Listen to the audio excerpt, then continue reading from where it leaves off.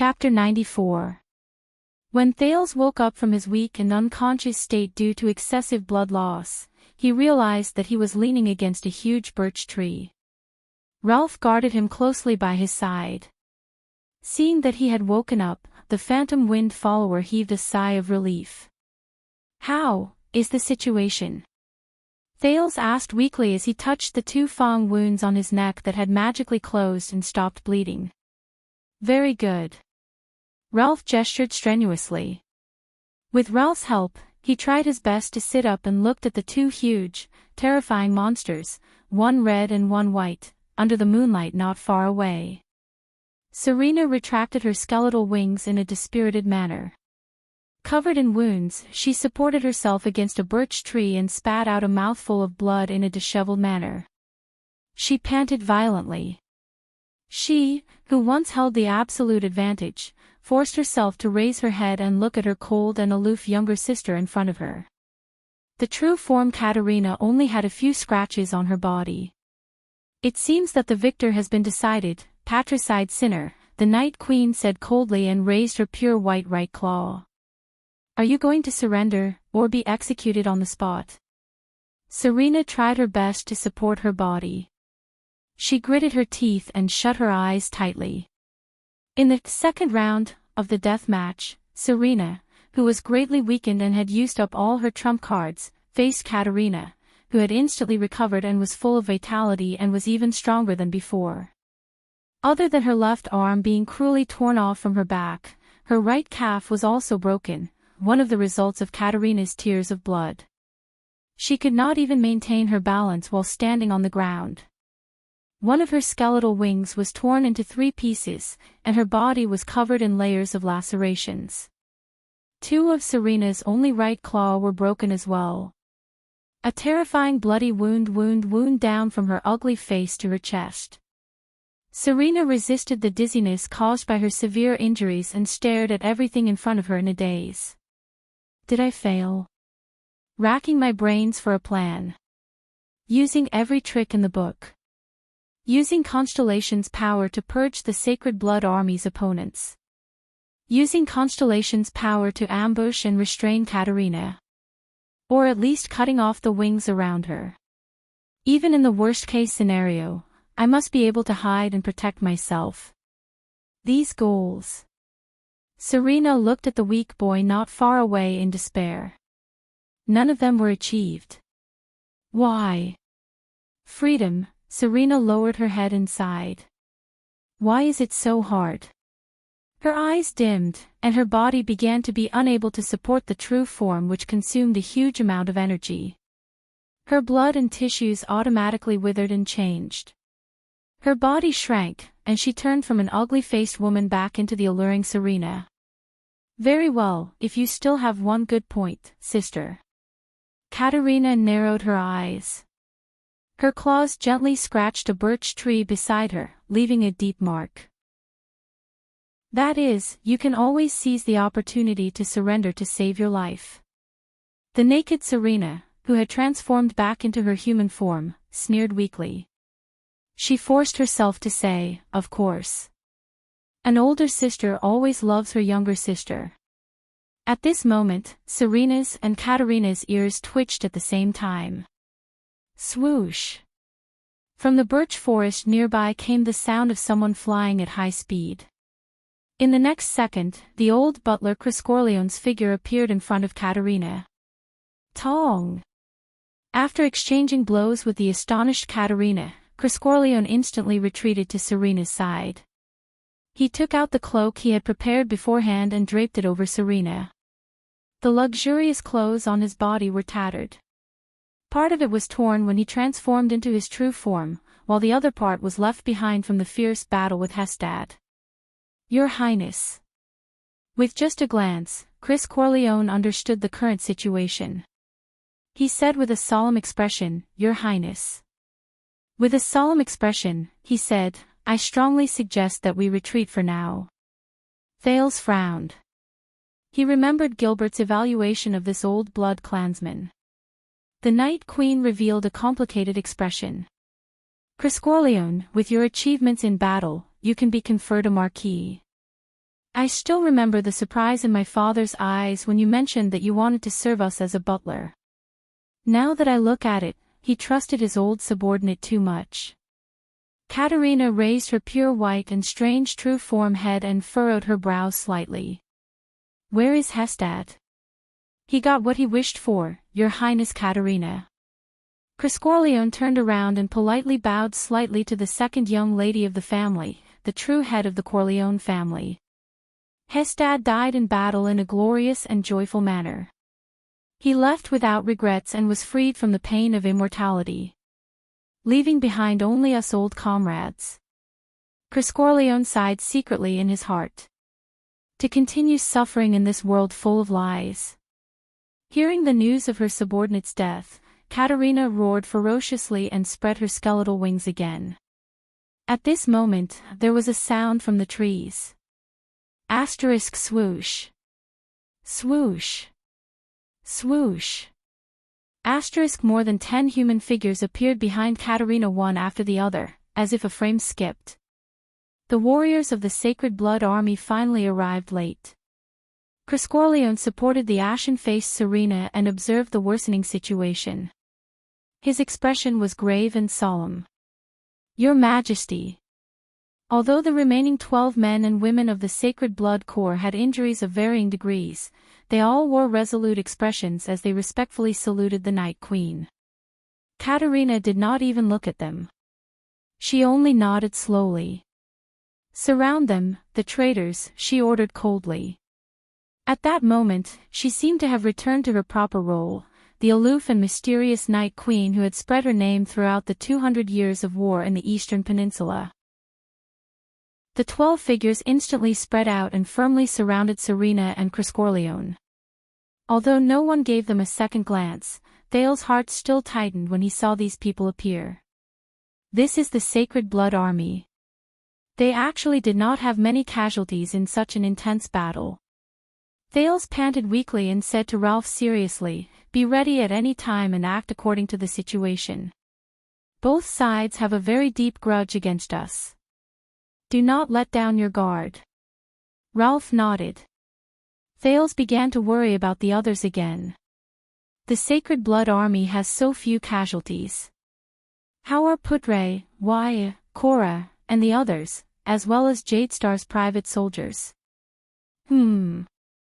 Did I forget about someone? Strange. Who exactly did I forget? Thales scratched his head laboriously and vexedly, trying to remember. But soon, he would not have to be vexed anymore. Ah ha ha, you are here, boy. A loud greeting came from behind him. Thales sighed. So it's her. Thales' female protector on this trip, Ida, dragged the dying and powerless Simon Corleone out of the thicket like a donkey pulling a mill. She immediately attracted everyone's attention. I didn't expect you to still be alive. Ida said excitedly. Thales rolled his eyes. He turned his head and was stunned along with Ralph. What's wrong? Ida, who had a beautiful face, silver eyes, bright hair, and slightly swaying ears, casually tossed Simon aside. She exhaled as if she had been released from a burden. She turned around and clapped her hands. She looked at Thales, who was stunned and speechless, and said briskly and disdainfully, have you never seen an elf before? I've never seen an elf who is as beautiful and stylish as I am, and as handsome and elegant as I am. I'm guessing that with their sense of smell and hearing, that group of blood clansmen might have already found His Highness. Waiakaso cut the branches above his head and covered his left rib that had just been bandaged. He stared at the birch bushes in the dark, and said with difficulty, and we are still running around like headless flies. Putre lit a torch and carefully observed the footprints and wool tracks on the snow. He said indifferently, instead of complaining, why don't you save your strength? You'd better save your strength. You may have to use your sword later, if you can still wield it. Behind him was a Jadestar private soldier who was left behind on the road. He was supporting Cora, who was almost unconscious. Damn it, I lost Prince Thales on my first escort mission. Why sensed his injuries and sighed regretfully. I am probably the worst attendant to a prince in the history of Constellation. When he heard this, Putre's hand, which was holding the torch, suddenly trembled slightly. No, Lord Putre Nemain, the diplomat group's vice-diplomat, said slowly, you are not. Wyatt turned his head and looked at Putre in surprise. The vice-diplomat, who had always been indifferent to others, showed an unusual expression of loneliness and sorrow. Believe me, you are not the worst attendant. Once, there was a prince's attendant, who was much worse than you are now. It can be said that he was a complete failure. Who? Wyatt asked in a daze, which attendant? Putre closed his eyes dejectedly and only shook his head. At this moment, Wyatt's expression changed and he turned around quickly. The single-edged sword in the attendant's hand was instantly unsheathed and slashed diagonally behind him. Asterisk clang. Asterisk Putre covered his right shoulder, which was severely injured in an instant. He fell to the ground and panted continuously. It was a wound caused by a sharp claw. It was only a few inches away from his throat. Cora fell to the ground powerlessly. Beside him, the Jade Star private soldier knelt down in disbelief. He covered his neck that had been slashed open and struggled to inhale the last breath of air in his life. Damn it! Wyatt's action just now had affected the wound, which was not light to begin with. He gritted his teeth and endured the pain. He supported himself with one hand on the ground and raised his head to look at the enemy who had suddenly appeared. Very good intuition, boy. The super-class blood clansman with extraordinary speed, blonde and handsome Astrone Corleone, stood in front of them and licked his sharp claws that were covered in blood.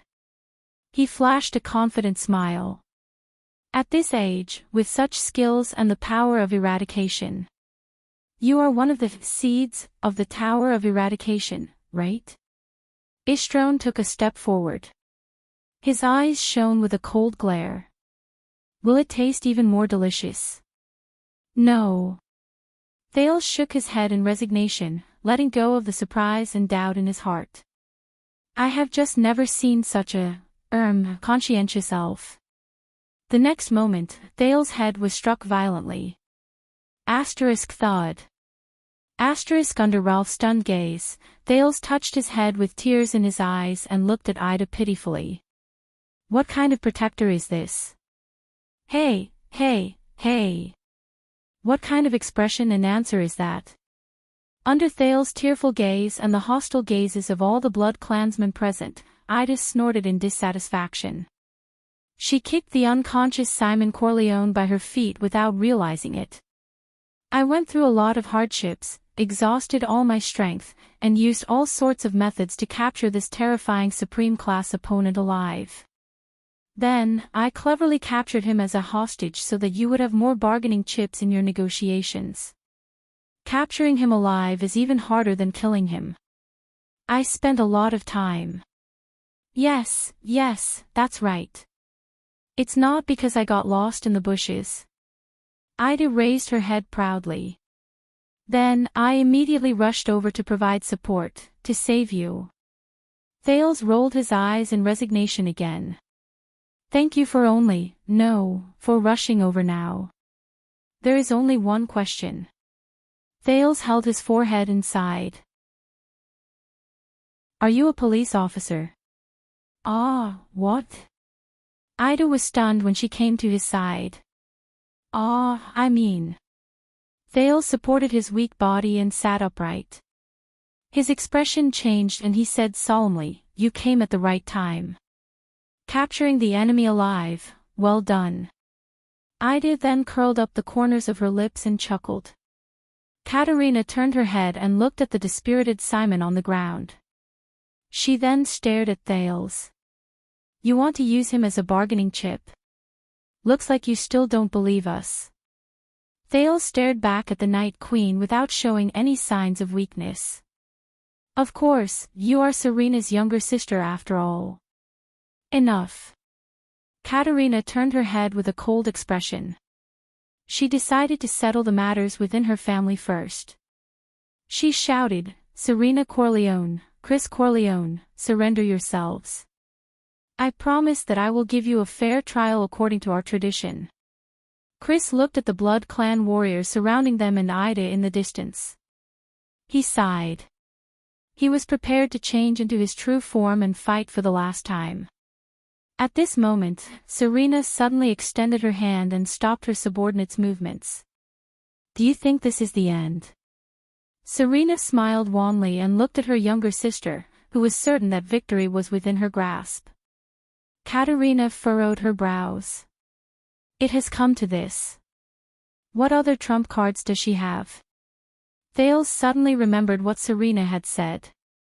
War will purge the Sacred Blood Army's opponents and give me a more obedient Night Kingdom, and the true Corleone heir will turn the tide at the last moment. Wait a minute. Turn the tide at the last moment. He was shocked.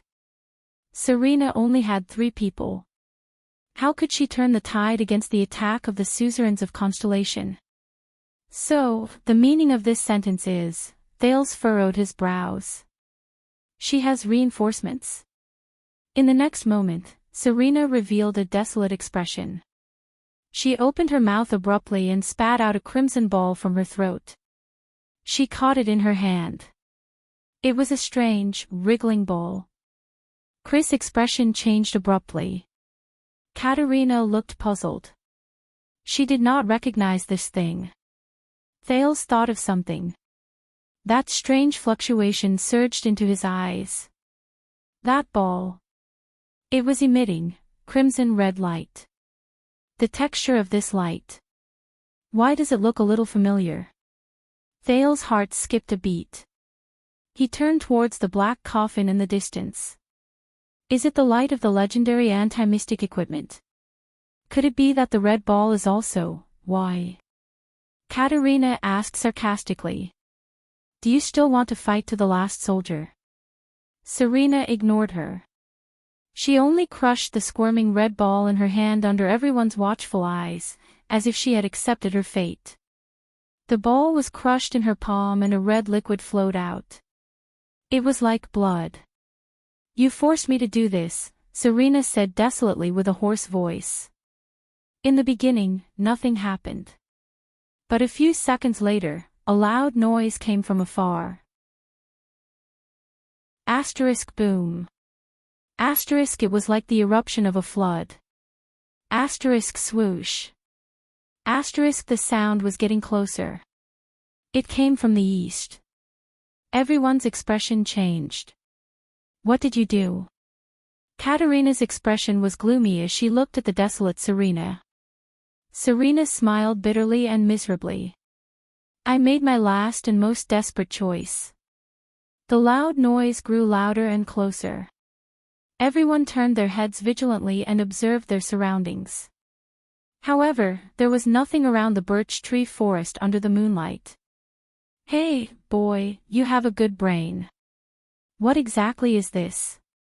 Ida asked curiously. Thales shook his head solemnly. He had a bad feeling about this. Asterisk boom. Asterisk the sound that was like a torrential flood was getting closer and closer, almost within reach. It came from the east. However, even the Blood Clansmen, who were known for their sharp hearing, looked at each other in surprise. Obviously, they did not hear anything. Finally, after a few seconds, the sound gradually became softer. Gradually weaker. Finally, it completely disappeared. Everyone looked at each other in confusion. No one understood what had just happened. Only Thales stared at the east in a daze. Under that fluctuation, his eyes saw something. Behind those birch trees. Such a bright light. Crimson, light. Suddenly, under everyone's bewildered and uncertain gazes, rustling sounds came from the direction where the strange noise disappeared. It came from the birch trees in the east. Rustle, it was as if someone was walking in the snow. Their footsteps were unsteady, as if they were not used to the snow. A normal person. A commoner. Katerina furrowed her brows, while Serena flashed a wan smile. Finally, a thin and frail figure appeared in everyone's field of vision. That was the owner of the footsteps. A young girl. A young girl with a face full of smiles. She slowly walked out from behind a birch tree. Seeing her, the heavily injured Serena Corleone trembled uncontrollably. Everyone else revealed surprised and puzzled expressions as they looked at each other. Only one person. Who is she? The young girl quickly swept her gaze across the entire place and said gently, "Oh, so it's here." Katerina furrowed her brows deeply. Who is she? Is she Serena's reinforcement? A delicate girl? No, it's better to be careful. After all, she's Serena's backup plan. Katerina quickly considered the situation. The young girl flashed a smile. It was bright and dazzling, pleasant and gentle. However, Thales instinctively felt an unprecedented sense of danger. "Can you give me that box? This was promised a long time ago." The young girl smiled and pointed into the distance. Thales turned his head. His face was pale. The young girl was pointing at the dark night black coffin. Katerina's expression was solemn as she cautiously took a step forward. "No matter who you are," the queen said steadily, "I advise you not to interfere in matters here." The warriors of the Sacred Blood Army had cold and stern expressions as they looked at the reckless young girl. Under Katerina's telepathic instructions, one of them nodded. 5 Blood Clan warriors instantly disappeared and blocked the path in front of the young girl. They stared coldly at the young girl. "What? You want to say no?" The young girl seemed a little surprised. "Why are there people like this every time? I will be very distressed." "Don't say no." Under everyone's bewildered gazes and expressions, she immediately smiled and shook her head. "Don't." The young girl happily revealed her pearly white teeth. "It will hurt." Thales looked at the strange confrontation between the nameless girl and the blood clansman in front of him, puzzled. The way she speaks, this attitude where she talks to herself, I seem to have heard it somewhere before. At this moment, a voice that was mixed with fear and trembling traveled into the air. "Run!" Everyone turned their gazes. The Supreme Class Elite, Simon Corleone, who had just woken up, sat up. At this moment, he was staring at the young girl with widened eyes. His face was filled with uncontrollable panic, like a mouse that had seen a cat. "Run, Simon!" Katerina could not stand it anymore. She shouted sternly to stop him, "You have forgotten yourself." The Blood Clan warriors looked at each other. They could not believe that their commander was in such a state. But that was not all. In the next moment, the battle-hardened Supreme Class Elite, the Marquis of the Corleone family, one of the terrifying 4 wings of Night King, the famous flashing wings Simon Corleone actually moved his buttocks on the snowy ground like a child. He curled up and trembled. "No. All of you do not know, all of you do not understand. The young girl looked at Simon tenderly and grinned. Simon immediately shuddered. He trembled, and under everyone's incredulous gazes, his handsome face twitched. He shook his head desperately, sat on the ground, and stomped on the ground as he retreated. It was as if he had seen the deepest nightmare.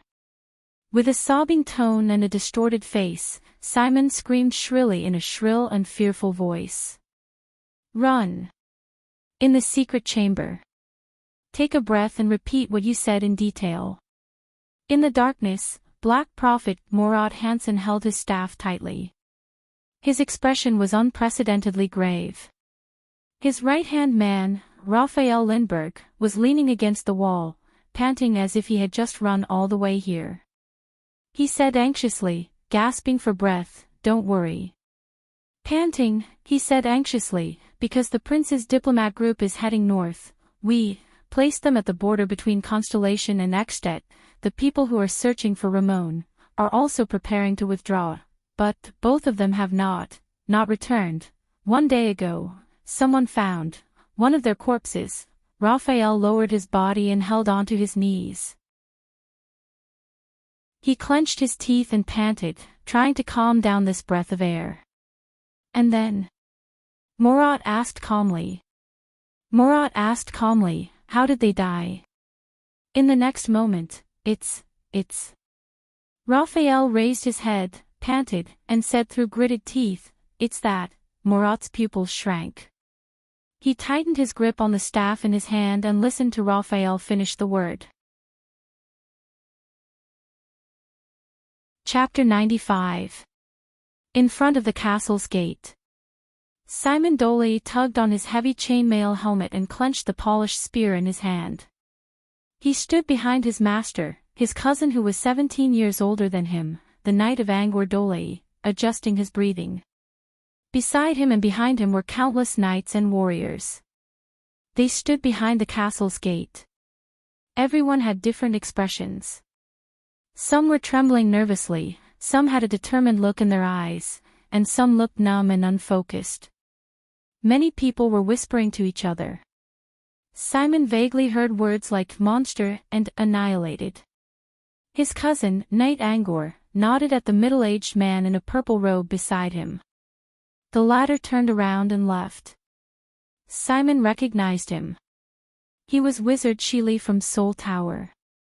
He was the wizard consultant of Sword Lake City. But why did he leave? Simon thought doubtfully. Soul Tower has been destroyed. Where else can he go? Knight Angor rode on his horse and lifted his helmet. He looked at Simon worriedly. The latter tried his best to stand straighter. I'm a knight squire after all. Simon thought nervously. I can't embarrass myself in my first battle serving my cousin.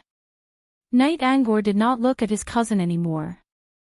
Instead, he raised his head with a determined look. He turned his horse around and looked at the knights and soldiers. They are outside the gate.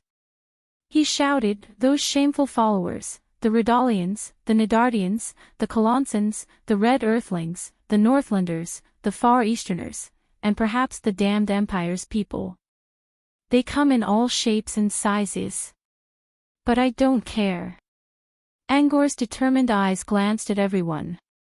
Because they all have one thing in common, Angor pulled out his long sword from his saddle and shouted with all his might, we don't have long to live. Almost all the knights and warriors raised their weapons, knocking them or raising them high. In the metallic sounds and the rain of blades, everybody followed their commander and instinctively roared, woo-ah. Simon was among them. He roared at the top of his lungs. This gave him a lot of confidence when he first entered the battlefield. The victory of the Northlanders proved that they, those monsters, those calamities, are not invincible. Angor shouted, and what we are facing is just a broken army. Many people held their weapons tightly. We will crush them. Woo-ah. Open the city gates. Elder Leo ordered loudly.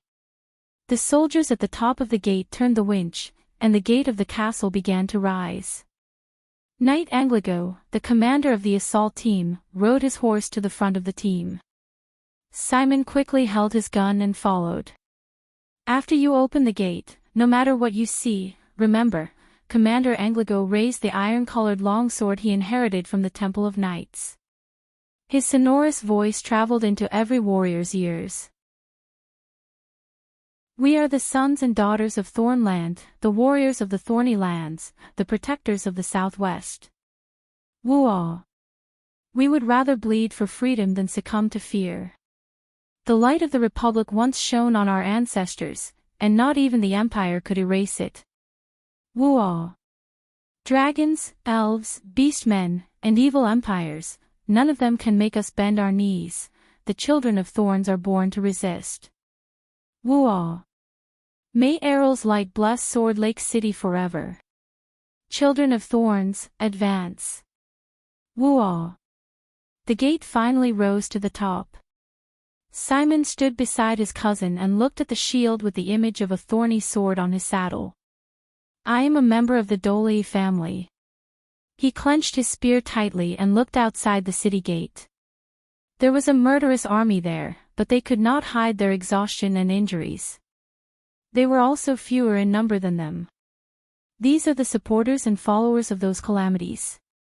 Simon shook his head and cleared his mind of distracting thoughts.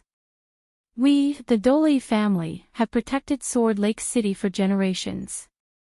I am a child of thorns. I will never surrender. Knight Angligo put down his long sword and took the spear from Simon's hand. Follow the formation, Simon. Angligo frowned and whispered, if there is a secret passage under the south gate.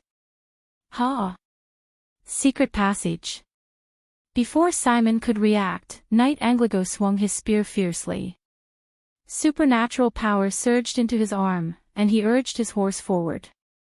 What does cousin mean? Simon drew the sword from his waist. His body trembled uncontrollably as he followed the main force out of the gate. He saw them get into formation in an extremely short amount of time. The knights were in front, the infantrymen were at the side, and the archers were at the back. He saw his cousin roar and kick his horse's abdomen. The horse trotted and sped up, and the knights beside him followed fearlessly. He saw the infantry commander turn around and draw his long sword. He raised his shield and let them advance. He saw the archers fire 2 rounds of arrows and exchange a rain of arrows with the enemy. He raised his shield with all his might and felt the tremors on it. Many of the infantrymen fell under the rain of arrows. He saw the knights roar in unison. They leveled their spears and charged forward in a row. Different kinds of supernatural power appeared with the knights. He saw his cousin's hands also surge with the supernatural power taught in the Temple of Knights. He shook his spear and leveled it at the enemy. He saw himself raise his long sword and follow the infantry with a roar. Then he saw his cousin right in front of him. Suddenly, one of them appeared. A young girl. His cousin raised his spear and stabbed at her without hesitation. Simon Corleone was shocked. He came to his senses. The vampire Marquis thoughts returned from the Night Squire from more than 600 years ago to the birch forest unique to the northern region of Constellation. He looked at the scene in front of him in fear. It was still that girl. The battle broke out without warning. Do it, Katerina ordered coldly. Die. 2 vampire warriors of the Sacred Blood Army appeared beside the strange girl one after the other. Another warrior appeared ferociously in midair and attacked from above. The girl raised her head and smiled. Simon extended his hand towards the Night Queen, Her Majesty Katerina, who had a grave expression on her face. He shouted loudly in fear, "No."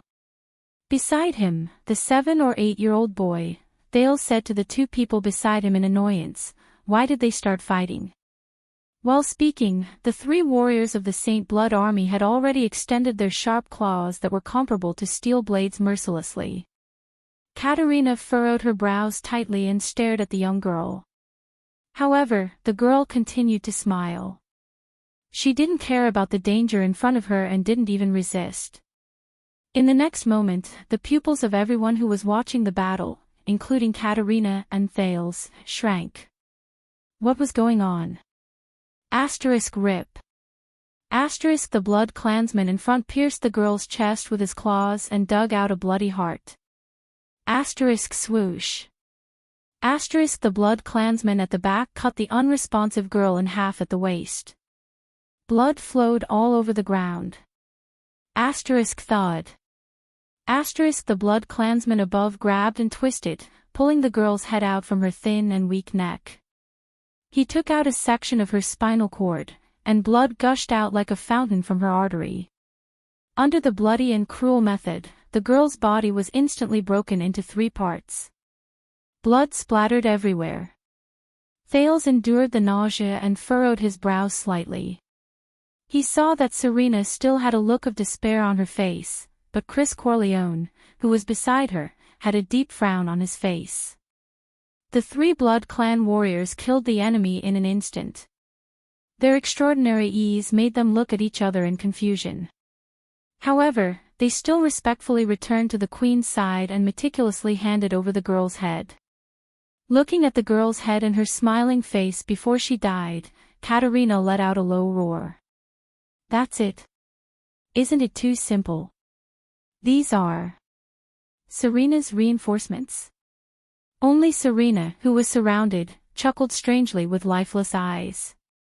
Everyone felt that something was strange. At this moment, Ida widened her eyes and shouted, "Something's not right." Those who had long been suspicious looked at the girl's corpse on the ground at the first instance. However, nothing had changed on the 2 parts of the headless corpse.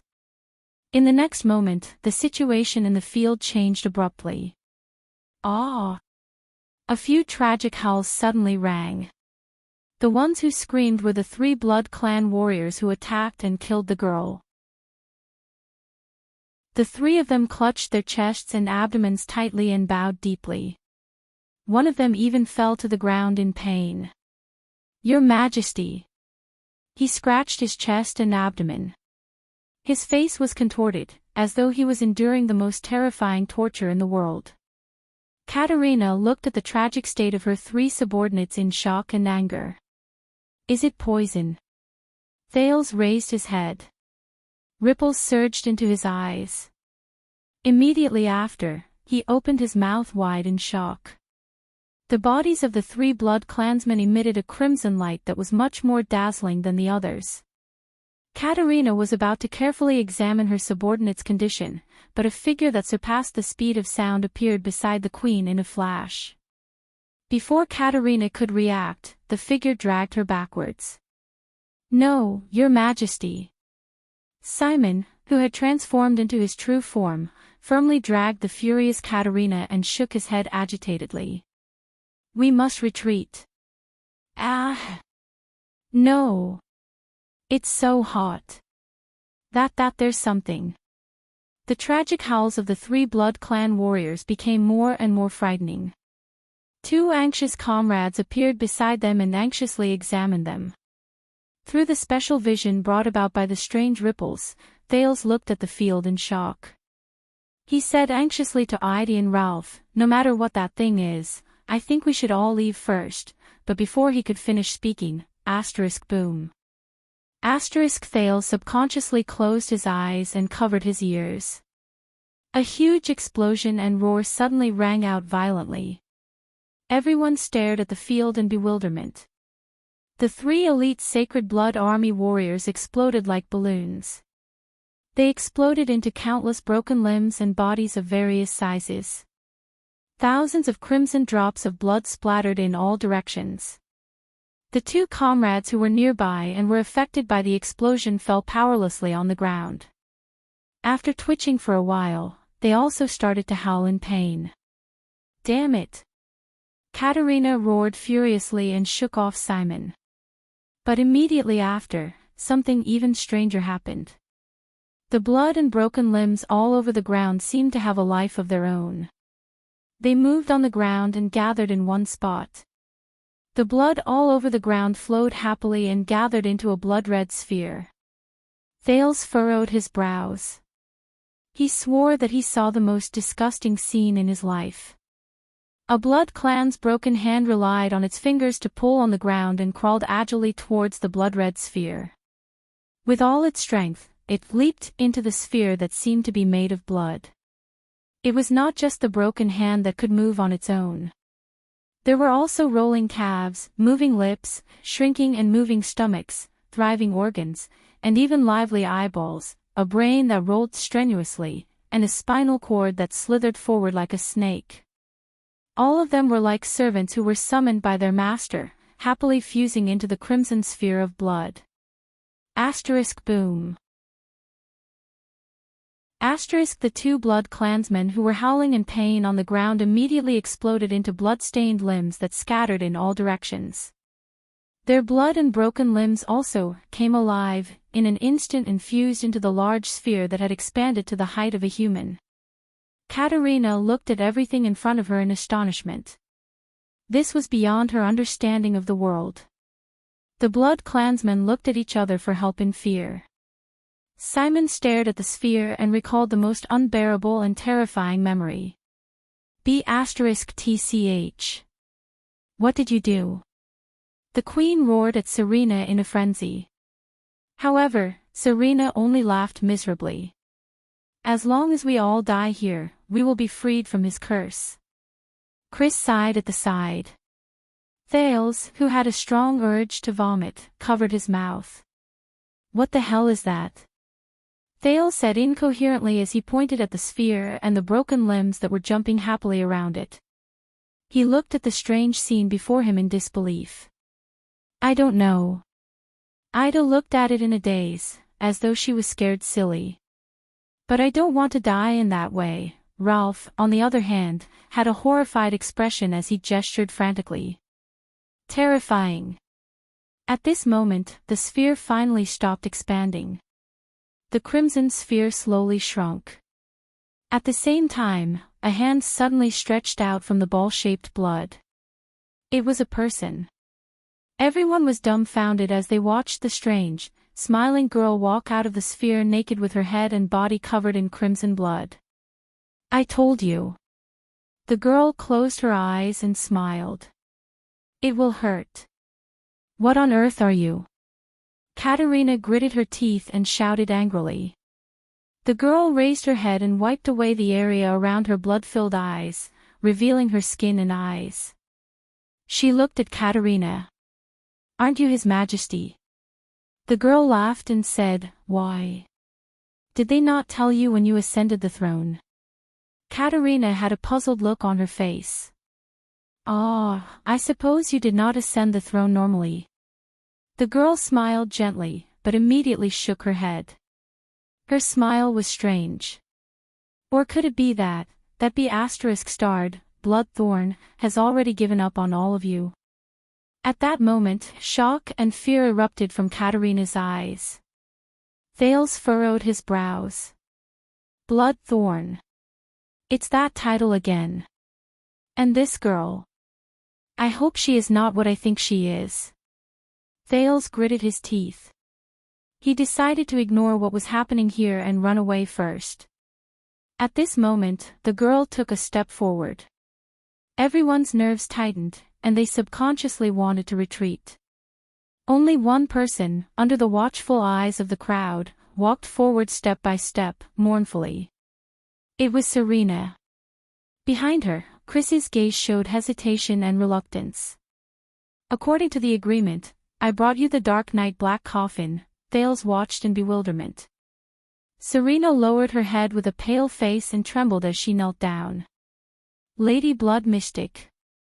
At that instant, the surroundings were deathly silent. Thales opened his mouth wide and covered his face with his hands. Guess what comes? He turned to Ralph. Is that your former boss? Thales furrowed his brows tightly. However, the latter's face was also ashen. He gestured, I have never seen him before. Thales gestured back with an unpleasant expression. All right. Run. Ralph tightened his grip on the steel prosthetic leg under his feet and carried Thales without batting an eyelid. Yes. The blood mystic flashed a charming smile. You're late for the promise of 200 years. I'm very sorry, sir, Serena said bitterly. When I attacked, the blood mystic clearly did not intend to listen to her explanation. She only smiled and looked at the black coffin in the distance. So, how do we open it? Katerina's expression changed. But Serena did not look at her younger sister. She closed her eyes and said without any reluctance to leave. With my blood. Very well, the blood mystic repeated with a smile. With your blood. The blood mystic gently extended her hand toward Serena and touched Serena's face. The next moment, Serena suddenly revealed a pained expression. But at this moment, an unexpected figure roared and charged over without any hesitation. Ah! Chris Corleone roared as he transformed into his true form and flapped his bone wings. Chee! He cut off the Blood Mystic's hand with one palm. Then, under the Blood Mystic's surprised gaze, Chris turned around and threw the dejected Serena more than 10 meters away. This is... Serena was startled. She looked at the old butler while she was in midair. Chris. She muttered. Your Highness Serena. Chris Corleone violently grabbed the Blood Mystic's other hand and shouted angrily, You can't give up. Why did you set foot on this path? Serena shuddered. She gritted her teeth and her body fell with a loud crash. But the next moment, the Blood Mystic's severed hand was pressed against Chris' body. The latter immediately howled in pain. Oh, he closed his eyes and knelt down abruptly as if he was being tortured. His pair of bone wings twitched continuously. Immediately after, Chris's entire body emitted crimson smoke. Look, your blood is boiling. The Blood Mystic, who had lost both her arms, bent down and looked at him with a smile. Your life is burning. Asterisk swoosh. Asterisk the next moment, Simon Corleone dashed to the Blood Mystic's side at an undetectable speed with an expression as if he was facing death with equanimity. With a karate chop, he cut off the blood-red girl's head. Simon gritted his teeth and suppressed the fear in his heart. He turned his head and said, You're really lousy, old man. Only then did Chris relax. His face was ashen and he could not stop panting. Hee. He laughed bitterly and said, The one who saved me was actually you, Simon. Shut up, old man. Simon's gaze, which was mixed with fear and hatred, shifted from the Blood Mystic's body to Chris. Among the three of you, I hate you the most. Katerina's voice rang out just in time. Leave 5 people to cover the retreat. She flew into the air and madly roared her orders. The rest of you, take the black coffin and retreat immediately. The Sacred Blood Army did not hesitate. Among the remaining 7 Blood Clan warriors, 2 figures flew and rushed towards the black coffin. One in front and one at the back, they carried the black coffin. However, in the next moment, a head strangely grew out from the chest of the blood-red girl's body. The reason why it was strange was because the head did not grow out from her neck. Instead, it grew out from between her breasts by tearing her chest apart. This is... Chris and Simon looked at each other. What kind of monster is this? No one is allowed to run. Under Chris and Simon's terrified gazes, the head on her chest raised its eyes and smiled happily. If those people discover me, I will be very distressed. No one is allowed to run. The Blood Mystic took a light step forward and raised her only remaining hand. The head on her chest said loudly, The blood of this world. All of it belongs to me. In the next second, a terrifying tremor came from the ground. Asterisk rumble, asterisk Chris and Simon stared at the ground in shock and bewilderment. Then, they looked at each other. What is this? Thales, who was carried by Ralph, tiptoed along with Ida and the other 2 for about 20 steps. At this moment, asterisk boom. Asterisk a figure descended from the sky. It crashed onto the snowy ground in front of Thales. Thales' expression changed. With a distressed expression, he stared at Serena, who fell from the sky, and sighed. Why is it you again? Serena, who was heavily injured, struggled to climb up with one hand on the birch tree. She looked at them with a fierce expression. Did Chris throw me here on purpose? Does he think that this boy has a way out? Serena's eyes suddenly lit up. She remembered something. No wonder Chris wants me to go with them. Let's make a deal. Take me away, she said coldly, and I will not stop you from leaving. Thales was stunned. Then, anger rose in his heart. This old witch. But the Blood Mystic's faint chuckle could be heard. No one is allowed to run. The ground trembled. In the next moment, Ida roared and pushed Ralph and Thales away. Serena also flew up in shock. Shing. The elf spun around and swung her scimitar, cutting off a tree root that emerged from the ground. Take him away first. Ida shouted angrily. She turned around and cut off a tree root that wanted to chase after Thales. However, 1 root, 2 roots, 3 roots. Even more roots emerged from the ground with a loud bang and swept towards Ida. The elf roared and swung her scimitar at the tree roots in all directions. Ralph and Serena struggled to climb higher up the tree. Damn it, Thales looked at the tree roots in shock. What ability is this? He saw Serena from the corner of his eye. She was right beside them. Thales wrapped his arms around Ralph's neck and said fiercely, "You created this mess yourself. Why should I clean it up?" But Serena did not have time to answer him. Because the birch trees on both sides had actually come to life. Bang. The birch trees swayed their huge branches consciously and whipped them in the direction they came from. Ralph, who could not avoid it, had a change of expression. He could only activate violent wind to block the branch. Bang. But behind him, another dozen branches whipped at him. Ralph's expression changed. This time, the phantom wind follower used all his might and threw Thales towards the empty space outside the forest. Bang. Immediately after, Ralph was whipped by the branches around him and fell towards Ida. No, Thales looked at the snowy ground that was getting closer and could only close his eyes. Until he was held in an embrace by an arm. Bang. Serena carried Thales with one arm and fell onto the snowy ground, rolling twice. Thales panted as Serena carried him. The two of them looked at each other and snorted. I just saved your life. Of course, I can take it back. For the sake of your life. Serena said fiercely, hurry up and take me away. I know you definitely have a way. Morad already said that your relationship with the mystics is unclear, T. Thales was also in a bad mood. He clung to Serena's neck awkwardly, completely not in the mood to feel the softness of her chest. He could not help but curse and interrupt her, you're the one with an unclear relationship with the mystics. Your whole family is with the mystics, but they met a group of acquaintances. Ugly-faced woman, how dare you come back? Katerina, who was in an extremely bad mood, had already returned to her human form.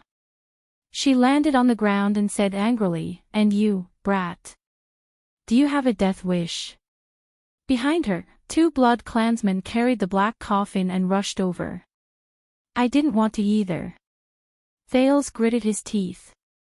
It's all thanks to your good sister. Bang. In the next moment, a few more tree roots emerged from the ground. Be careful. Thales cried out in alarm. Katerina quickly flew over, but watched in shock and anger as the 2 blood clansmen carrying the black coffin were tightly entangled by the tree roots. The 2 blood clansmen who were entangled by the tree roots immediately let out a deafening roar, but it quickly turned into a pained howl. Thales and Serena flew over to dodge the tree roots. They watched in horror as countless small roots grew out of the tree roots that entangled them and pierced into the skin of the 2 blood clansmen. The flesh and blood of the 2 blood clansmen rapidly shriveled and dried up, turning into the same color as the tree roots. They then merged with the tree roots and drilled into the ground. Are you sure that she is the blood mystic? Thales furrowed his brows and shouted, not the tree mystic. Compared to the air mystic and Asda's clear abilities, which he had seen before, he completely did not understand what the blood mystic's abilities were. Blood, resurrection, corpse fragments, and now trees. My God, what else can she do? Also, Thales sighed.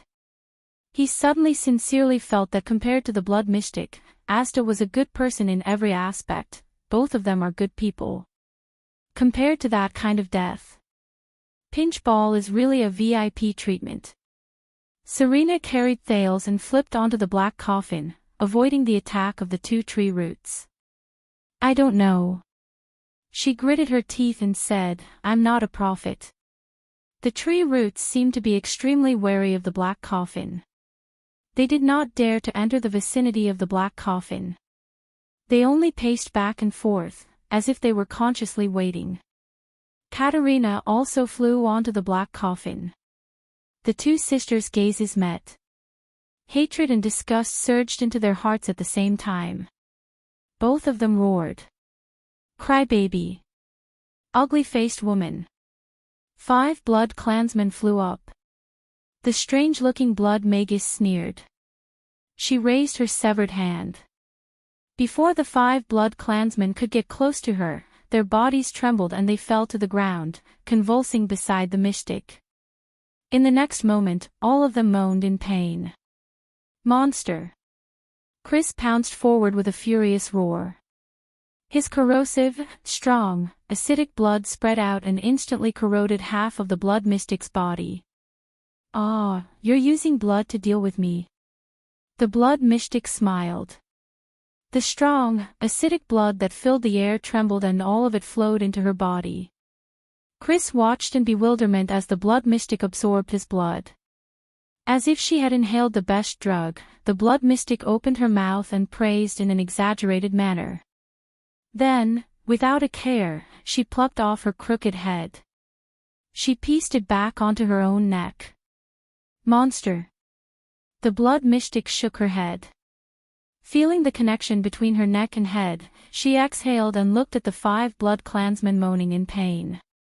She smiled slightly. Don't say that. She chuckled and said, aren't all of you about to become monsters as well? Simon flew behind the blood mystic.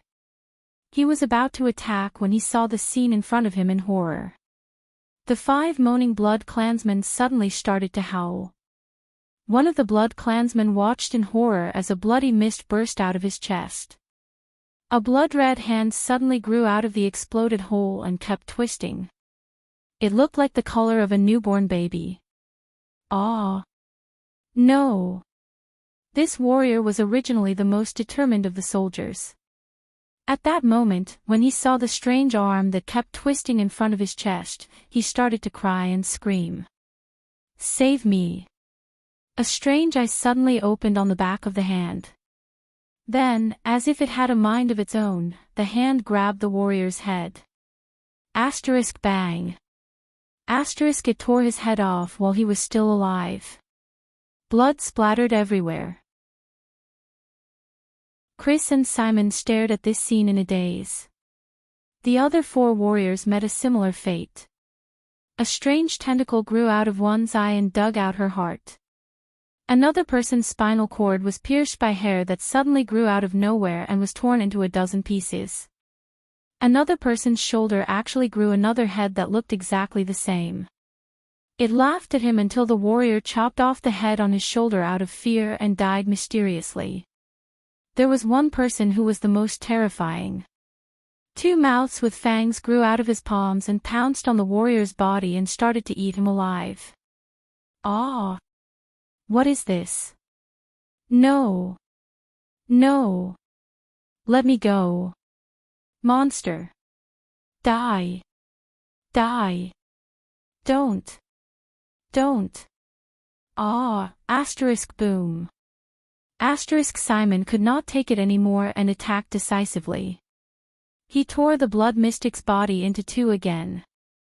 Then, he turned around and freed the warrior who was being eaten by his own hand. But Simon did not come out of it unscathed. The sharp claw he used to tear the mystic apart instantly started to twitch and expand. Asterisk rip. Asterisk Simon frowned and cut off his own arm without hesitation. I thought you were too afraid to make a move. Chris sighed and stood up shakily. Yes, of course I'm afraid. Simon looked at his severed arm that had fallen to the ground and started to move around. He also looked at his entire body, which was trembling almost uncontrollably. But Simon clenched his remaining claw tightly. He closed his eyes and said through gritted teeth, "But there's still hatred. Cousin." And the entire Sword Lake City was destroyed by such a monster. Ha! Chris laughed bitterly. He looked at the blood-red ball that rose again and spread his wings. "Looks like my ability is useless against her." "Nonsense, she can't be killed at all." Simon clenched his teeth and panted. He moved his claws. "If you're afraid, you should run for your life. Leave her to me." Chris snorted coldly.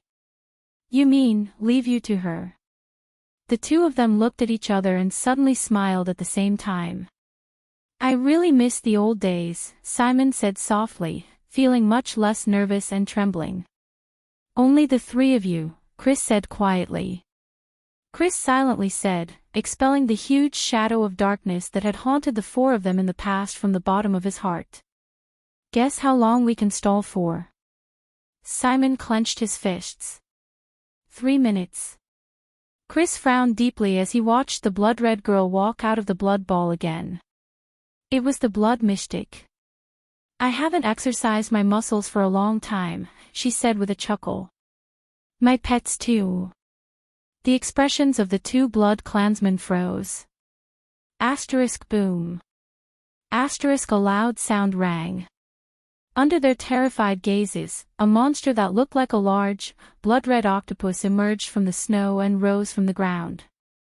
It was as tall as a few men and formed by countless severed limbs. It flung out a large tentacle and lifted the blood mystic. Asterisk roar. Asterisk the blood-red tentacle monster extended 2 more tentacles and attacked the 2 Supreme-class blood clansmen.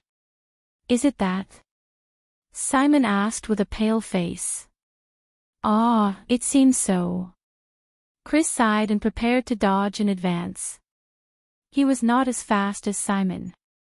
Legend has it that in the Battle of Eradication, Riker's mortal enemy, the Hydra, Kilika, the 2 blood clansmen flapped their skeletal wings and dodged the tentacle's attack. "I just didn't expect it," Chris said slowly. "It's actually the blood mystic's pet." In the next moment, Chris and Simon, who were dodging in the air, shuddered at the same time. They flapped their skeletal wings and pounced towards the Hydra. "Damn it!" Chris watched in horror as his skeletal wings flapped uncontrollably and the tentacles grew bigger and bigger before him. The 2 tentacles each divided into dozens of thinner tentacles. They exerted force and entangled the 2 Supreme-class blood clansmen. Asterisk boom. Asterisk Thales stared blankly at the giant octopus with blood-red tentacles that crawled out of the ground. Fortunately, he did not go closer to take a look, or else he would probably vomit at the sight of the wriggling limbs inside. However, the other 2 silver-haired blood clansmen only glared at each other. "This is the disaster you brought." Katerina formed sharp claws and her gaze was fierce. "I brought it." "No." Although Serena was heavily injured, she did not want to be outdone and formed her only claw. "I am your disaster, am I not? Betraying our family to the mystic. Is your brain not working properly?" Katerina bared her sharp fangs. "Ah, at least I won't be caught by you idiots." Serena bent down and prepared to attack. "Stop." Thales, who was between them, looked at the tree roots that were glaring at him covetously. Then, he looked dejectedly at the huge blood-red octopus in the distance. Stroking his weak heart, he raised his hand and said weakly, "Intermission. Once we're out of danger, you guys can find a place to chop them into pieces, okay?" The sisters snorted coldly and turned their heads away. Asterisk bang. Asterisk when the 3 of them saw the 2 Supreme-class blood clansmen being entangled by 2 tentacles, their expressions instantly changed. Serena turned her head and said coldly, "It's up to you, brat. After all, you have a bad relationship with the mystic, How could you say that? Thales said angrily, you are the one who made a deal with the mystic and took the coffin. At this moment, Thales thought of something. He turned towards the black coffin under his feet, then looked around at the tree roots that kept twisting but did not dare to approach him. Hey! Thales extended his hands and poked the blood clansmen on both sides. I heard, this broken coffin is a legendary anti-mystic equipment? Thales remembered Yodel's dusk short sword and the ending when it pierced through Asda's chest. The prince turned his head to the left and right and looked at the two sisters. According to you, this is the only weapon that can fight against the mystic. Katerina stared at Serena with hatred and shook her head coldly. It's useless. The Dark Knight Black Coffin's function is only to imprison. Thales was stunned. He scratched his head and asked, imprison? Is it not enough to imprison? That disgusting pervert. Under Thales' puzzled gaze, Serena stared at Katerina in disgust and said to him, idiot, she means that the Dark Knight Black Coffin has already imprisoned a mystic. If you want to imprison the blood mystic. Chapter 96. Chris, who was on his last breath, felt the Hydroculika's dozen or so tentacles disregard his corrosive blood as they wrapped around him tighter and tighter, even fusing with him as they dissolved. He looked at Simon and sighed, why can't I avoid them even with your speed? I don't know.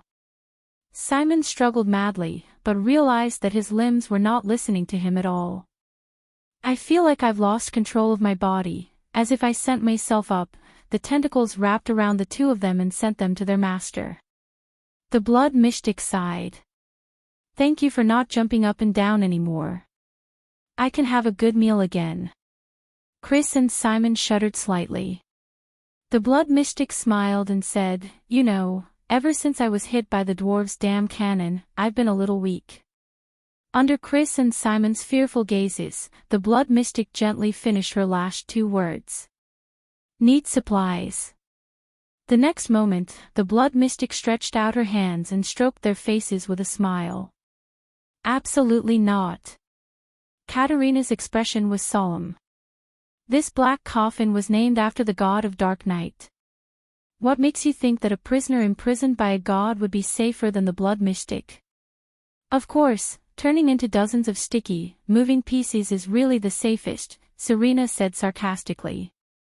Thales lowered his head and weighed his options, but a voice suddenly came from behind him. So, who exactly is inside? A gentle voice came from behind them. The three of them shuddered and turned their heads. They saw the blood mystic standing on a tentacle made of broken limbs and blood, smiling at them. Thales resisted the urge to look at the wriggling, nauseating, broken limbs and various organs on the tentacle. Then, he felt figures flash by his sides. Hey! Thales only had time to shout one word as he watched the two sisters' figures leave. However, he immediately saw, to his shock, Katerina and Serena shudder at the same time. The two of them jumped down from the black coffin uncontrollably and walked towards the tentacles under the mystic's feet. What's going on? What did you do to me? Katerina trembled as she walked forward step by step. Shocked and furious, she fell into the bloody hole formed by the tentacles. Where's Simon? Idiot, isn't it obvious?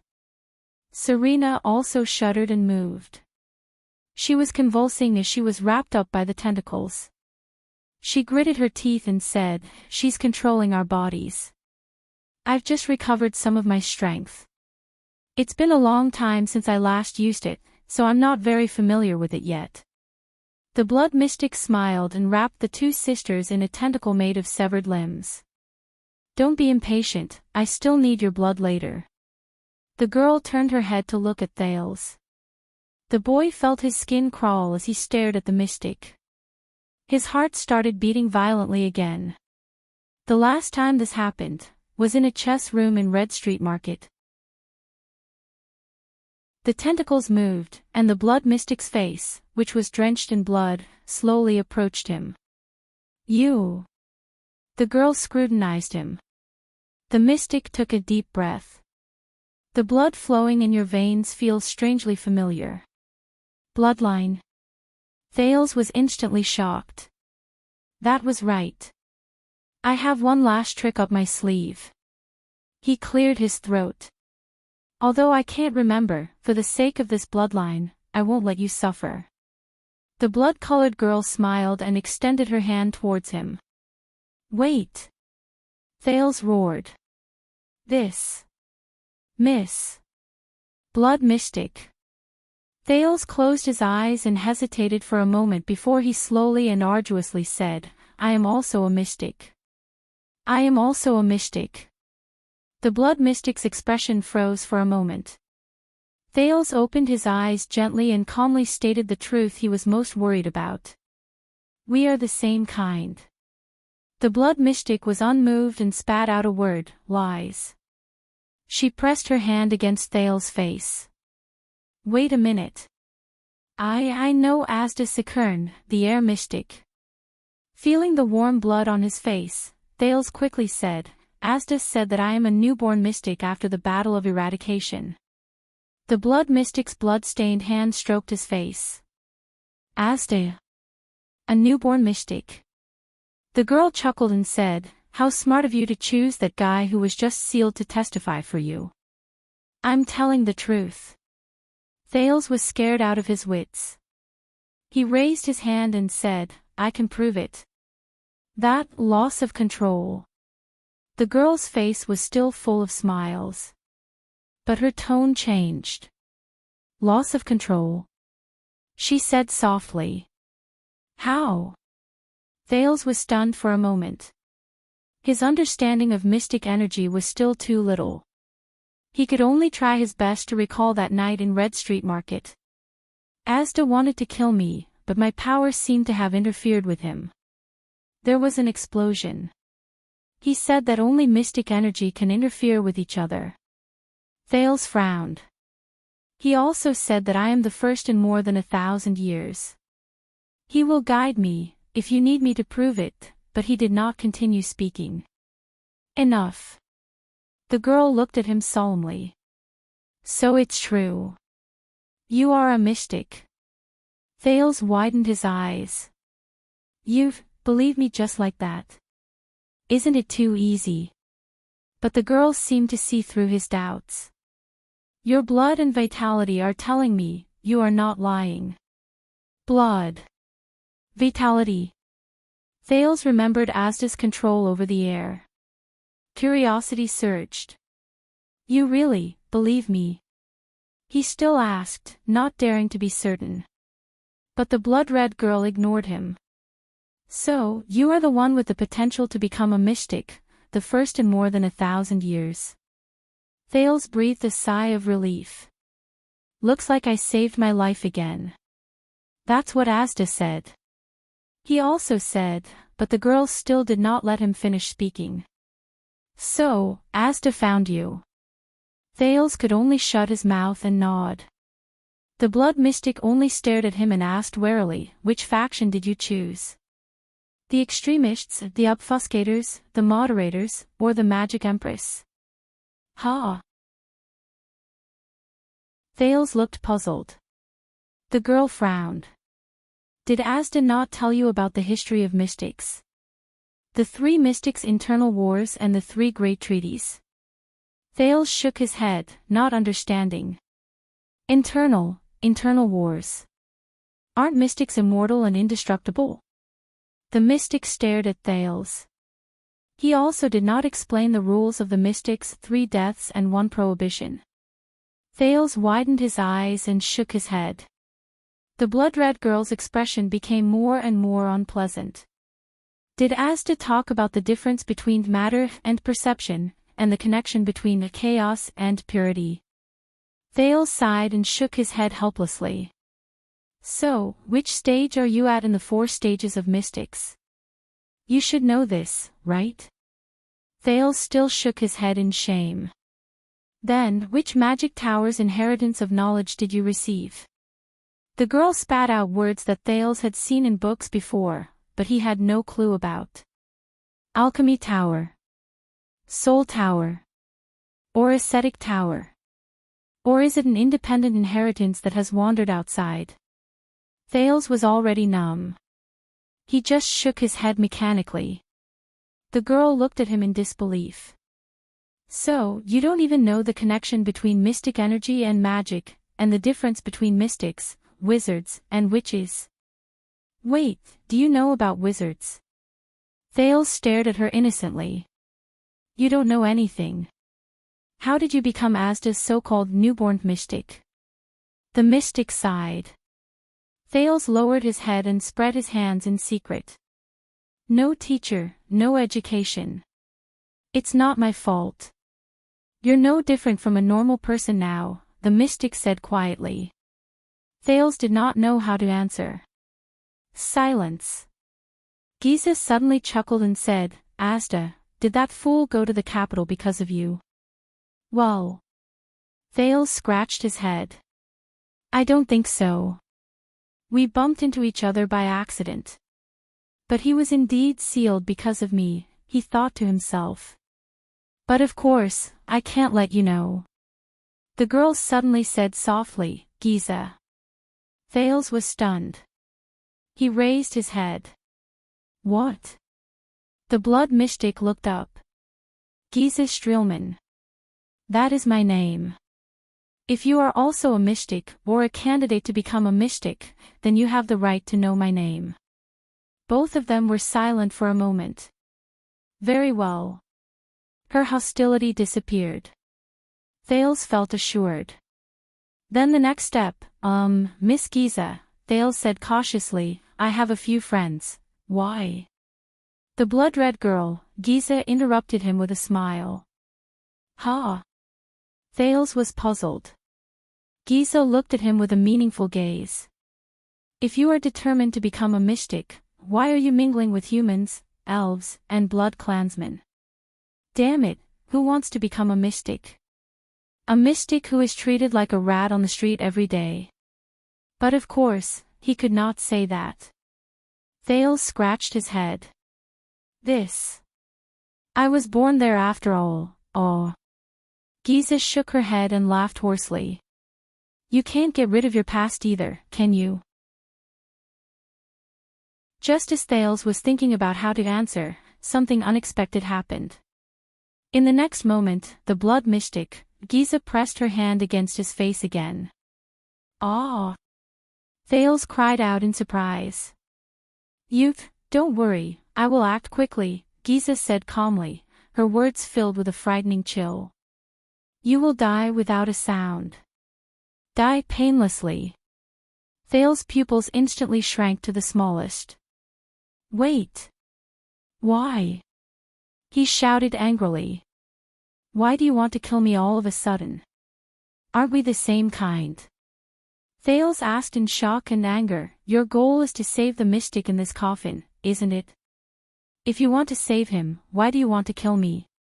Giza stared at his twisted expression, which was filled with resentment. She gently caressed the side of his face and revealed a gentle smile. Who told you? Giza glanced at the black coffin and said gently, I want to save the mystic in this coffin. Thales shuddered violently. No way. She's not here to save him. Then why go through so much trouble? A thought immediately came to his mind. This is...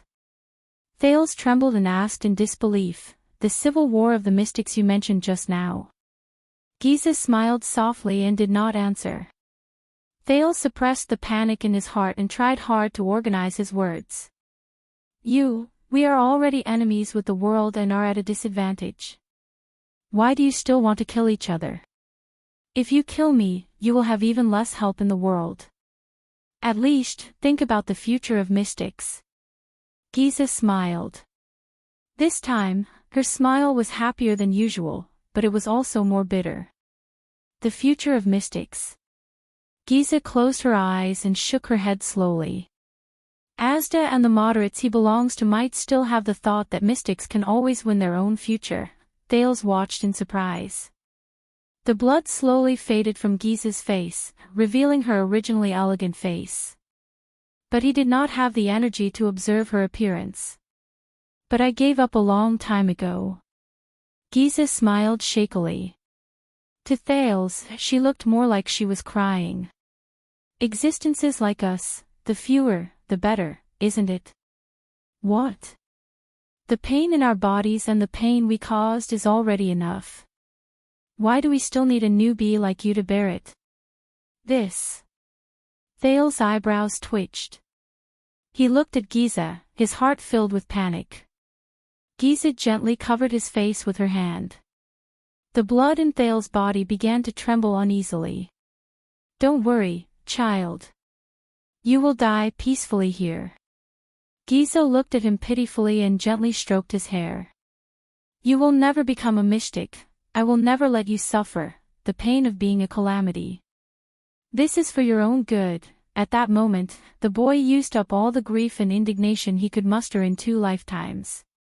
He just wanted to say those 3 words happily. F***ck. Thud. Waya fell to the ground weakly. He could no longer hold his sword.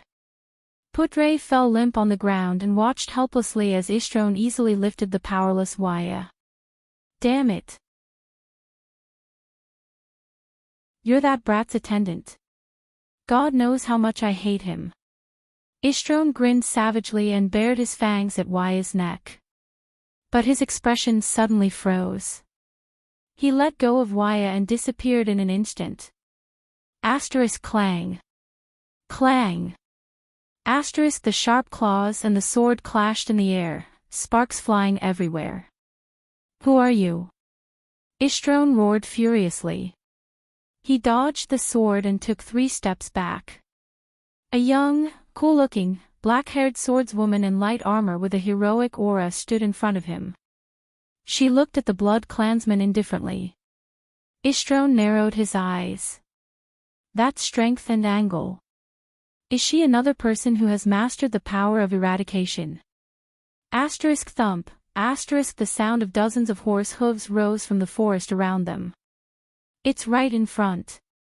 Putre's spirit was lifted. He recognized that it was the voice of the veteran, Janet. Ishtron's expression changed. Reinforcements. As he pondered, the swordswoman's sword closed in on him. Ishtron unleashed a speed that no one could match and dodged the enemy's sword in an instant. An attack of this speed was child's play. He dashed to the swordswoman's side. Get rid of her, and then, but Ishtron did not have the chance to think anymore. To his great shock, he felt a threatening chill of metal coming at him. Rip. Ishtron stopped in his tracks. He lowered his head and looked at his own heart. The swordswoman held her saber in a reverse grip and did not even look behind her. Her blade came out from under her armpit. It went straight into Ishtron's heart. Ishtron trembled and touched the blade. When? He said in disbelief, did you stab me with your sword? I did not, the swordswoman said coldly and pulled out her blade. You brought it to me yourself. Ishtron clutched his pierced heart and fell down without a sound. This power of eradication that forces the enemy's rhythm, Wayakaso, who was struggling on the ground, gritted his teeth and looked up. Pegasus music. The swordswoman turned around and helped Waya up. Waya stood up laboriously. Suddenly, he saw the mighty eagle holding a branch on the swordswoman's gloves. The white eagle. You are. Waya was stunned and spat out a name. You are Miranda Arund. The seed from the previous tournament in the Tower of Eradication. He shouted. But Miranda ignored him and coldly pressed him down to sit under the tree. A dozen cavaliers holding the double-cross star flag and the strange starlight flag came out from behind the bushes and dismounted in front of them. Your Grace. Janet nervously went to Putre's side. Go and find the prince. With his help, Putre stood up with difficulty. The prince, Prince Thales is. There is no need to worry, Miranda interrupted him coldly. Lady Cicere will take care of it. Wyatt picked up his saber and was shocked when he heard that. Lady Cecile. He looked at Miranda and was pleasantly surprised. Are you saying that she came personally? Her Excellency, the Fortress Flower. Today's experience made Thales once again confirm that the most suitable term for mystics was lunatics. A bunch of F*King lunatics. The prince shouted in his heart. But his body could not move. The blood in his body seemed to be boiling. Thales could only resign himself to fate and close his eyes. At this moment, Giza's hand froze. She straightened her back and looked behind her. Whoosh. An extreme whistling sound came from the direction she was looking at. Thales breathed a sigh of relief and could not help but open his eyes. Puff. One of the tentacles beside Giza's body suddenly exploded. Ah! A furious roar rang. A blood-drenched female warrior in full armor held a two-handed broadsword that was half the height of a person. She charged forward with an indomitable spirit amidst the splattering blood. Giza's eyes were burning. Another tentacle instantly intercepted the attack. The silver light of the blade flashed. Rip. The female warrior's broadsword drew an exaggerated arc and chopped the second tentacle into pieces. Blood fell on her armor and even on her face, but the female warrior did not care. She only charged forward with a zealous expression. She came to Giza's side. Giza sneered and raised her hands. Countless small tentacles emerged from her body and reached towards the female warrior. Be careful. Thales roared. She can resurrect. Then, he saw a scene that he would never forget in his life. The female warrior flung away her broadsword without hesitation. In a flash, she took out a gray, diamond-shaped metal shield from her back. The moment Giza's small tentacles approached the gray shield, they turned black, shriveled, and finally shattered into ashes. Giza's expression changed for the first time. The female warrior roared angrily. She grabbed the handle of the shield and swung it fiercely. Bang. Giza fell to the ground. Then, the female warrior nimbly grabbed both sides of the shield and smashed it down. She used the shield to suppress Giza, who had an unpleasant expression on her face. Thales stared at the scene before him, dumbfounded. This is America. No. Thales saw the double-crossed star pattern on the female warrior's armor. Captain of Constellation. I am Sonia Cecile. The female warrior's face was full of fighting spirit. I have brought a gift for you, Your Grace. The blood mystic, Giza's expression was extremely unpleasant under the shield. The flesh on her face looked as if it was scalded by steam. It bubbled, shriveled, and turned into ashes. Giza stared at the shield and spat out a few words indignantly. No. This is. Yes. The female warrior pressed her left hand on the shield and grinned heroically. Allow me to introduce the legendary anti-mystic equipment. Sonia Cecile smiled and raised her right fist. She slowly clenched it. The Supreme Shield. Once she finished speaking, under Giza's incredulous gaze, she punched the center of the gray shield. Bang. Star. Chapter 97. Thales jumped down from the black coffin and stared at everything in front of him in a daze. The flying ashes turned to ash, and no flesh remained. The severed limbs on the ground gradually withered and turned to ash, blending into the snow under the moonlight. It's over. Giza, the blood mystic, that lunatic, disappeared. The Hydra's tentacles loosened and withered. Katerina and Serena both fell to the ground and coughed violently. Ida helped the ashen-faced Ralph out of the thicket on the side. Those branches, there were at least 100 of them, Ida said with lingering fear, why did they suddenly wither? but Ida was immediately stunned. She pointed at the female warrior and shouted in an exaggerated manner, "Oh! Strange woman, you're here." The female warrior put the shield back on her back and laughed. "It's been many years, forgetful Ida." Aida's expression immediately darkened. The female warrior pulled out the two-handed broadsword and swung it twice as if it was light with one hand to shake off the blood on it. Her expression was indifferent, but her gaze was sharp. She immediately turned around and looked at Thales. Thales also looked curiously at the person who suddenly appeared and saved his life. "There's no doubt that she's a soldier," Thales told himself. Her armor was covered in bloodstains left behind by mystics, but she had a steady and determined aura. She did not appear disheveled at all. Instead, she gave others the impression that she had been through hundreds of battles. She had short, neat, brownish-yellow hair, but there was no need to describe her heroic appearance. Because when she appeared, her aura, which was filled with an iron-blooded fighting spirit, made one only notice her warrior side and forget her pure appearance. They stared at each other for a few seconds. The female warrior suddenly grinned. She boldly stuck the two-handed broadsword on the ground and knelt on one knee. "So, you are Thales, child. My prince." "Yes, I am Thales Jadestar." Thales flashed a smile. "Thank you." Thales had a strange feeling. Although they all knelt on one knee before the prince, Gilbert's was filled with politeness and respect, while Yodel gave him a sense of trust. However, the female warrior in front of him was filled with a kind of casualness and elegance. The female warrior's next action confirmed his suspicions.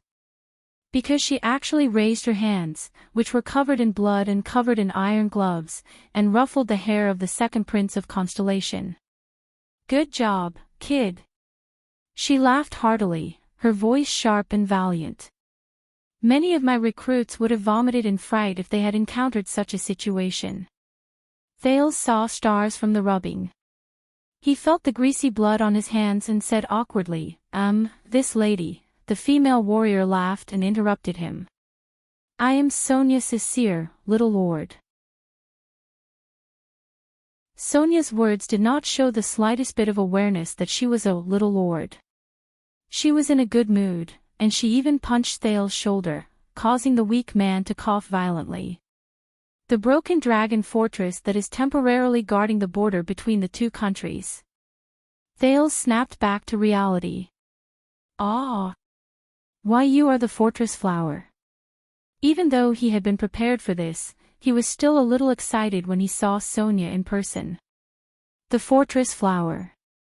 During his lessons in Mindy's Hall, Gilbert would occasionally explain the current situation of Constellation to him, such as the famous 3 Marshals of Constellation. Although Constellation suffered heavy losses during the disaster of the Bloody Year, it also gained many talents in many aspects, such as government affairs, diplomacy, military affairs, and war.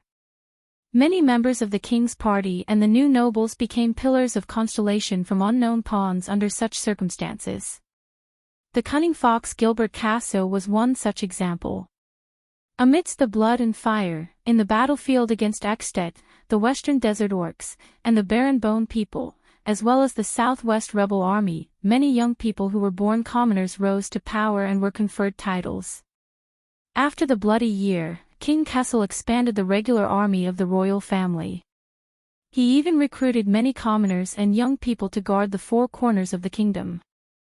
These people were basically soldiers who had been through hundreds of battles and had once shone brilliantly on the battlefield. 12 years had passed. Their encounters were all different, but there were 3 people who stood firm and withstood the test of time. They grew into military commanders who could take charge of an area on their own. They were the 3 Marshals of Constellation, whose names shook the entire kingdom. The subjects of the kingdom gave them resounding nicknames. Even their original names were rarely mentioned. The Kingdom's Wrath. The Legendary Wing. The Fortress Flower. Among them, the Fortress Flower, Lady Sonia Cecere stepped onto the stage of Constellation's history when she followed Duke John on his expedition against the Southwest Rebel Army. Since the Bloody Year, she led the regular army of the royal family to guard the bitter cold northern territory, keeping an eye on the great dragon of the north's every move. Many constellations believed that if the fortress flower was still blooming in Broken Dragon Fortress, then Constellation's northern territory would stand firm. Of course, there were also many noblewomen in the capital who always gossiped behind her back. Every move she made was like a man. No wonder the lady who wielded a sword in battle could not get married until she was over 30 years old. And now, the legendary fortress flower was standing in front of Thales. Araka will definitely regret not bringing troops to rescue you. Sonia knocked on her shield proudly. Among the three of us, I am the first to seal a mystic, but in the next moment, Thales saw Sonia's expression change. What's wrong? Thales asked in bewilderment. Something's wrong. Sonia clenched her fists tightly and raised her shield. She looked around vigilantly. She is not sealed. Bang. Before Thales could react, Sonia suddenly picked him up and jumped up from the ground, avoiding a blood-red tentacle that pierced through the ground. Thales looked at the tentacle before him in disbelief. Isn't Giza already? The tentacle abruptly split into dozens of smaller tentacles. Thales only felt that the moment it split, he lost all feeling in his body, as if he had been injected with anesthetic. Is this the feeling of having your body controlled? Thales trembled as he let go of Sonia's arm. But the latter did not seem to be affected at all. She extended her arm and hugged him even tighter. Sonia gritted her teeth and roared furiously as she took out the two-handed broadsword from her back. She swung one arm and drew a beautiful slash. In a flash, she cut off countless small tentacles that had split off. A few of them swept towards where they were originally, the dark night black coffin. Many of the tentacles had just touched the black coffin when they shrank, withered, and turned into ashes, as if they had just touched the supreme shield. But even more tentacles coiled around the black coffin, as if they were unafraid of death. As they withered and reconnected, they actually withstood the corrosion of the legendary anti-mystic equipment and lifted the black coffin. Black coffin. In the distance, Katerina saw this scene. The queen roared anxiously, "Don't let her take it." Sonia was as calm as ever. She moved swiftly and swiftly. With her left hand holding Thales, she threw the broadsword far away like a boomerang with her right hand. Crack.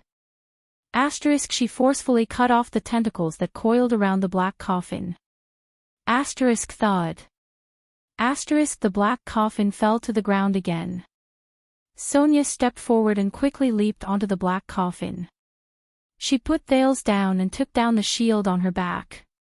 She looked ahead vigilantly, two tentacles stretched out from the darkness in front of them again. Impossible.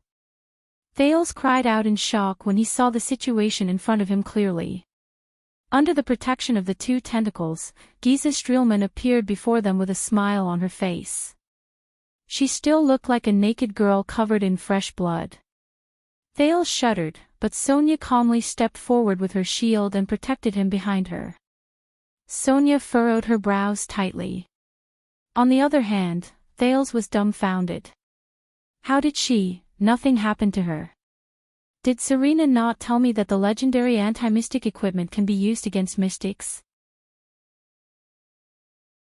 He clearly remembered that when Yodel sealed Asda, he only needed to stab Asda in the back when he was least expecting it, and Asda turned into a burst of white light and disappeared without a trace. Yodel and Murad both called that a seal. Thales thought that he had grasped some knowledge regarding the weaknesses of mystics, but Giza before me, why? Why? Do you find it strange? Giza chuckled. Why is the legendary anti-mystic equipment not effective against me? Sonia raised her hand abruptly and stopped Ida and Katerina, who were about to rush forward. Step back, she said loudly, as if she had the authority to execute orders with a shout. Ida and the queen stopped in their tracks. Sonia stared at Giza before her. Her gaze was extremely solemn. I have heard 2 legends about you from the Secret Intelligence Department. Sonia looked at Giza with a determined expression. 1. The more enemies the blood mystic faces, the stronger her destructive power and vitality will be, because the enemies will become her nutrients. The biggest mistake in dealing with you is that the more the merrier. That will only make you stronger the more you fight. The best way is to have a supreme class elite who is nimble and agile enough carry a legendary anti-mystic equipment and fight you alone in a land of death where there are no living beings. Giza's smile faded a little. The Secret Intelligence Department. Still as annoying as a few hundred years ago. Not a bad choice. Giza smiled and nodded. No wonder I sensed many humans a few hundred meters away. Did you leave your men there and come alone? Sonia snorted. Looks like your scouting ability is also very strong. In the next moment, 2 tentacles suddenly stretched out towards Sonia. At the same time, a dozen tree roots burst out from the ground and whipped towards Sonia and Thales. It was an attack without any blind spots. The fluctuation surged into Thales' limbs, and he was about to dodge. But at that moment, he only felt another wave of power blossoming from Sonia's body. She spun around and inconceivably exerted her body's inertia to the extreme. The shield in her hand struck the tentacle fiercely. Bang. Giza's tentacle was smashed into ashes. The female warrior loosened her grip as she spun around. She then skillfully grabbed the edge of the shield in midair and used it as a sharp blade. She then turned her body and slashed horizontally. She generously chopped a dozen or so tree roots that came at her feet. She was so powerful that they were all crushed. Rip. Crack. Sonia stood on the ground unscathed. With a defensive counterattack without any blind spots, she completely crushed the Blood Mystic's attack. Thales stared at Sonia in astonishment. The fluctuation in his body had already surged to his eyes. He only saw a threatening colorless energy fill Sonia's body. It was completely different from the piercing light in the mystic's body and the Blood Clansman's vigorous flesh and blood. This was the first time he used this wave vision to observe normal humans other than mystics and Blood Clansmen. Not a bad response. It's rare to see even among supreme class humans. Giza nodded in admiration. There's also a familiar supernatural power. It's one of the 4 great primitive supernatural powers, the thawing of glaciers, famous for its ability to attack with the flow of the situation. It's now called the power of eradication, Sonia said disdainfully. To commemorate us, we beat the crap out of all of you 600 years ago. Thales suddenly understood. So, the colorless energy in Sonia's body is the power of eradication. I didn't know that you could control trees. Sonia exhaled and observed her surroundings vigilantly. You sure give me a lot of surprises. Why? In your understanding, only the red liquid in an animal's body can be called blood? Giza chuckled softly. The second legend about you is a little unbelievable. Sonia carefully exercised her wrist. Until today. Amidst Giza's smile, she spat out the legend word by word. The legendary anti-mystic equipment could not seal the Blood Mystic. Thales stared at the Blood Mystic in shock. Could not be sealed. Then, does that mean that no one can control her? How was the Battle of Eradication won? Impossible. Katerina cried out in surprise. The legendary anti-mystic equipment is the bane of the calamities. That's what the insiders were taught. There was a moment of silence. Giza first flashed a smile, then sighed. The legendary anti-mystic equipment is the end of the mystics, the bane of the calamities. With just a light touch, we will be doomed eternally. Is that so? Giza said with an indifferent expression. Lebla, Eric, and even the Truth brothers are terrified of that weapon. From then on, they never let anyone near them. That's how LoveLore was sealed. But in the next moment, Giza chuckled softly with a deep chill. But I am the only exception. A mystic who relies on her physical form to fight. Thales shuddered. He felt that these terms, which he temporarily did not understand, were knowledge that he would have to learn in the future. Even if it was not for the sake of becoming a mystic, even if it was for his own sake. Giza continued to smile and said, I am also one of the only 2 mystics who are not afraid of the legendary anti-mystic equipment in close-quarters combat. Even when it comes to close-quarters injuries, I do not reject them. Those who approach me are often approaching their own deaths. Thales frowned slightly. Only 2 mystics who are not afraid of close-quarters combat. Then who is the other one? So, there's such a big difference between mystics. Curiosity and fear towards mystics tormented Thales at the same time, making him extremely hesitant. Giza smiled faintly and said, even if the legendary anti-mystic equipment hits my physical form, it will only hurt insignificant flesh and blood. It is impossible to seal me. Thales frowned. No. Something's wrong. He was puzzled until Sonia raised her eyebrows and snorted confidently. Is that so? She took a step forward, as if she had found the enemy's weakness, and raised the supreme shield at the mystic. Then why did you run just now? Or should I say, what were you hiding when you disappeared? Giza's expression changed. Thales also realized what was going on. Yes, the shield was effective against Giza's flesh and blood. After she turned into ashes for the first time, it lasted for a while before she reappeared. During that period of time, whether she was healing, recovering, escaping, or hiding, it all meant, she is definitely not without weaknesses. Sonia said calmly, the reason why legendary anti-mystic equipment is so rare and precious, and why countries fight for it, is not only because it can seal mystics, but also because every legendary anti-mystic equipment has its own unique and powerful ability, which allows its user to be reborn in battle. Thales sucked in a breath. Legendary anti-mystic equipment. Unique and powerful ability. He looked at the dark night black coffin beneath his feet. He then thought of Yodel's grey short sword. What ability does that sword have? Thales suddenly realized that the color of that short sword and the grey shield in Sonia's hands were actually so similar. Giza pursed her lips, and the tentacles beneath her trembled uneasily. Sonia knocked on the supreme shield. You probably haven't seen it before. During the later stages of the Battle of Eradication, when all of you started fleeing for your lives, this shield was created together with the supreme sword. So, you don't understand its ability. Giza's expression finally changed. When I received the shield, this is what they told me. Sonia snorted softly. The name of the Supreme Shield's ability is filled with Empress Helen's personal characteristics. The Blood Mystic's expression became more and more solemn. Thales felt that Sonia had found her weakness.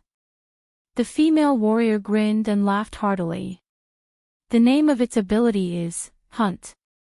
In the next moment, the mystic with the cold expression seemed to have remembered the most terrifying thing in the world. She waved her hand abruptly. Asterisk boom. Asterisk a voice that sounded like a flood erupted. Under everyone's vigilant gazes, the huge tentacles instantly dissipated into blood and severed limbs. Then, they disappeared into thin air. Giza was hidden in the darkness. She cast Thales a profound glance with her eyes. She left behind a faint sentence. We will meet again. Thales shuddered. Giza's words contained a chilling coldness. I will never let you suffer. Thales' face was pale. He was anxious. I will never let you suffer. Damn it. Wait a minute. He suddenly came to a realization. The Blood Mystic was scared away. She left, Sonia said faintly. What a pity. She tapped the shield regretfully. I really want to continue chasing after her. Thales exhaled deeply. Serena. Thales turned his head and saw Katerina gritting her teeth as she stared at an empty corner. She ran away. The sound of hooves could be heard. Putre, Waya, and Gened were escorted by a group of cavaliers and arrived before them. When Thales saw them, he felt slightly at ease. However, there did not seem to be many Jade Star private soldiers left. That night, it ended again. The cavaliers arrived before them and bowed to Sonia one after another. The leader was a female swordsman with a cold expression.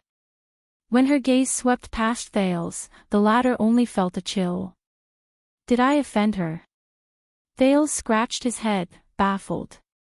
At this moment, a call filled with complicated emotions rose. Captain. Sonia shuddered. She turned her head to look at the person who spoke. Thales was stunned. Could it be that she, who uses a shield, is really the captain of Constellation? Under everyone's astonished gazes, the 30-year-old veteran, Gened, dismounted from his horse. He cowered slightly and walked slowly to the female warrior. He looked at Sonia with an excited but anxious and ashamed expression. Captain, his lips trembled, but he could not say a word. Gened lowered his head and gritted his teeth. Sonia stared at the veteran with a complicated expression. Gened. But the female warrior exhaled deeply. She raised her eyes, and her gaze was filled with an imposing manner. Look at me, soldier. Sonia shouted loudly. The veteran shuddered and instantly stood up straight. He took a deep breath and looked straight at Sonia. A few seconds later, Gened gulped and took a deep breath. I'm back. The veteran said firmly. Sonia scrutinized him carefully. After a while, she then punched Gened's shoulder and put on a smile that faded away. Return to the team. Gened shuddered. He clenched his teeth and held back his tears. The veteran shouted with all his might, yes. Forgive me for being blunt, Your Highness. Sonia turned her head around and looked at Thales, who was being carefully checked to see if he was injured by Waya. She frowned, but she immediately heaved a deep sigh. Although you have experienced a lot today, you still have to hurry to Broken Dragon Fortress as soon as possible.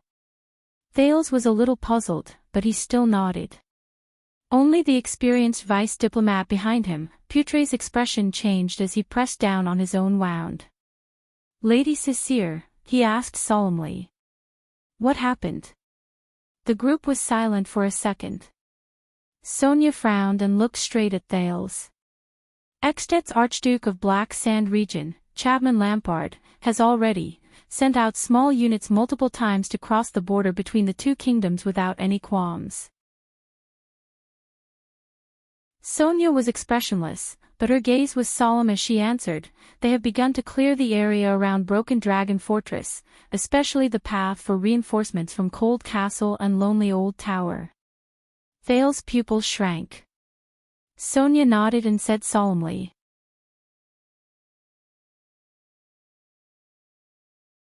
Chapter 98.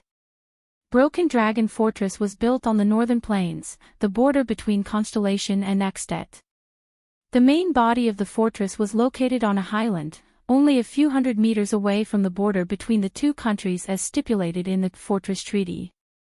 The Third Peninsular War more than 300 years ago created the legend of Chara, Kaplan, and Midir, the three heroes of the Western humans. However, after the war ended, Extet's hero, Chara, and Constellation's oath-keeper, Midir, broke off their friendship and broke up their brotherhood, which caused countless historians and bards to lament. It also caused the alliance between the Great Dragon and Constellation to turn against each other.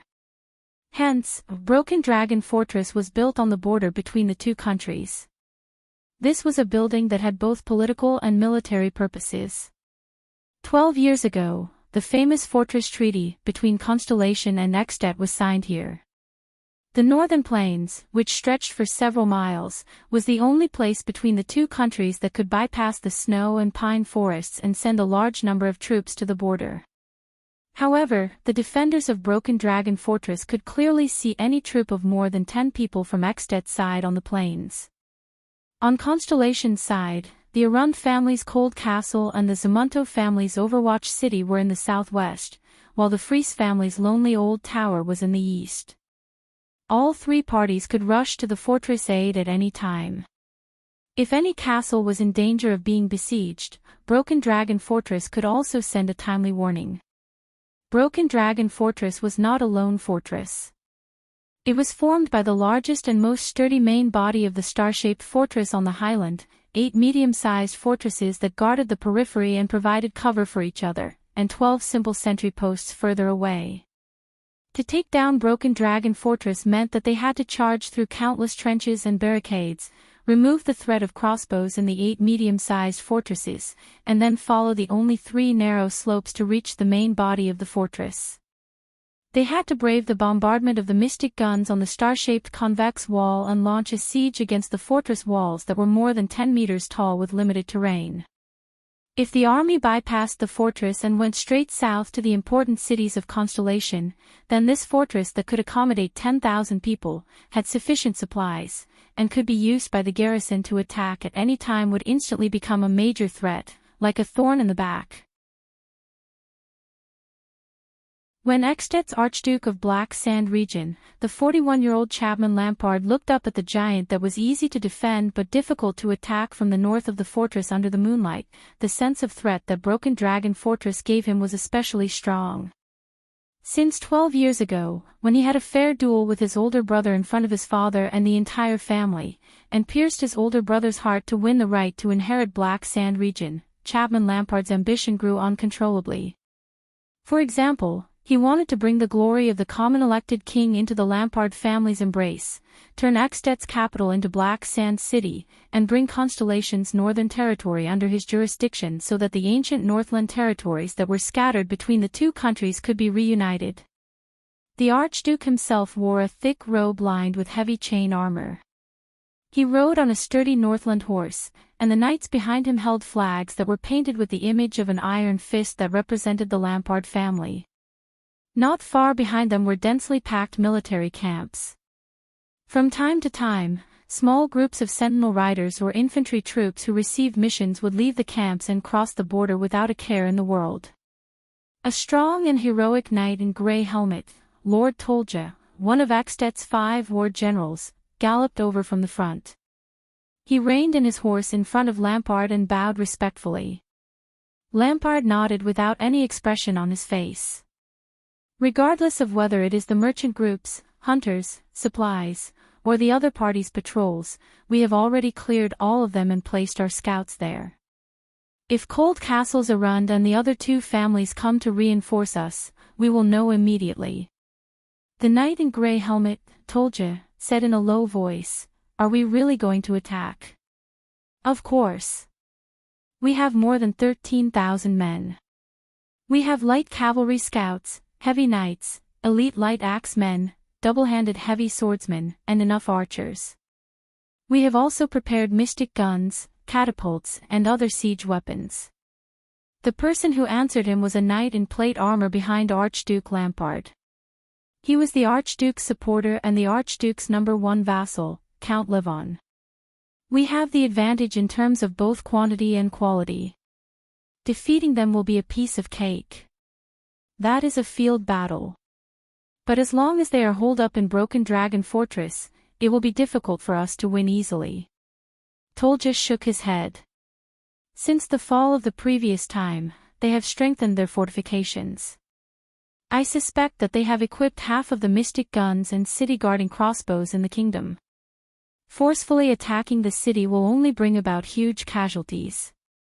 Also, as long as those 2 people are still in Broken Dragon Fortress, even if the enemy is a motley crew, we still need to be extremely vigilant," Tolja thought to himself. Dressed in plate armor, Count Levon's expression was firm. "We have mobilized so many troops, it is impossible for us to return empty-handed. If we can occupy Broken Dragon Fortress, I think we can accept some casualties. Our enemy is not only the fortress, but also the weather. The few of them turned their heads and saw Archduke Lampard, strategist, Viscount Canvita, riding his horse towards them. The day before the bitter cold winter will come earlier than usual. It is not a good time to advance. The delivery of supplies is not optimistic. Once the siege fails, the war will be at a stalemate. If we wait until spring, we will have a greater chance of taking down the fortress. It is precisely because we do not have enough supplies that we need to end the war quickly. Count Levon still insisted. Fighting in winter is our advantage. The Constellations are hit harder by winter. 12 years ago, we attacked the fortress at this time. That winter was the warmest in decades. Tolja shook his head solemnly.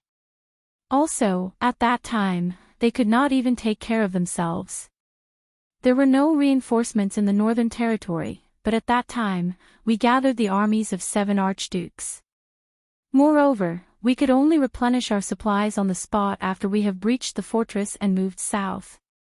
Archduke Lampard slowly raised a hand and stopped his 3 subordinates from arguing.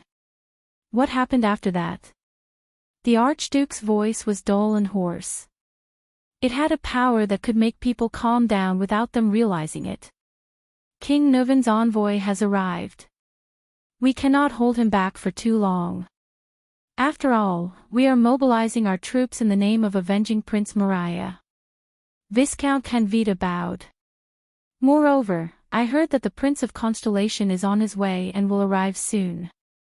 Lampard pondered and asked, Prestige Orchid Regions Alcius and Reformation Towers Trentida family have not replied. As Archdukes of Southern Eichstätt, they should have enough benefits to mobilize their troops. They must have received news of the Prince of Constellation's envoy, Viscount Canvita answered seriously. Even though they have the benefits of taking over the Northern Territory, their hesitation will not be any less than that of the other archdukes. I am afraid we have to rely on ourselves. After a while, Archduke Lampard exhaled and looked at the broken dragon fortress opposite him. He sighed. Rely on ourselves. Cecile, that woman only has around 800 men, but there are at least 300 elite veterans from the Starlight Brigade among them. They are experts at galloping on horseback and fierce soldiers at attacking and defending the city. All of you have fought against her, so you know better than anyone else. Murch has just arrived with more than 2,000 men. Although most of them are garrison soldiers who have never seen blood, that man is too terrifying. As long as there are 500 loyal and unafraid of sacrificing swords and shields, he can cause great trouble on the battlefield. There are also thousands of vassal troops who have rushed over from the Northern Territory. Although they are at odds with the fortress because of Arun's imprisonment, and most of them have already withdrawn, Arun's only daughter is still in the fortress. According to the scouts' investigation, at least 500 of them are still there. Without the other Archduke's military forces, it will be very difficult for us to take down the broken dragon fortress. Archduke Lampard's words made the 3 of them fall silent for a while. 3,000 people squeezed into one fortress.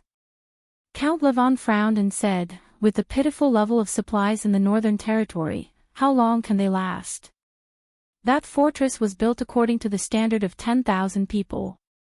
It has enough supplies to last until the day before the bitter cold winter. Viscount Canvita shook his head. With all due respect, as the party besieging the fortress, our supply pressure is much greater than theirs. 12 years ago, all of Eichstätt was behind us, but now, because that damned prince is coming to apologize. We are isolated and helpless, just like the Northern Territory. In less than 2 weeks, the day before the bitter cold winter will arrive. Tolja also nodded and agreed with the wise general's words. In a situation where we can't wait for a good opportunity, I don't recommend attacking forcefully. When that prince arrives, all the more we can't send out our troops. Count Levon said indignantly, in another 10 years, constellation will slowly recover from its weakened state, and the other countries will also be free from their own troubles. Also, he paused for a moment. If Novan VII can't live until then, Ekstat might have to choose a king. Are we going to give up on this opportunity? Count Levon said hatefully. The three of them did not speak. No. Chapman Lampard exhaled softly and stared at the fortress in front of him. We are Northlanders. Lampard thought of his elder brother. He thought of his elder brother's gaze as he gripped his sword with his blood-stained hands and laughed boldly as he died. Northlanders never wait for opportunities, nor do they give up on opportunities. Archduke Lampard turned his head. His unsmiling face revealed a coldness that was colder than the weather. We create opportunities. The moon had already set in the west. Broken Dragon Fortress was in front of them. Its magnificent star-shaped outline could already be vaguely seen under the moonlight. Thales looked at Sonia and Ida, who were watching vigilantly from afar. He then turned towards Katerina, who was surrounded by the elite warriors of Broken Dragon Fortress, and the two Blood Clan warriors who were only found after the battle behind her. Are you sure you want to leave now? Thales furrowed his brows as he looked at Katerina. Perhaps the Blood Mystic is waiting on the way back. Katerina still had that indifferent expression on her face as she shook her head. Now is the best time to leave. At least the Blood Mystic will not dare to stay too close. It's too risky, Thales said seriously. You know, the Blood Mystic came for the Black Coffin. Believe me, since the Blood Mystic has already appeared and brought such great trouble, there will be people who will take care of her whereabouts and goals, such as your secret intelligence department, Katerina said coldly. Although mystics are terrifying, there are still powers in the world that can restrain them. You are talking about the legendary anti-mystic equipment? Thales pondered and said, but after all, they are rare and there are only a few of them. You are still young, there are still many secrets that you do not know. Katerina's words made Thales scratch his head. You only need to know that every time a mystic appears in public, it is a risk. After that, there will be a long period of silence and hiding.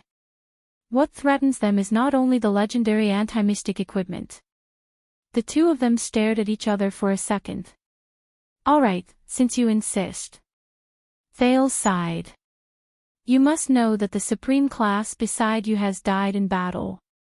Serena may still be hiding in the dark, eyeing you covetously. Besides, you are escorting the legendary anti-mystic equipment after all. Thinking of Hestad and Simon, Katerina's gaze dimmed. But she immediately raised her head. I long for Serena to appear. The Night Queen revealed a hateful gaze. As for the Dark Knight Black Coffin, perhaps many forces hope to obtain a legendary anti-mystic equipment. But rest assured, among those who understand its value and origin, no one would have the guts to covet the Dark Knight Black Coffin, except for the terrifying mystics. No, Katerina secretly said in her heart, perhaps those relatives in Grand Banquet Hill are the exceptions. After all, guarding the Dark Knight Black Coffin can be said to be the oath of all Blood Clansmen. Thales rolled his eyes. Another secret that I do not know. He nodded. Even though our misfortune today can be considered to be due to each other, including the debt of blood, hatred, and favors, I still hope that we do not become enemies. Of course, it is best that we do not meet again in the future. Katerina stared at him fixedly for a few seconds. It was so long that Thales raised his eyebrows. Do you know, Katerina said quietly, perhaps we can really become allies. Thales widened his eyes. I heard Serena's words, the Night Queen said flatly. The structure of the continent has changed. You are in contact with the Mainz Knight dynasty, and Ekstat is on good terms with Honbol. Since Constellation is destined to be enemies with Honbol, then we have a common enemy. Thales furrowed his brows. I almost forgot. This is a queen. After we form an alliance, we will rope in the Mist Island's merfolk leader. That way, it is not impossible to chase away Hanbol and the Trade Federation's whaling ships and turn the southern sea of eradication into our inland sea.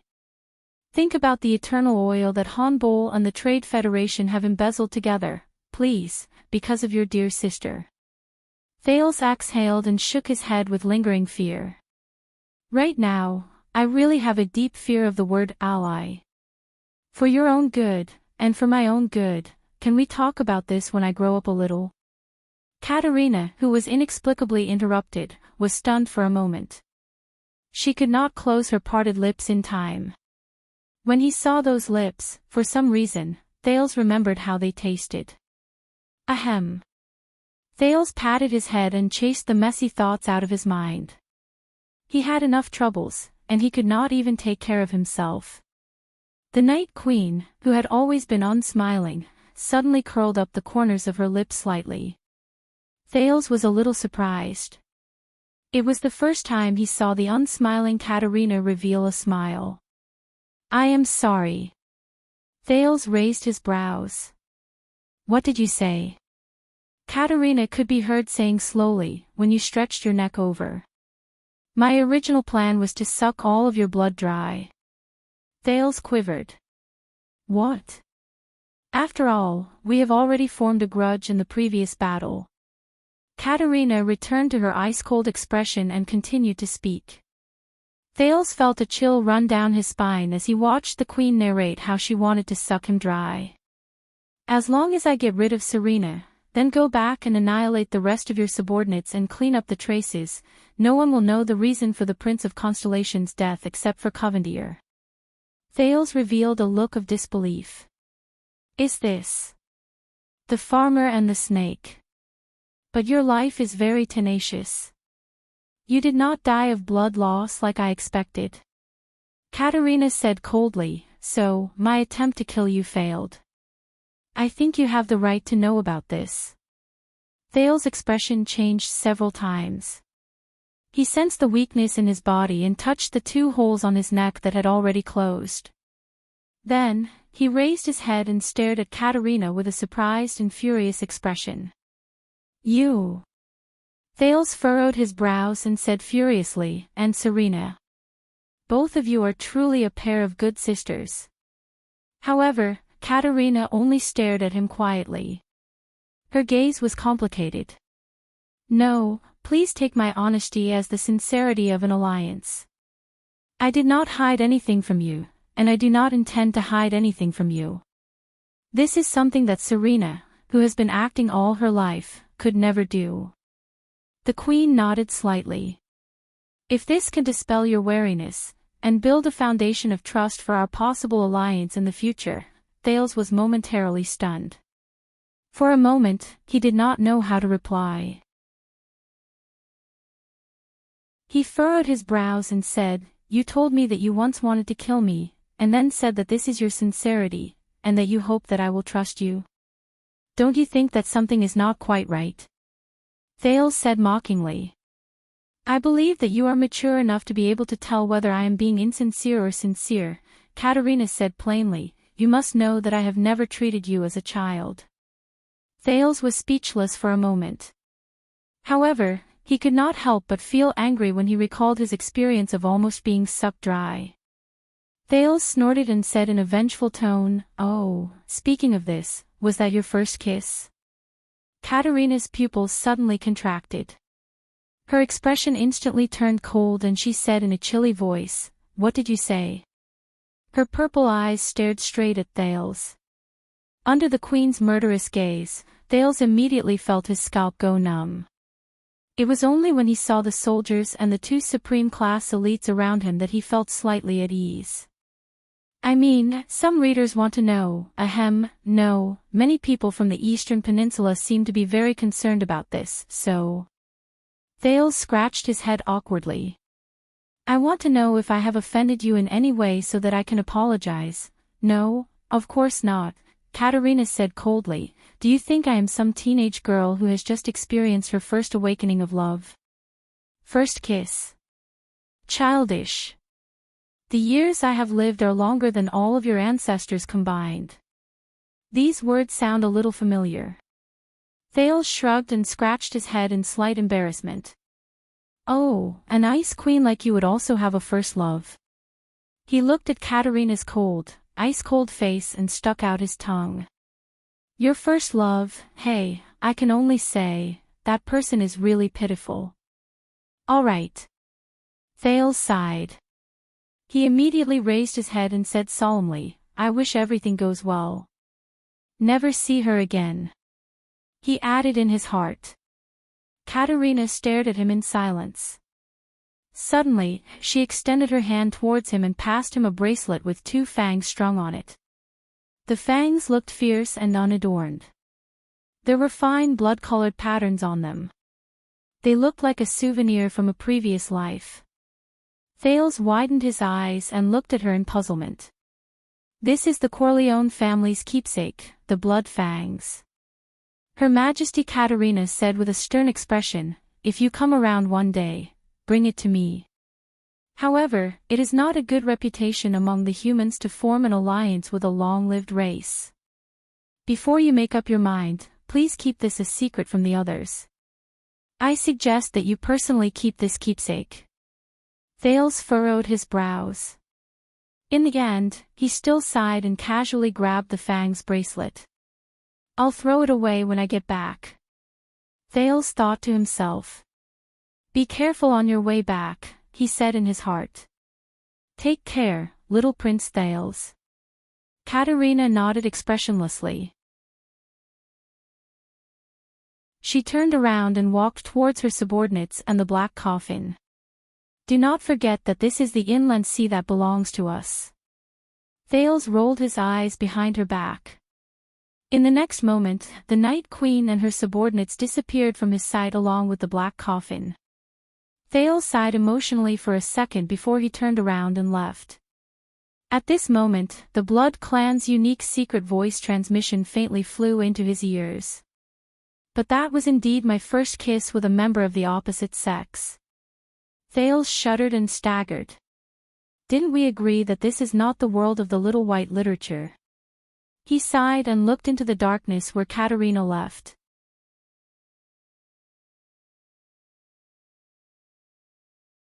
Chapter 99. Eternal Star City, Lower City District, Black Street Brotherhood's headquarters. Are you talking about Rhoda and Reverse Machete? One of the 6 powerhouses of Black Street Brotherhood, Anton the Ripper took a bite of his bread and asked in a muffled voice, because of what? I think it's Rhoda's son. On the other side of the long table, another of the 6 powerhouses, Morris crossed his arms over his fat belly and said impatiently, I think it's about Rhoda's son.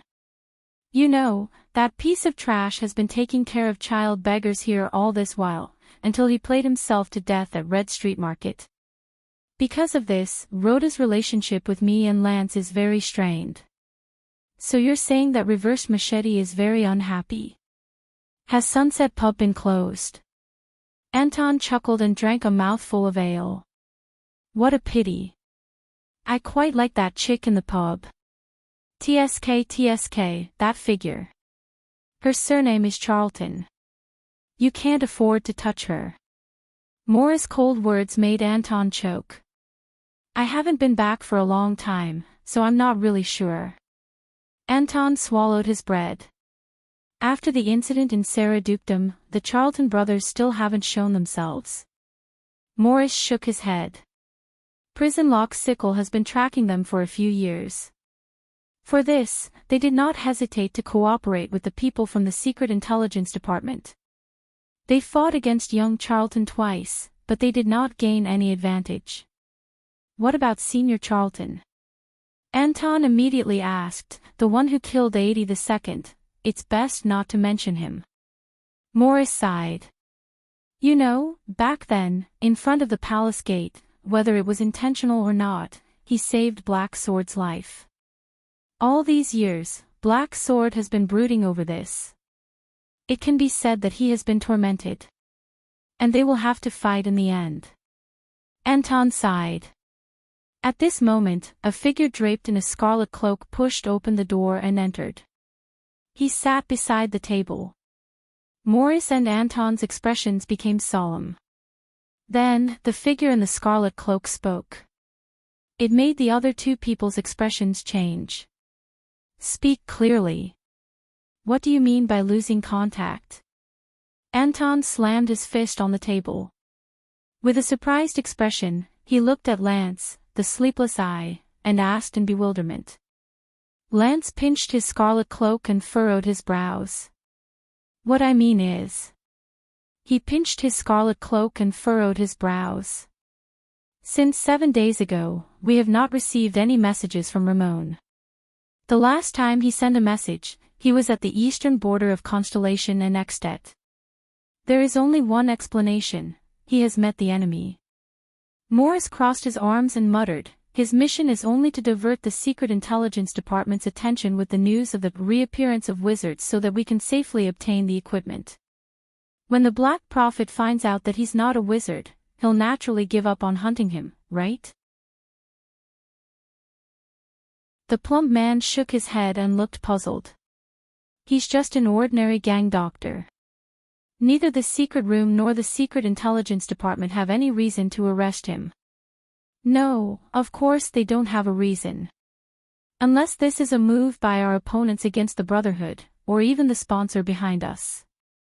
Many people are suspecting our backer, Lance said darkly. No, of course they don't have a reason. Unless this is a move by our opponents against the Brotherhood, or the sponsor behind us. Many people are suspicious of our backer. Against us, and the sponsor. Anton was shocked. If they are against us, are you talking about Blood Bottle Gang? Although the Air Mystic does not usually appear, after the incident at Red Street Market, they have indeed become quieter than before. Catherine and Nikolai are abroad. Lance shook his head. I have news that they have found the Blood Mystic. I am afraid that their counterattack against us will begin soon. I am worried that they may have discovered Ramon's importance to us. He tapped the table lightly. If the Blood Mystic is the one who takes action. Sigh. The key is our sponsor. Morris pondered solemnly. If Ramon falls into their hands, it will definitely endanger the sponsor's safety. Maybe we should give the sponsor a warning. We cannot take the risk of being exposed by contacting the sponsor. Lance's eyes shone. I suspect that this may be a trap. Morat likes to play this kind of bait game the most. Maybe the Secret Intelligence Department has eyes and ears all around Blackstreet, waiting for us to make a mistake. What's more terrifying is, if it is not Morat and his Secret Intelligence Department, but the masterminds from back then. Lance did not reveal his thoughts, but he did not voice his worries. No, without Ramon, our research on the Mystic's weaknesses will definitely come to a standstill. We have only made some progress in the past 11 or 12 years. Anton clenched his fists tightly. And we do not even know the origin and abilities of that equipment. We have not been able to unearth anything. Also, he knows too many secrets about us and even our sponsor. Morris immediately raised his head with a solemn expression. Can we use the manpower at the border between Constellation and Extet? For example, Anton, the drug smuggling team under your command. It will be very difficult. Anton the Ripper gritted his teeth. The atmosphere there has been tense recently. The merchant groups are afraid that Constellation and Extet will go to war, so they no longer go to the surroundings of Broken Dragon Fortress. My men have also withdrawn a long time ago. Anton's face was ashen as he said, also, if the Blood Mystic is not much weaker than the Air Mystic, forget about our subordinates, even the few of us will be sending ourselves to our deaths if we go. Maybe there is a way, Lance said quietly. The other two looked at him. Lance, the sleepless eye, said faintly, if it is the border between Constellation and Extet. Black Sword is not far from there. We can go there to search for Ramon. And I have already handed that equipment to him. If he really runs into the Blood Mystic, let's take it as a test to see the performance of that equipment in advance. The sun had just risen. Thale's face was downcast as he was protected by Sonia on the horse. The group passed through the sentry post, the fortress, walked up the narrow slope, and slowly entered the magnificent broken dragon fortress through the southern gate. It was much colder here than the birch tree forest. The snow was also much thicker, almost reaching the ankles of an adult.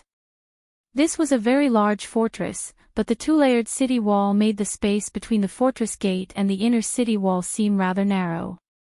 Thales dismounted with Sonia's help. Waya, Ralph, and Cora, who were seriously injured, were taken away by the soldiers to be treated. He observed a corner of the fortress where the layout of the buildings, the personnel, and the sentry posts were all orderly. The soldiers on duty were either patrolling the main roads in the fortress, the walls on several sides, or standing guard at various spots.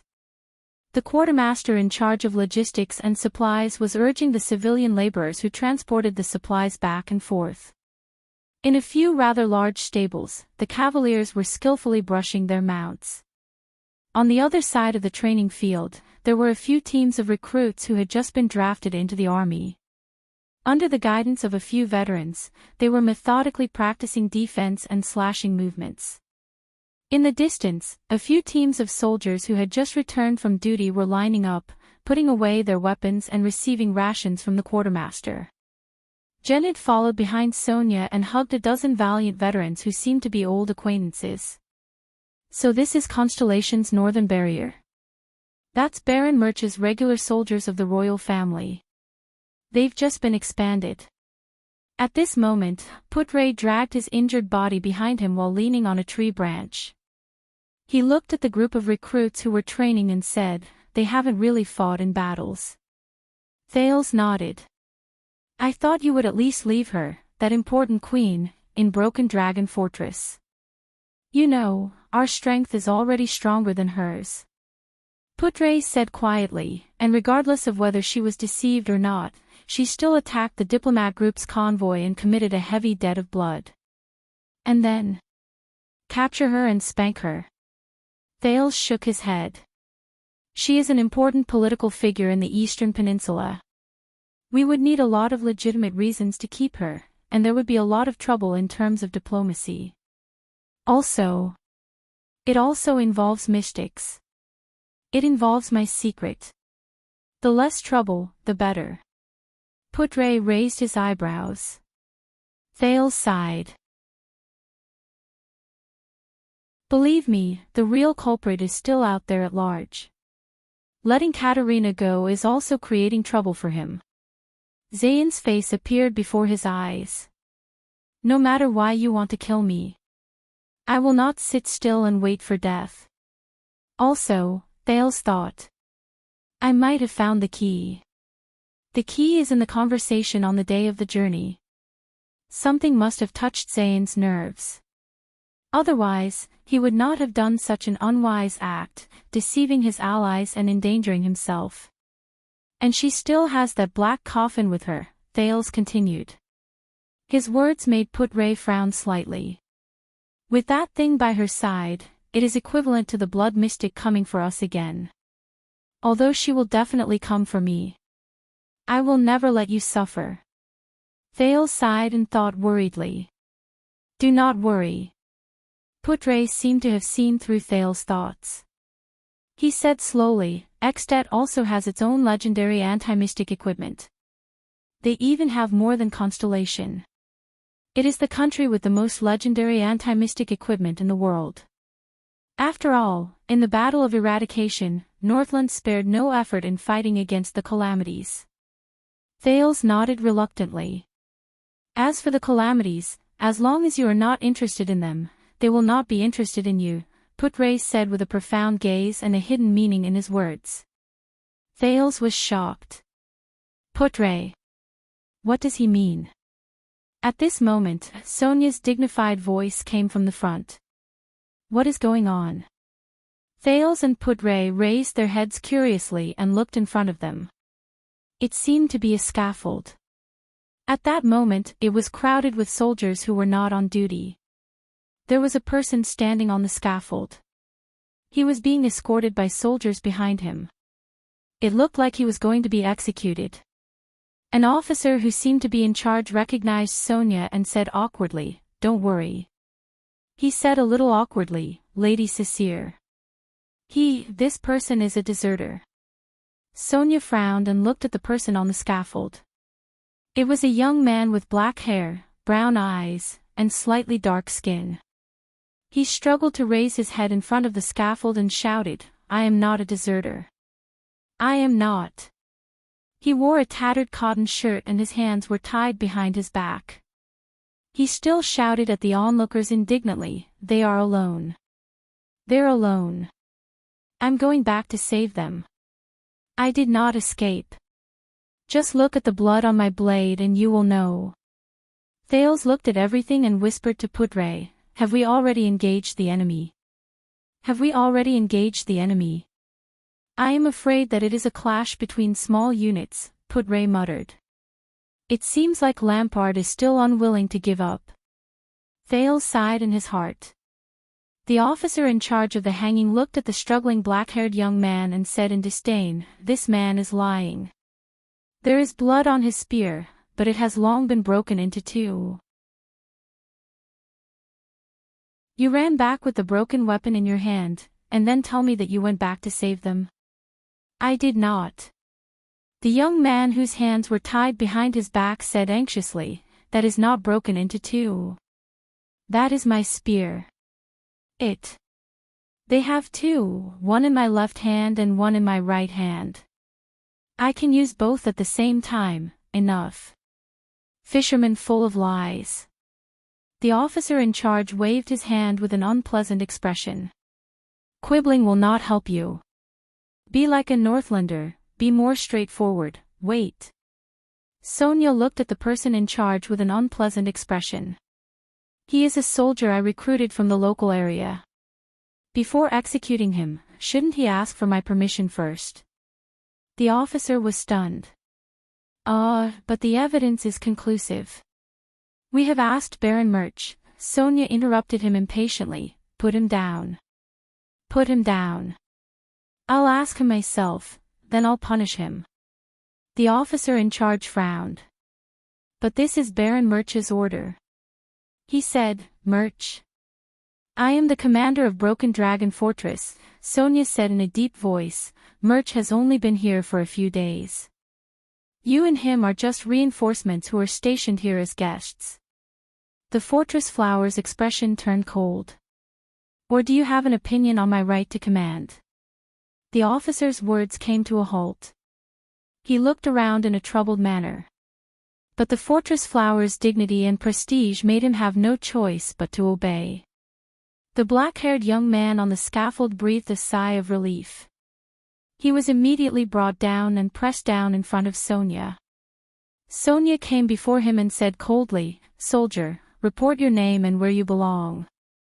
The young man shuddered. "Willow, my name is Willow, Your Excellency, Fortress Flower." The young man looked at Sonia gratefully and panted. He panted and said, "Willow Ken. I am a pikeman recruited from Zaladin County. And I am really not a deserter." At this moment, the crowd burst into an uproar. A bright but impatient man's deep voice traveled from afar. "Cecile." Sonia's brows furrowed deeply. She raised her head and looked in the direction of the voice. "I heard that you are openly looking for trouble with me again." Thales looked curiously at the source of the uproar. He saw that the soldiers had parted to the sides. It was a man of medium height but muscular build. He wore a simple breastplate and a green wrist guard. He had short, chestnut-colored hair. His nose bridge was high, and his facial features were distinct. His light green eyes were full of fierceness. He carried a conspicuous silver and black metal bow on his back. He strode out of the crowd. Behind him were more than 10 expressionless sword and shield soldiers. "Wow! It's him." Behind Thales, Ida, who had covered her head and face again, seemed to have found something fun. She whispered, "They're going to fight, they're going to fight." The soldiers on both sides whispered to each other. Many of them looked at the approaching man with excited and nervous expressions. Thales was stunned. Who is he? This man seemed to have an aggressive aura. Wherever his gaze landed, it sent chills down people's spines. It gave Thales a dangerous feeling, just like the silver and black bow on his back. It was in a critical state, as if it could be fired at any time.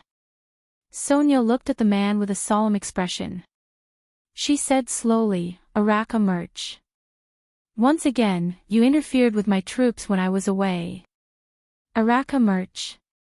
It sounds a little familiar. Thales scratched his head. Behind him, Putre sighed deeply and said in a low voice, Your Highness, I wonder how good you are at mediating conflicts. Thales glanced at Putre, baffled. What does he mean? Your troops.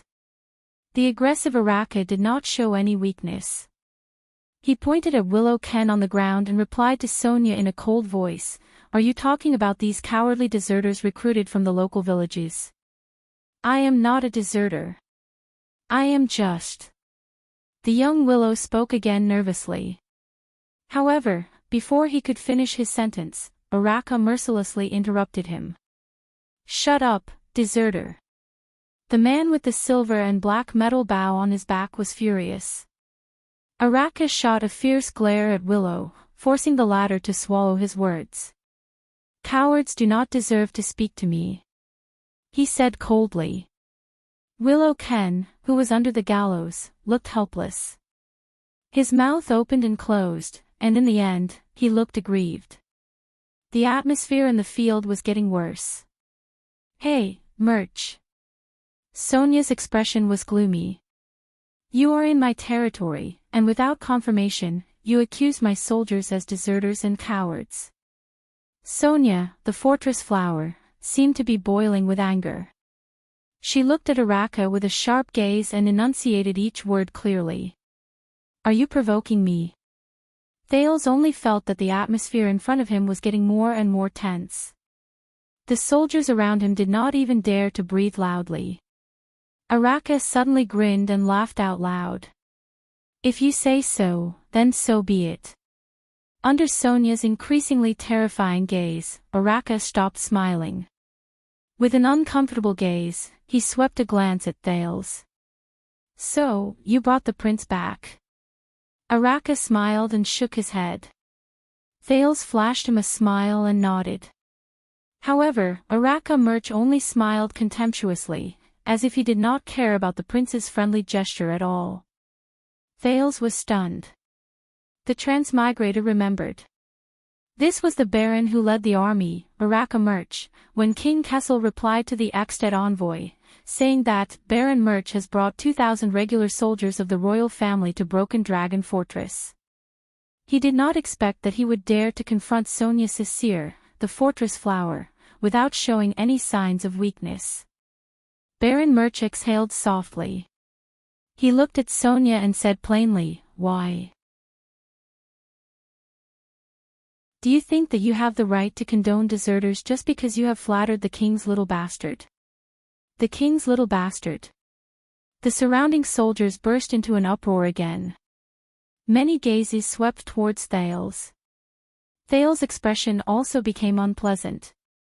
He said that he is not a deserter. Sonia's expression was unpleasant. He should have a chance to defend himself. Starlight Brigade never treats lives lightly. Thales thought of something. Starlight Brigade. On the ground, Willow's expression became joyful. He nodded vigorously, but when he saw Merch's expression, he still chose not to speak. Never treats lives lightly. As expected of the personal guard captain of the Starlight Brigade, Araka said with a smile, You carry out your duke's beliefs meticulously. Thales remembered that Sonia was once 82nd's younger brother, a member of the Starlight Brigade under John Jadestar. It seemed that her status was not low, she was the personal guard captain. Ah, right, how did the Duke die? Araka twisted his head and stared at Sonia. The fortress flower's expression changed abruptly. He, who was kind and cherished life, was betrayed by those he never treated lightly.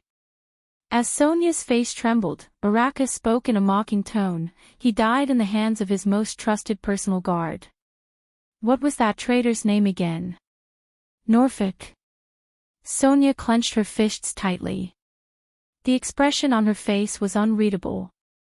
Yes, it was the Duke's personal guards of the Starlight Brigade who were personally trained by Sonia Cecere. Thales opened his mouth wide in shock.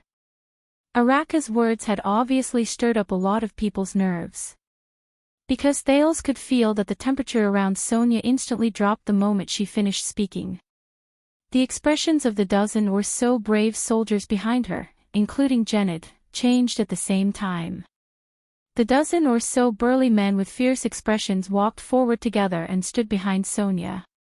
Behind Araka, the expressionless sword and shield soldiers also had unpleasant expressions. They surrounded Baron Murch in unison, pressed their hands on the hilts of their swords, and stared coldly at the people opposite them. The people from both sides were at each other's throats. Sonia's pupils shrank slightly. She slowly walked forward with a cold and stern expression. She stared straight at Araka, who was the same height as her. Araka also stared back at her coldly. Bah!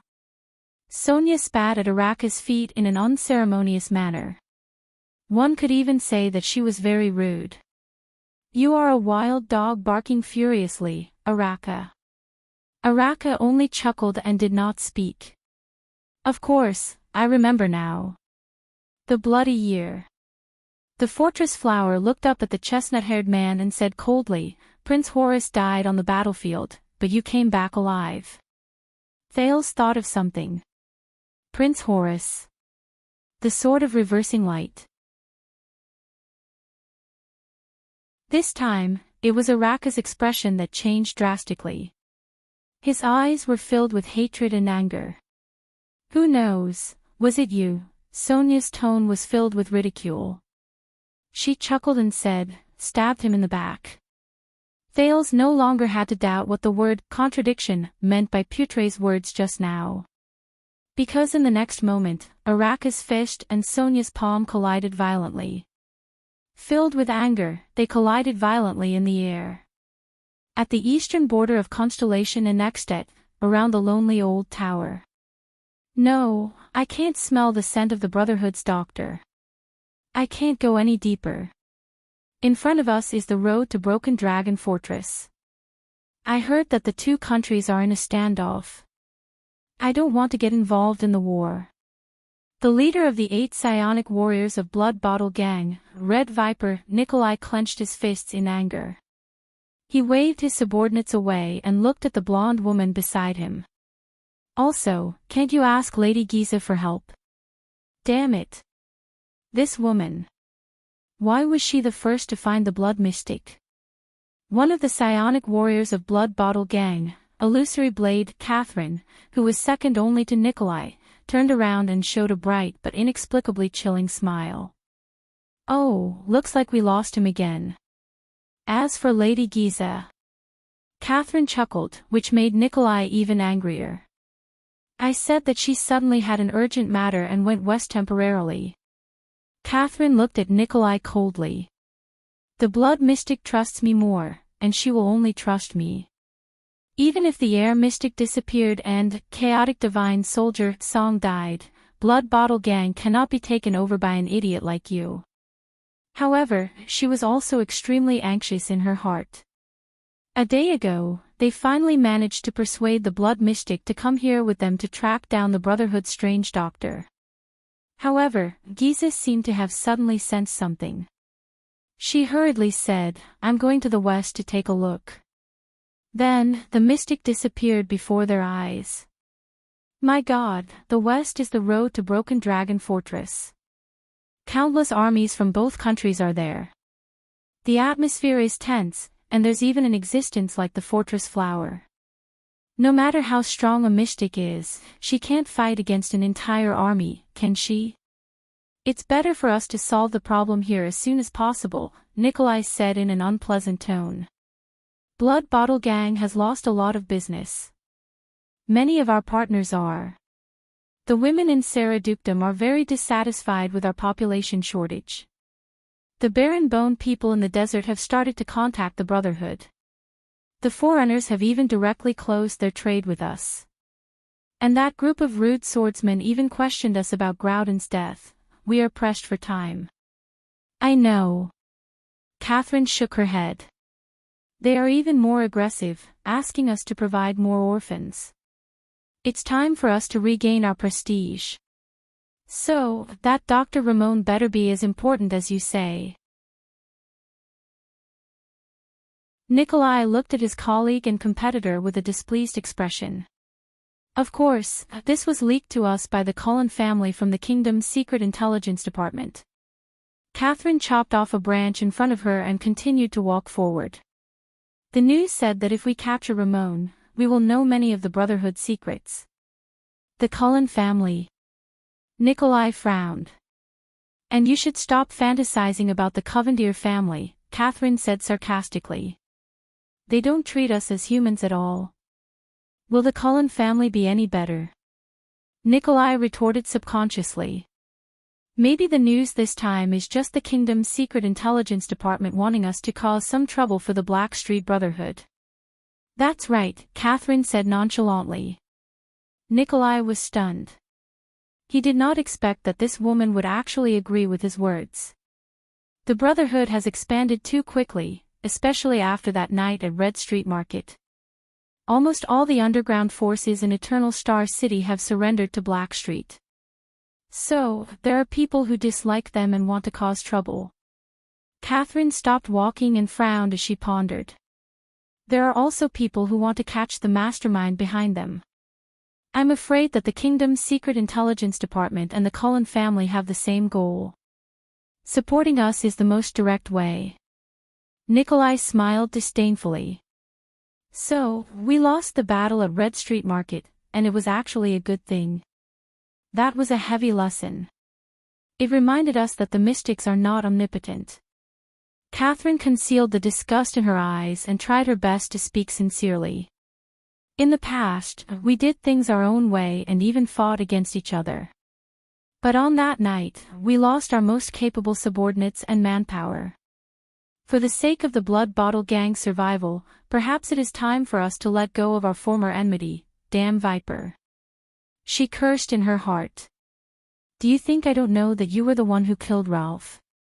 One day, Nikolai was silent for a while, as if he was carefully considering Catherine's words. In the end, the Red Viper said hesitantly. Although I still don't like you. But I have to admit that what you said makes sense. We are facing the biggest crisis since our establishment. We must cooperate sincerely to get through it. However, Nikolai was thinking fiercely in his heart. This damn Viper, do you think I can't see through your act? Catherine smiled. I am glad that you think so. Nikolai waved his hand and recalled the people from the Blood Bottle Gang. He shrugged indifferently. After all, we are in the same gang.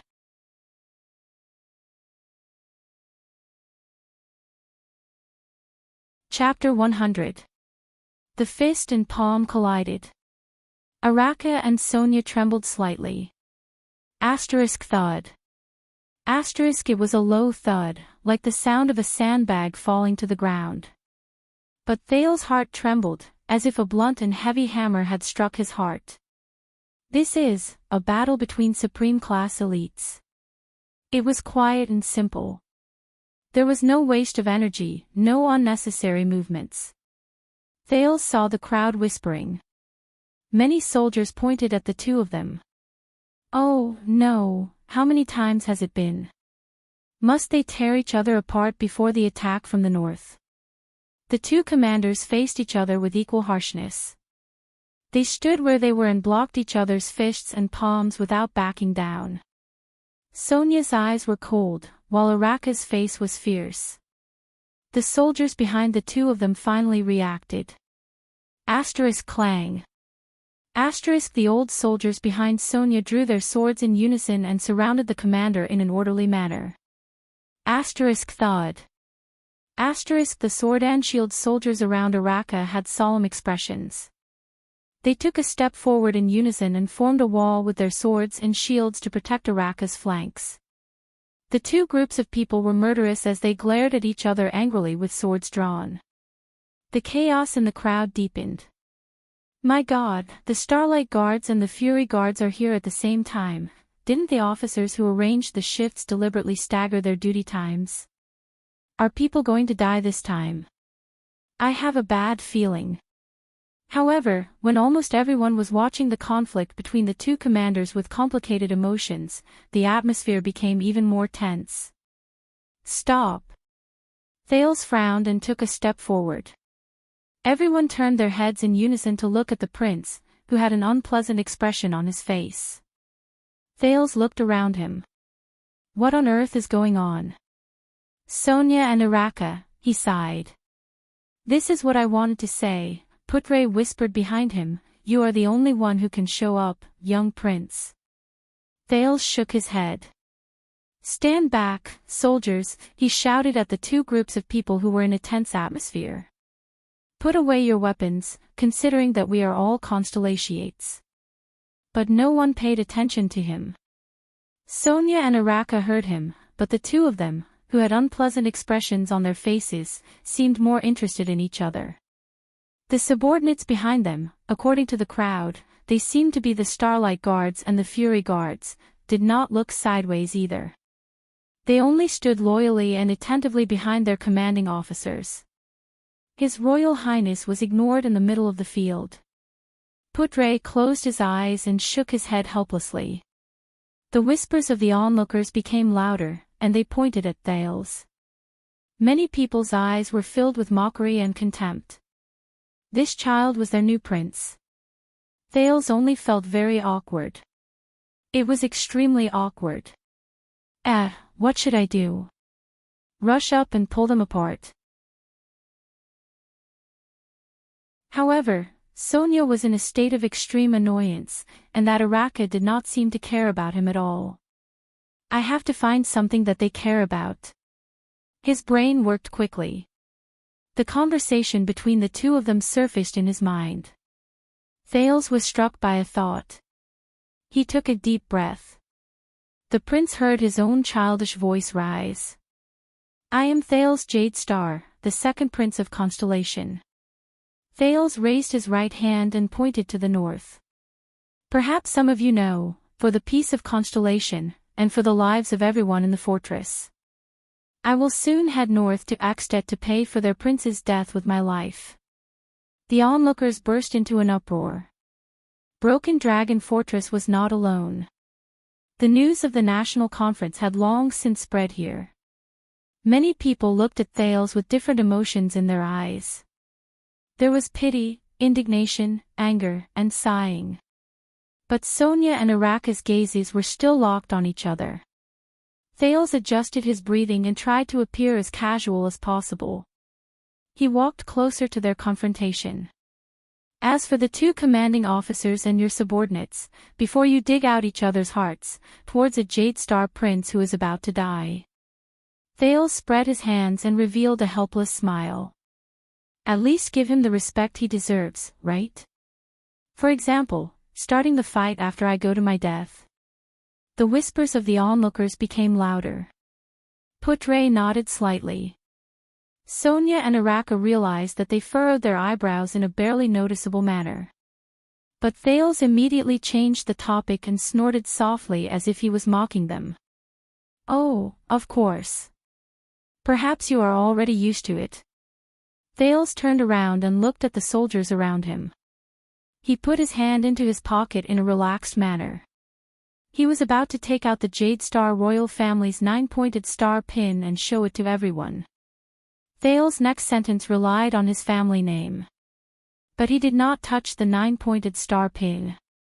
There was only the fanged bracelet in his pocket. It was given to him by the Night Queen when they parted. It was the Corleone family's keepsake. Thales' smile froze for a fraction of a second. Damn Katerina, she didn't return the 9-pointed star pin to me. However, the prince immediately flashed a smile at the speed of lightning. He turned his empty pocket helplessness into taking a picture with his hands in his pockets pose and turned around. Thales turned back to the two people who were confronting each other and laughed mockingly. After all, it is not the first time the two of you have seen a jade star die in front of you. The moment he finished speaking, the two people who were confronting each other breathed a lot faster. Sonia's entire body trembled. Araka looked like he was struggling. The past surged into their minds. The surrounding soldiers' voices grew louder. So. Yes, you heard about it too, right? Both of them were. Hey, they had that kind of experience, why bother? 1, 2, 3. Thales counted the seconds in his heart. Please, give me some face. His awkwardness rose again. Finally, the two commanders snorted coldly and abruptly let go of each other. The guards on both sides sheathed their swords one after another, but their expressions were still unpleasant as they looked at each other. Thales breathed a sigh of relief. Putre, who was standing beside him, flashed a hateful smile and winked at him. Gilbert had never been so disrespectful. Thales returned an angry glare. But he knew that the matter was not resolved. Very well, shall we settle the matter at hand first? Thales grinned and rubbed his hands, pointing at Willow Ken, who was stunned on the spot. Arrakis snorted impatiently. Do you want to judge him personally, young prince? Why, do you have a problem with that?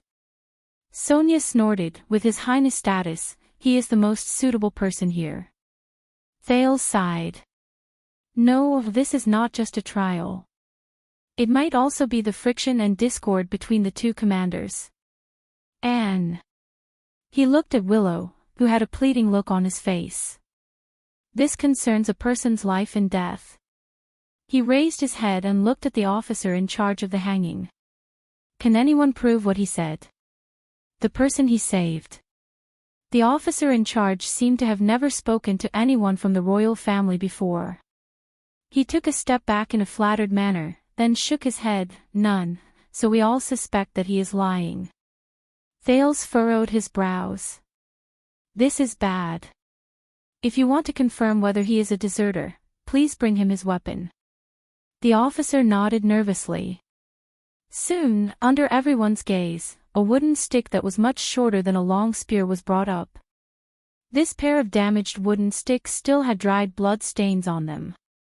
Only the iron-wrapped tip could barely be seen on one side. On the surface, it did indeed look like a broken long spear. However, Thales looked at the black-haired young man. You can use dual spears. Willow nodded vigorously. I can. Another lie. The officer shook his head and said, no soldier has ever received such training, much less a fisherman. Thales exhaled deeply. He looked at the soldiers around him with burning gazes. He looked at Sonia's hopeful gaze, Araka's aggressive gaze, and Putre's complicated expression. Thales pondered and said, if he can use dual spears proficiently, but Araka snorted softly at this moment and interrupted him. Whether he is a deserter or not, he disobeyed orders and ran back on the battlefield. There is no doubt about that, the valiant man said to the prince in a mocking tone. Why? If he can use dual spears, are you going to use your Jade Star privilege to declare him innocent? Honorable, second prince. Thales was stunned. Disobeyed orders. *T then, are you going to execute him directly? Sonia spoke harshly. She said coldly, if he is innocent, no one cares if you are innocent on the battlefield. Araka cut her off stiffly. Regardless of whether it is to escape or to save someone, you disobeyed orders, so you have to pay the price. Sonia's words immediately froze. She could only turn her head and look at Thales hesitantly. I respect your decision, your highness. Continue. Araka looked at Thales and said in disdain, pardon him, and see if he will still disobey orders next time. Perhaps by then, he will not only cause his own death. Willow's face immediately turned ashen. Drenched in sweat, his gaze kept moving back and forth between Araka and Thales. Thales furrowed his brows. This is troublesome.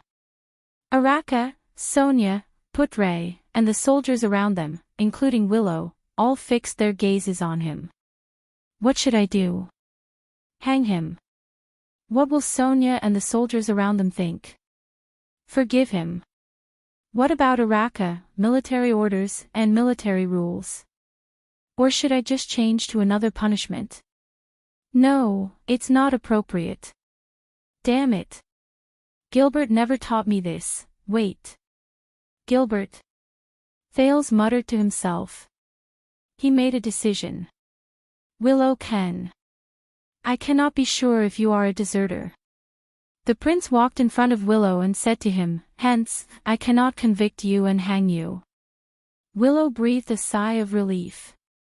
See, this is where you start losing the war. As expected, Araka snorted softly. Unsurprisingly, he also received Sonia's angry glare. Some of the soldiers who agreed with Araka started to shake their heads. However, Thales' next sentence made Willow nervous again. Thales shook his head and said, but if you really disobeyed orders, then I cannot convict you. I cannot pass a sentence. Everyone was silent for a moment. Then, there was an uproar. Sonia furrowed her brows tightly. What does this mean? Ha, guilty and not guilty. Araka sneered. So, what are you going to do, my prince? Why don't you shorten the rope by half? Thales was expressionless. He raised his hand gently and clenched his fist. Everyone fell silent. But you said it, Willow, Thales said softly, you retreated to save your comrades. Willow lifted his gaze and looked at the second prince with trembling eyes. Whether you really did it or not, this spirit is very noble. Thales' voice echoed in the narrow crowd. So, I can't hang you.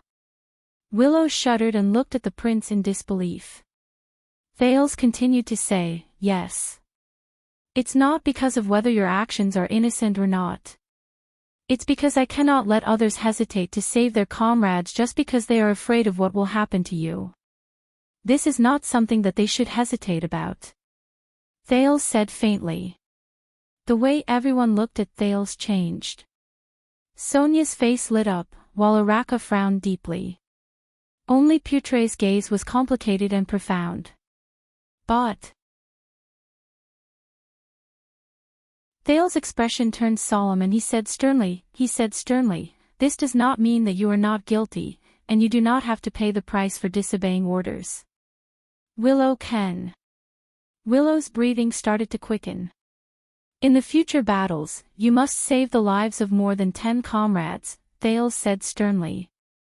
As the price for not being hanged today, this is the only way you can be absolved of your crime of disobeying orders and wash away the suspicion of you being a deserter. 10. Under everyone's gaze, Thales pulled out JC's dagger and walked behind Willow expressionlessly. He aimed the blade at the rope that bound Willow's hands. Thales took a deep breath and used force to cut. 1, 2, 3, ha. Thales awkwardly realized that his strength was a little weak. Based on this speed, it might take more than 10 seconds to cut the rope. He felt the gazes of the people around him. This is ruining the atmosphere. At this moment, a familiar fluctuation surged into Thales' hands. It was as if his blood had instantly sped up. The muscles on his right hand trembled, and a force that was much stronger than usual erupted. Rip. The rope on Willow's hands was instantly cut. Thales withdrew his dagger and forced himself not to look at the bloody wound on the back of Willow's hand that he had accidentally made. Ahem. So, I used your future actions in exchange for your life and freedom at this moment. Do you understand? Willow can. He looked solemnly at Willow, who had regained his freedom. Willow panted as he knelt on the ground and looked at Thales. He parted his trembling lips. Yes, yes. Your Highness, he said excitedly. Save 10 people. I will remember this. I have another request, Thales said calmly. Willow was stunned. Thales suddenly flashed a smile that he had not shown for a long time and said, Go and change your dual pistols. They are so worn out that they can't even kill fish in the river. Willow Ken took 3 breaths. Then, he flashed a smile as if he had escaped a disaster. He nodded vigorously, Yes, I will obey your orders. Thales turned his head and looked around. Sonia laughed and looked at him with a gratified expression. Very appropriate, Your Highness. The fortress flower walked over unceremoniously and carried Thales while he had an unpleasant expression on his face. No one knew who started it, but the soldiers around them started applauding. Asterisk clap clap clap, asterisk some even started cheering. There were even people shouting, Our prince. Sonia laughed and put the ashen-faced Thales on her shoulder. She rubbed his head hard, a qualified jade star. Cunning brat. Araka looked at Thales coldly. He mumbled and waved his hand. Amidst the applause from the crowd, he left with his subordinates. Only Ida asked Putre, who was deep in thought, with a puzzled expression, What did he do just now? When the already weak Thales was put down after Sonia swung him around twice and making him even more dizzy, he could only pull at Putre's robe weakly and retch. Under the guidance of a few soldiers, Putre followed him to the barracks that had been prepared for the prince. Behind him was Ida, whose face was once again pale from the cold weather. Thales sighed, I thought that the trouble would only come after we reach Ekstet. But Putre did not reply to him. Your Highness, Putre said quietly, not noticing that he used honorifics. How did you think of that method? Thales was stunned. Ha! Not killing that soldier for now, but letting him contribute himself in the future. Putre said as he walked. This idea. Thales rubbed his frozen red hands and exhaled a breath of hot air. In fact, Gilbert told me about it. It has something to do with my uncle, Meteor Jade Star. Putre's expression changed and he furrowed his brows. Gilbert said that he once messed up a diplomatic mission because he did not cooperate well with his colleagues. Thales recalled and did not notice Putre's expression. But Prince Meteor did not punish him. Instead, he made him owe a debt to Constellation, and in the future, he had to make up for it with several times the merit. Putre furrowed his brows tightly, while Thales raised his eyebrows. The Far Easterners also have the saying of using merits to make up for sins, but that is only limited to important people. Low-ranking soldiers like Willow cannot say this directly, so they have to use the reason of saving their comrades to convince others. But this is still not a good idea. Thales spread his hands. Think about it, if all the deserters came back and said that they did it to save their comrades, so, you are imitating Prince Meteor. Putre did not listen to him. Instead, he said slowly, Gilbert probably hopes that you will become the next Meteor. Thales was stunned. Ah. He scratched his head. This incident probably affected Gilbert deeply. Ah, yes. Putre heaved a long sigh as if he was deep in thought. Gilbert did save all of Constellation during the negotiation of the Fortress Treaty and made up for his sin of becoming enemies with Steel City. Otherwise, according to the law at that time, this incident would have been enough to land him in prison. Thales turned his head curiously. Oh, Putre, you know about this as well.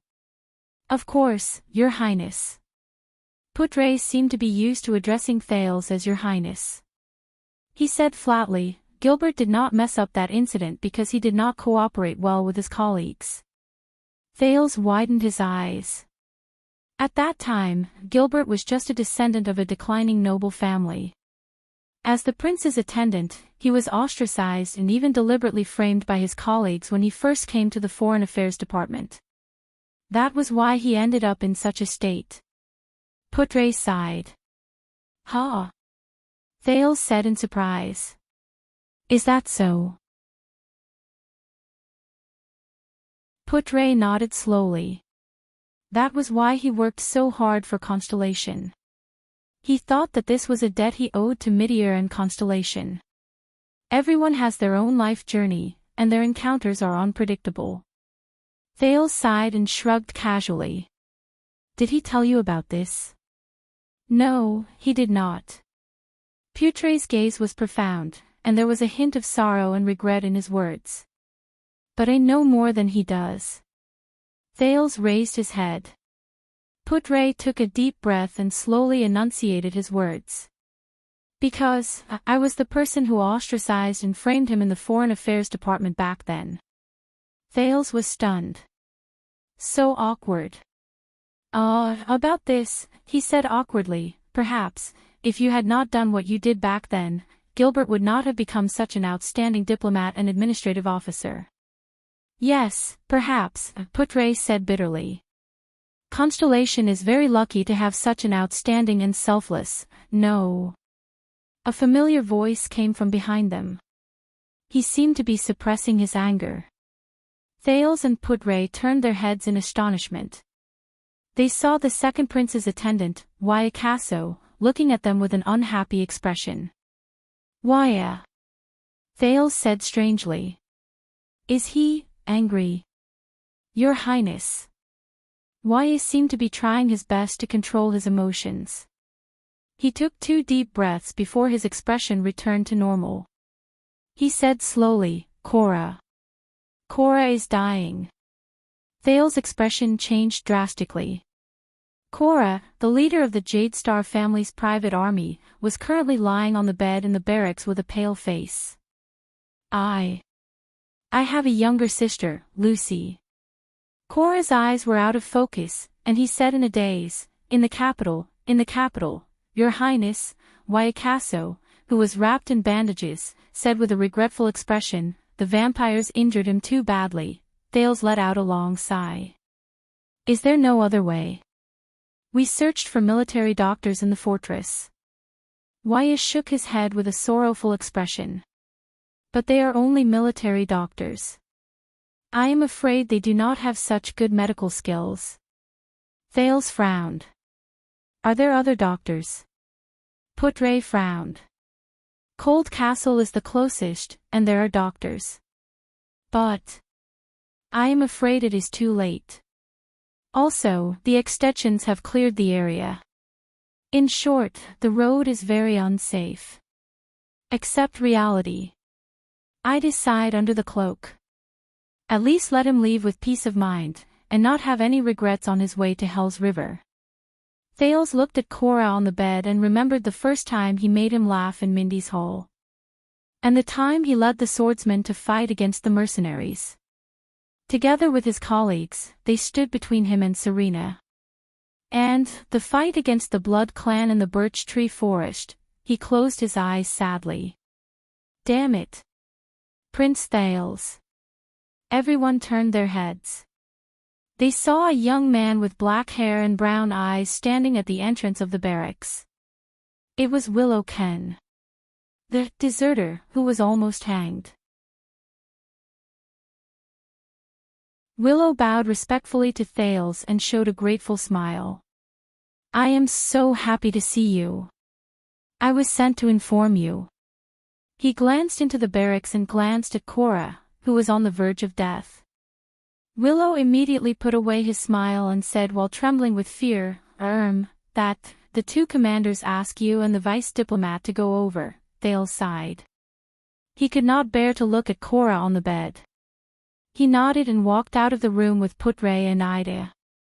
That is. Willow asked carefully, Your Highness subordinate. Yes, but we can't save him. I hope he can leave in peace, Thales said absent-mindedly. Willow, how did you become an errand soldier? Ha! Willow shrugged and said helplessly, after all, many people still think that I am a deserter. Thales nodded absent-mindedly, but his feet stopped. No, let the commanders wait for a while. I will send him on his last journey. He died because of me. Thales turned around sadly and looked at Cora, who was on the verge of death. Putre shook his head and waved at Willow. Thales walked back to the bed and looked at Cora, who was mumbling inexplicably. He clenched his fists. If Cora and the other Jade Star private soldiers who sacrificed themselves in the birch tree forest did not follow me, sigh. At this moment, Your Highness, that, Willow could not help but speak. Putre and the others looked at him in dissatisfaction. Please do not rush him, Waya said unhappily. Please give death some dignity, even if you are the ferryman of Hell's River. No. Willow waved his hand and said anxiously, I was treated as a deserter yesterday and thrown into the dungeon. That dungeon, now is not the time to thank him, right? Putre said with a frown. Ah, no. Willow shook his head and panted. I met someone in the dungeon, a person who was locked up as a suspicious person, the young soldier said loudly. That person said, he is a doctor. Thales and the others were shocked and looked at Willow. Yes, he also said his name is Ramon. Willow finally said what he wanted to say. He scratched his head and revealed a hearty smile. And he is a doctor from the capital. According to him, his medical skills are superb.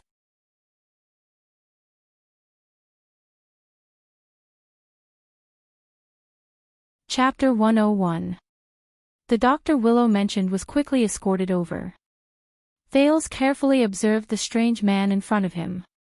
He seemed to be in his 50s and was almost bald, but his appearance was extremely outstanding.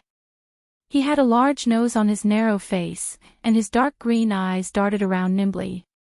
Coupled with his ugly smile, he looked strange and uncomfortable. You must be the new prince, Your Highness. The strange-looking old man was dressed in a yellow leather coat. It was a little dirty from being rubbed in the dungeon, and there was a strange smell of medicine on his body. He laughed inexplicably and bowed slightly. My name is Ramon. I am a doctor. Thales frowned.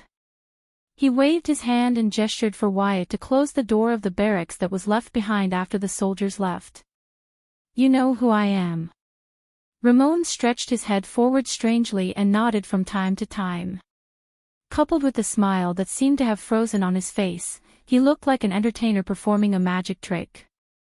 Hee, news always travels fast, faster than you think, especially when the soldiers around us are talking about your name. Putre took a step forward and said slowly. Very well, there is a person here who needs medical attention. If you are a doctor, he looked at Cora. Ramon laughed strangely and craned his head to look in Cora's direction. I can try, but I cannot guarantee anything. He walked towards Cora, but suddenly turned his head around. His eyes bulged and he stared at Thales strangely. I heard that Your Highness is going north to Escapades. Waya and Ralph frowned. Thales nodded. This old man. A little strange. And a little strange. But he is a doctor after all. Ramon walked slowly to Cora's side, as if he was deep in thought. Not a bad journey. Escapades. The strange doctor carefully observed Cora, who was trembling slightly and whose face was pale. Ah, a brave warrior, and a super-class swordsman with the power of eradication. Ramon lifted Cora's weak arm and his eyes sparkled. He has a bad habit when he swings his sword. He prefers slashing and face-to-face swordsmanship. His right upper arm and back muscles will probably start to ache after he is 60 years old. Under Waya and Ralph's astonished gazes, he slowly removed Cora's bandages. Cuts and lacerations on his chest and back. He didn't treat his injuries immediately. I wonder if it was because the situation was urgent or because he didn't realize it. To think that he endured for so long, with this kind of wound, I can recognize it as a vampire's claw even with my eyes closed. Thales' expression froze. This doctor. It seemed to have some tricks up its sleeve.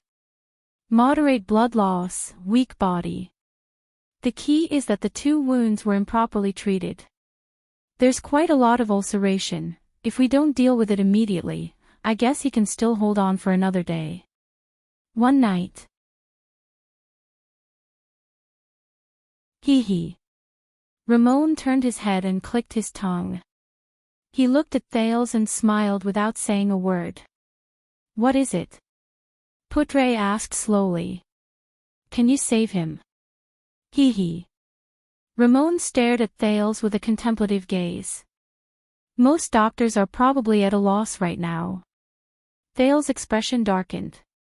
They can only wait for the swordsman to recover or die by himself. He let out a breath of hot air and said slowly. Everyone frowned slightly. Wait, Putre said quietly. You said, most of them. Ramon just chuckled. Thales raised his hand and gestured for Putre to ask him the question. The second prince looked at Ramon seriously and asked, You mean, you can save him? Ramon blinked his right eye and sniffed with his strange nose. I did not say that. But I can try. With some medicine, I could treat the wounds, cut off the rotten flesh. As for the chance of successfully saving him. Putre frowned beside Thales. Ramon flashed a strange smile again. It depends on the reward. You know, the reward. Thales raised his eyebrows. You will get the reward you deserve. Without changing his expression, Thales added, sufficient reward. I guarantee it with the royal family's reputation. Anyway, it's not my money. Ha, you have misunderstood. Ramon put down the dying Cora. His eyes shone. I only ask for one thing.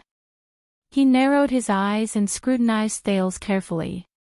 I've had enough of this dungeon.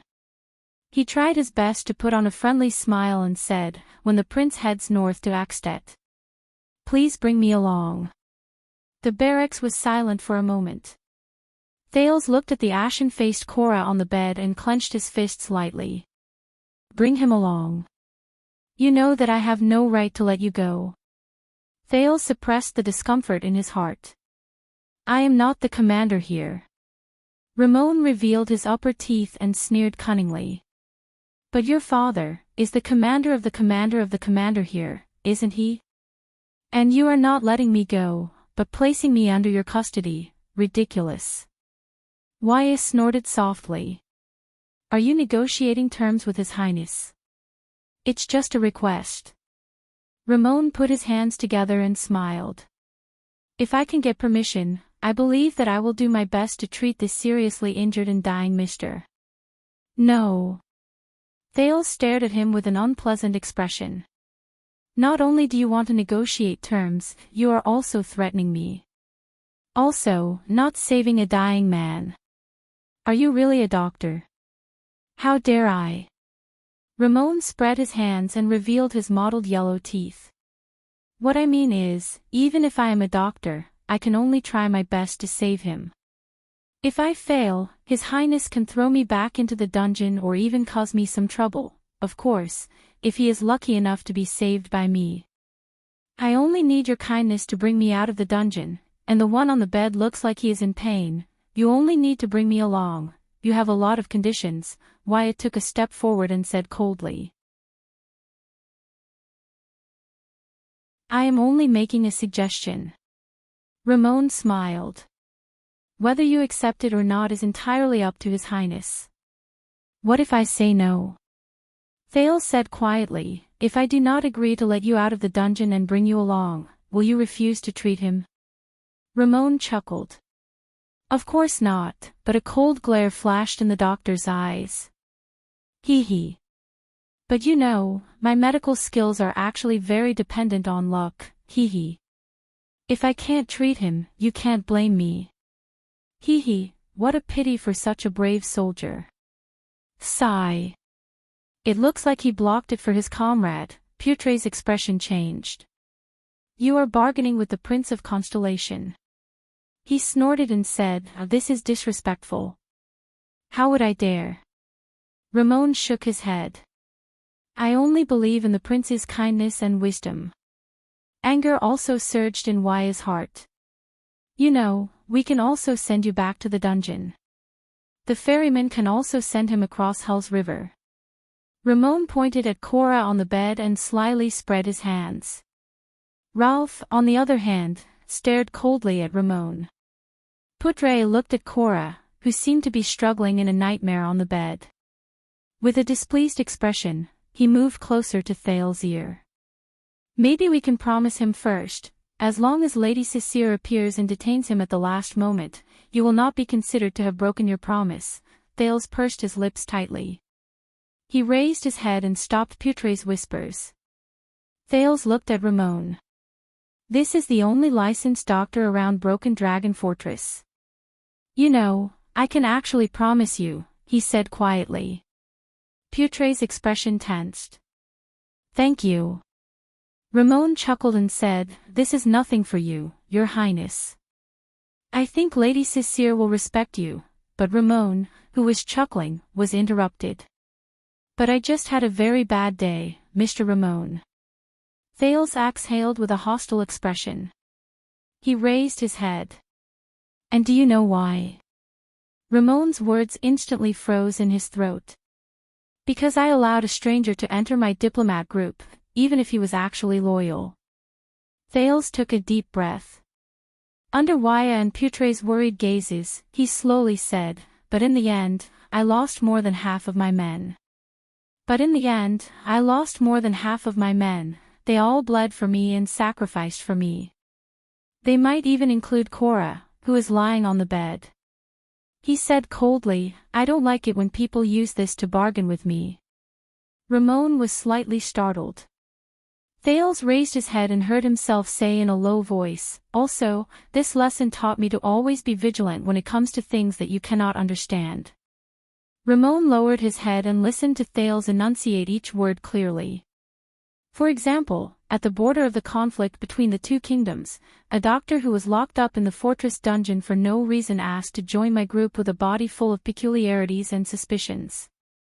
We will go to Axtet, which is even more dangerous and has an uncertain future. Ramon frowned subconsciously.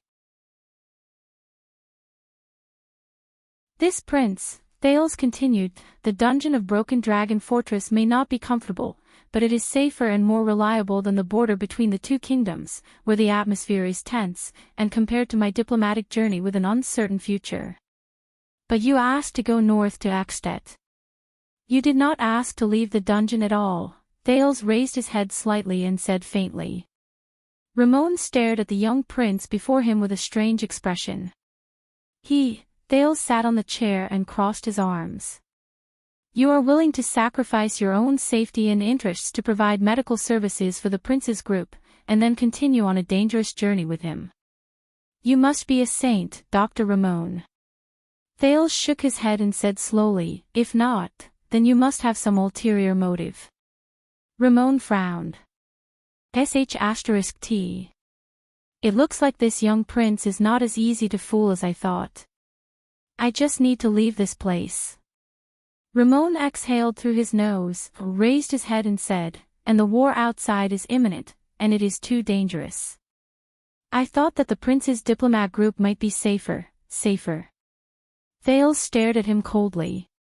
Even a 3-year-old child knows that we are tainted with King Nuven's blood debt, and that we are going to the country he rules. Safe. All right, I don't expect the protection of His Highness guards. You don't have to bring me along the entire journey. Not long after we enter Axtet, I will immediately leave. Ramon blinked and smiled bitterly in resignation. As long as it's that simple, I promise that I can definitely cure him. Ramon adjusted his breathing and turned to Waya and Ralph. Also, I can help you with something else. For example, this young gentleman's injury. I guess it was also caused by a vampire. And you, the guy with the silver mask, your arm is fractured. This cannot wait. Waya exhaled. Ralph's expression was unfriendly. You can definitely cure him. Thales said loudly. His tone was strange. Oh, that is not what you said just now. Ramon was stunned. He stuttered, I am very confident in myself. Just now, it was to ensure that I could leave the dungeon and avoid the disaster of war.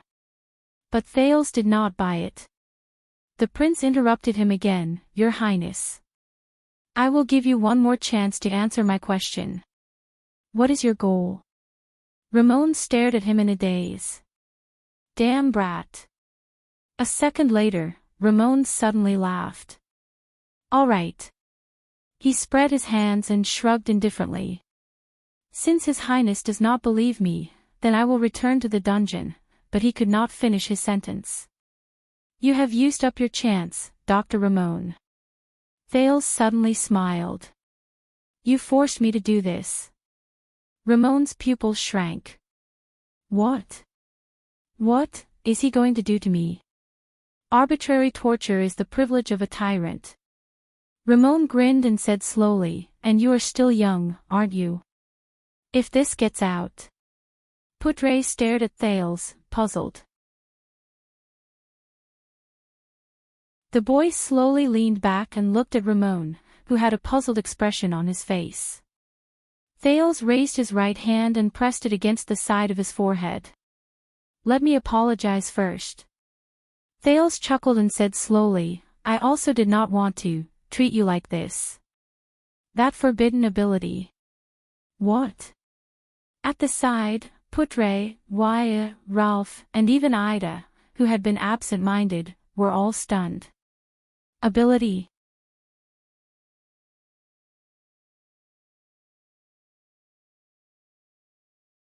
Chapter 102. Puzzled, Waya looked at Putre, but the latter only frowned and waved his hand discreetly. Ramon stared at the Prince of Constellation in disbelief. What is he doing? Then, Thales smiled and stared at Ramon while he rubbed the side of his forehead. He spoke slowly. Willow said that you came from the capital, Eternal Star City. I flipped through the name list of the doctors in the city hall, but why have I never heard of your name? Ever since the prince was acknowledged, he has been staying in Mindy's hall. When did he go to the city hall? Flipping through the name list of doctors? My God, there are hundreds of doctors in the entire capital, including the neighboring territories and suburbs. Ramon smiled awkwardly. Oh, I only treat some poor people for a small fee, so I'm probably not on the list. Thales furrowed his brow slightly before he flashed a smile. Poor people, is it? The second prince asked bluntly, then I guess the place where you treat patients is in Lower City District. He continued to stare at Ramon while he rubbed the fingers on the side of his forehead. Ramon nodded awkwardly. Ah, yes, many of the poor live there. I used to be in Lower City District too. The second prince did not let him continue. Thales exhaled softly. I also heard that it is the territory of Blackstreet Brotherhood. Ramon's breath froze without him realizing it. Even though it is inappropriate to say this in front of you, the gangs in Lower City District are indeed rampant. Ramon looked around vigilantly. He did not notice that he had already begun to answer Thales' questions without realizing it. Thales twirled his fingers gently and stared at Ramon in a way that made him feel uneasy. Then, do you think that if the people from Blackstreet Brotherhood are injured or sick, will they also come to you, my dear Dr. Ramon, for treatment? Once he finished speaking, Thales revealed an innocent smile that a 7-year-old boy should have and stared straight at Ramon. How is it possible? We do not dare to deal with those gangsters. Ramon awkwardly changed the topic. Your Highness, forgive me for being blunt, but the man on the bed is not in good condition. Why don't we? Ah, is that so?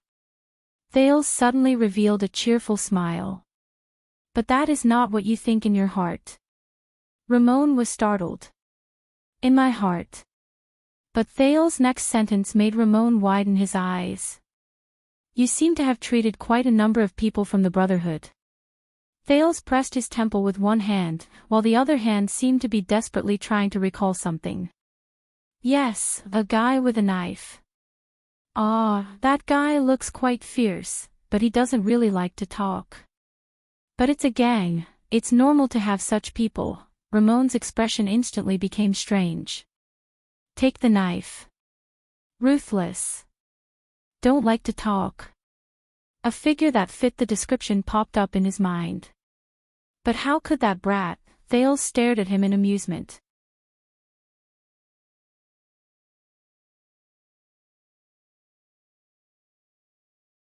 Hurry up and think, what's his name?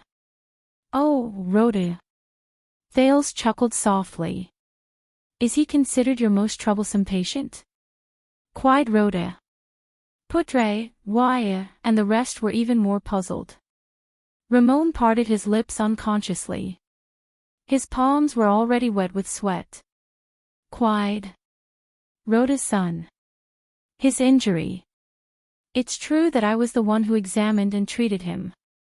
But this is something only the higher-ups in the Brotherhood know. It can't be any more secretive. How does a prince know? Ramon stared at Thales blankly. Thales sighed.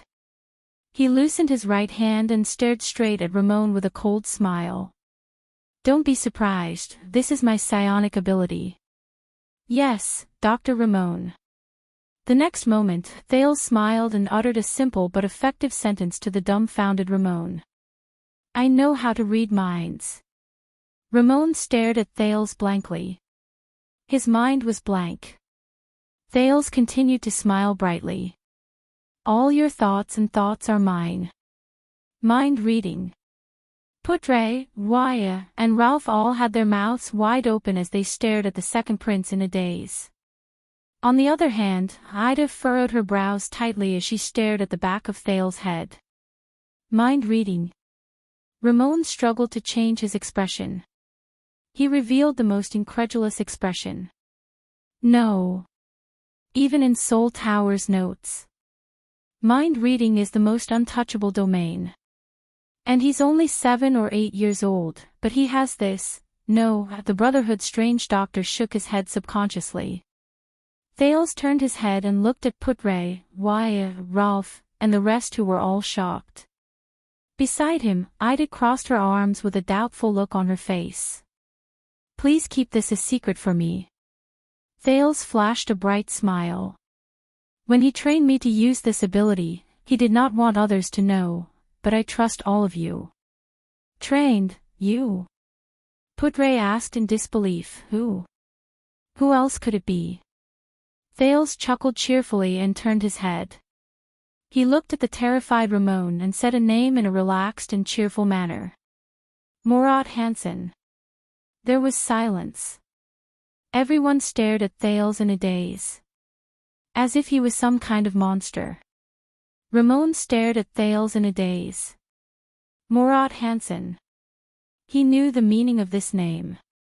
Lance's teacher. Constellation's nightmare for half a century. The Viper in the Night. The head of the Secret Intelligence Department. No way. The new Prince of Constellation is the Black Prophet student? Of course, Thales thought to himself. Murad is even more adept at using this so-called ability. After all, he can detect the other party's lies and use it to assist his next questioning. But fortunately, he has a good bargaining chip. Everyone in the room reacted. You never said that. Putre frowned. With the Black Prophet, aw. Thales sighed softly. You know, after all, a psionic ability like mine is too rare. Let's get straight to the point. Thales revealed the friendly look of a 7-year-old boy again. He rubbed the side of his forehead and said with a smile, Come, think about your real identity, Dr. Ramon. You don't mind letting me know, right? Ramon trembled slightly and stared at the ground in a daze. My identity. No, my identity. That will expose the Brotherhood, will expose that person, no. I can't think about it. I can't think about it. That's right. So this is your identity. Thales rubbed the side of his forehead and looked at the nervous and absent-minded Ramon. He flashed a victorious smile. No wonder I have no impression of your name even though I have seen the name list. So you are not just a secret black doctor who makes house calls for the Brotherhood. He narrowed his eyes. You are a member of the Black Street Brotherhood. The one nicknamed the Strange Doctor, Cobb Sircar Ramon. Ramon's hands fell to his sides involuntarily. My full name, Thales put down his fingers and concluded. That's all I know, Thales told himself secretly. I hope it works. During the 4 years he was in the Brotherhood, a little child beggar who was strictly controlled and had to beg for food, clothing, and livelihood every day, was never noticed. Hence, he, the former child beggar, could always learn many secrets of the Brotherhood without attracting attention. For example, with his thin and weak body, he crawled through the dog hole and overheard the fight between Leorc and Felicia's vixen. Ahem. He was trying to find out the secrets in their room. After all, Leorc's room was in the corner of the big house, and it was the outermost. Every night, he would watch from the back alley of Sunset Pub. Once he confirmed that there was no one inside, such as Morris and his angry wolfhound, he would sneak in and rummage through the trash for the whole day. Of course, the most important thing was this strange doctor with a strange appearance. Strange Dr. Ramon. He did not appear in the Brotherhood often, and every time, he would cover his face. But do not underestimate a child beggar's memory and ability to recognize. In order to survive, they had to recognize every passerby's figure and posture in order to obtain a chance of survival. Which one was poor, which one was rich, which one did hard work, which one was pampered, which one could steal, which one could only beg, which one could not even get close. Not to mention that they were always greeted by the thugs, which one was one of their own. If he appears, get lost. Do you understand?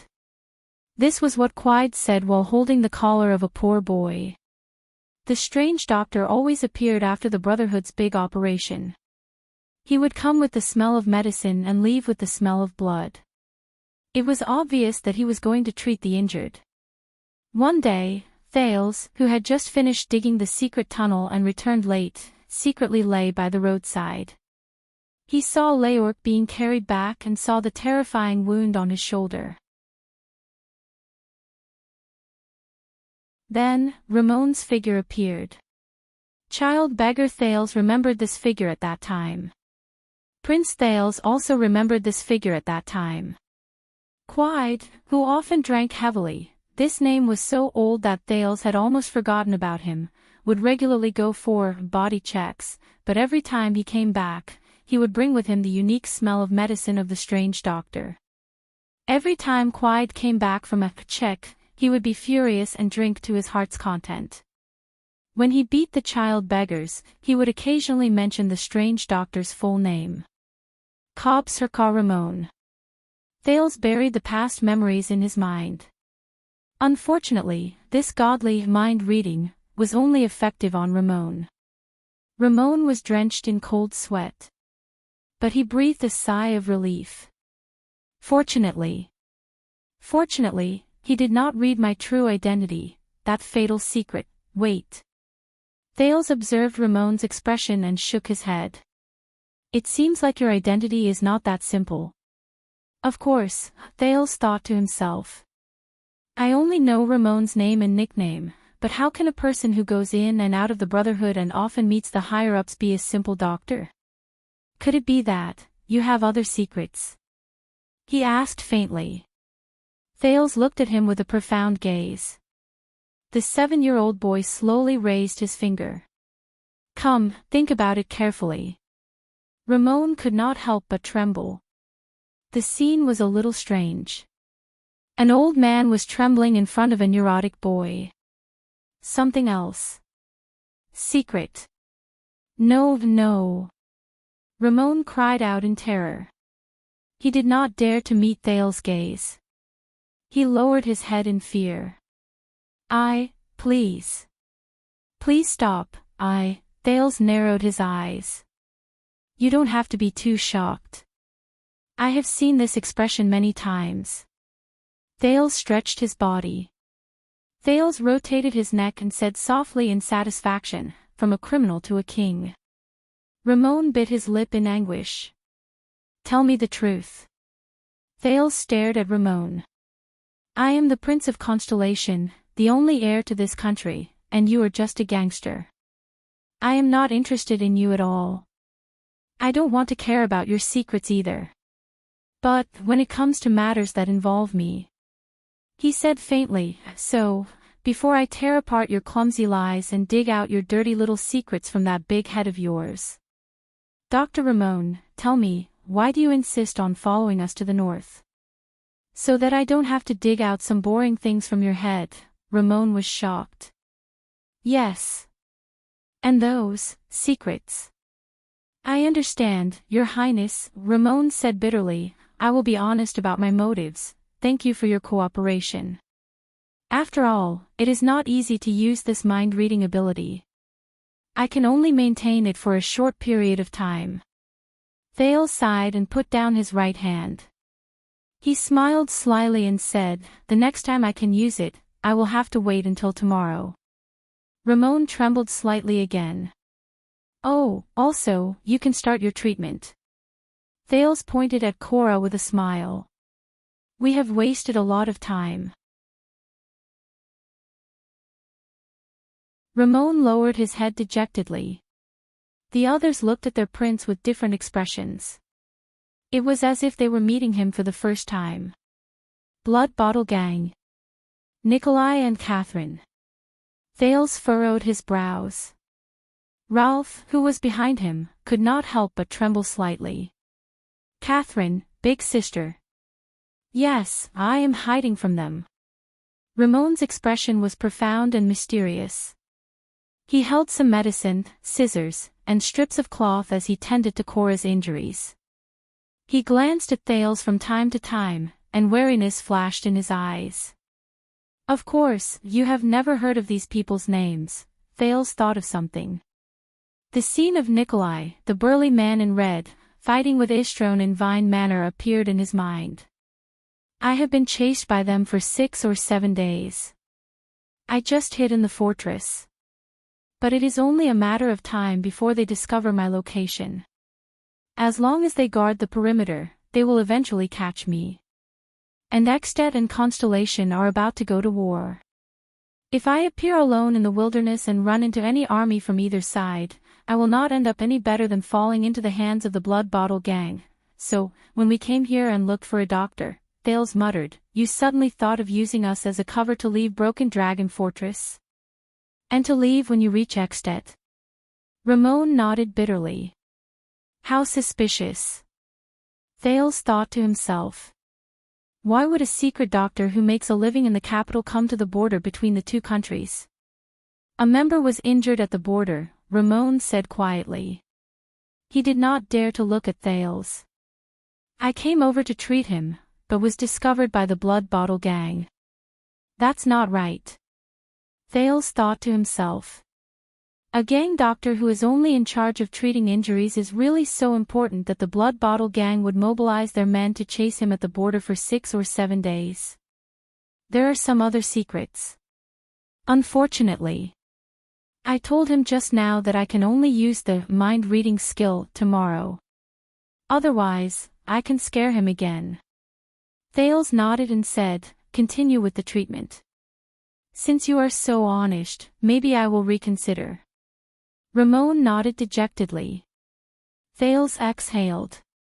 He jumped down from the chair, but suddenly felt a numbness under his legs. Thanks to Waya and Ralph's support, he did not fall. "Oh no, for the sake of acting, I just sat for too long." Thales stood up strenuously. Fortunately, the fluctuation that appeared after he died once surged up on its own, soothing his numbness. "That's right." Thales hammered his leg worriedly. "This fluctuation, this power, is also the source of the trouble. Although I feel that it can instantly strengthen my condition, the extent of it is a little small. It is only enough for me to cut the rope." "Anne." Thales thought worriedly. "What is it?" But the vision that detects heat and radiation looks very dazzling. As Thales thought about this, he guided the fluctuation to the surroundings of his eyes. That magical vision appeared once again.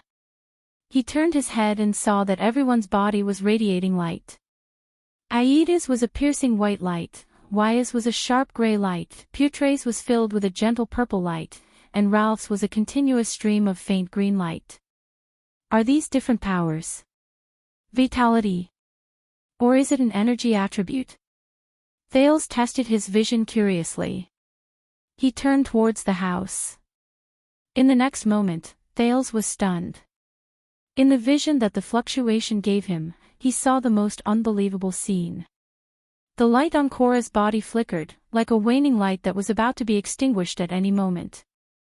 But there was no piercing light on Ramon's body. Instead, he seemed to be emitting a strange dark fluctuation that resonated with the world around him. But this was not what surprised Thales. He saw that Ramon was gently pressing on Cora's wound. Clear light particles gushed out from Cora's body, which was bright and dim at times, and gathered on Ramon's hand. The trembling light particles followed Ramon's hand and slid over Cora's wound. The light particles seeped into Cora's terrifying, festering wounds one by one. Every time they seeped in, the light on Cora's body became steadier and brighter. He was like a dying patient who was slowly recovering. Thales looked at Ramon in a daze. Others might not be able to see it clearly because of the light. But in the vision that the fluctuation gave Thales, he could see it clearly. He saw the strange doctor's lips trembling slightly in a dark corner. He seemed to be chanting something. As he chanted in a rhythmic manner, the light particles that seeped out from Cora's body passed through Ramon's hand rhythmically, then returned to Cora's body, completing a cycle. Thales frowned tightly. This is definitely not medical skill, he told himself with certainty.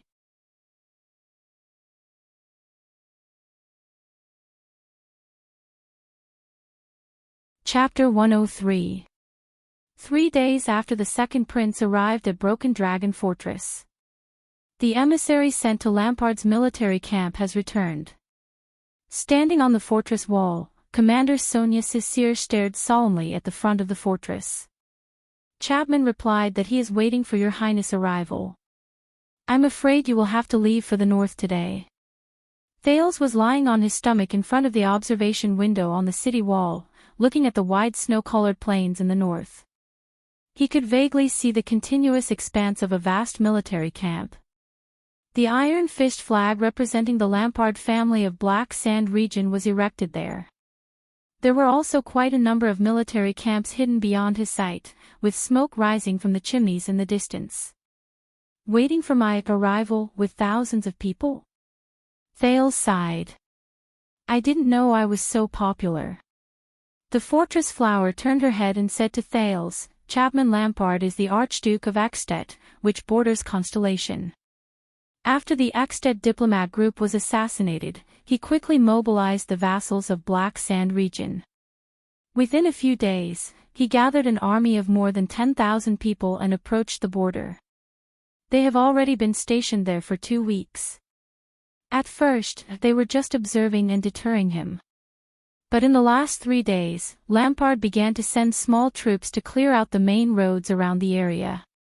He even plundered 2 villages and fought against our patrol troops a few times. We had no choice but to reduce the range of the mounted sentries and retreat to the perimeter of the fortress. Thales felt a bone-piercing chill.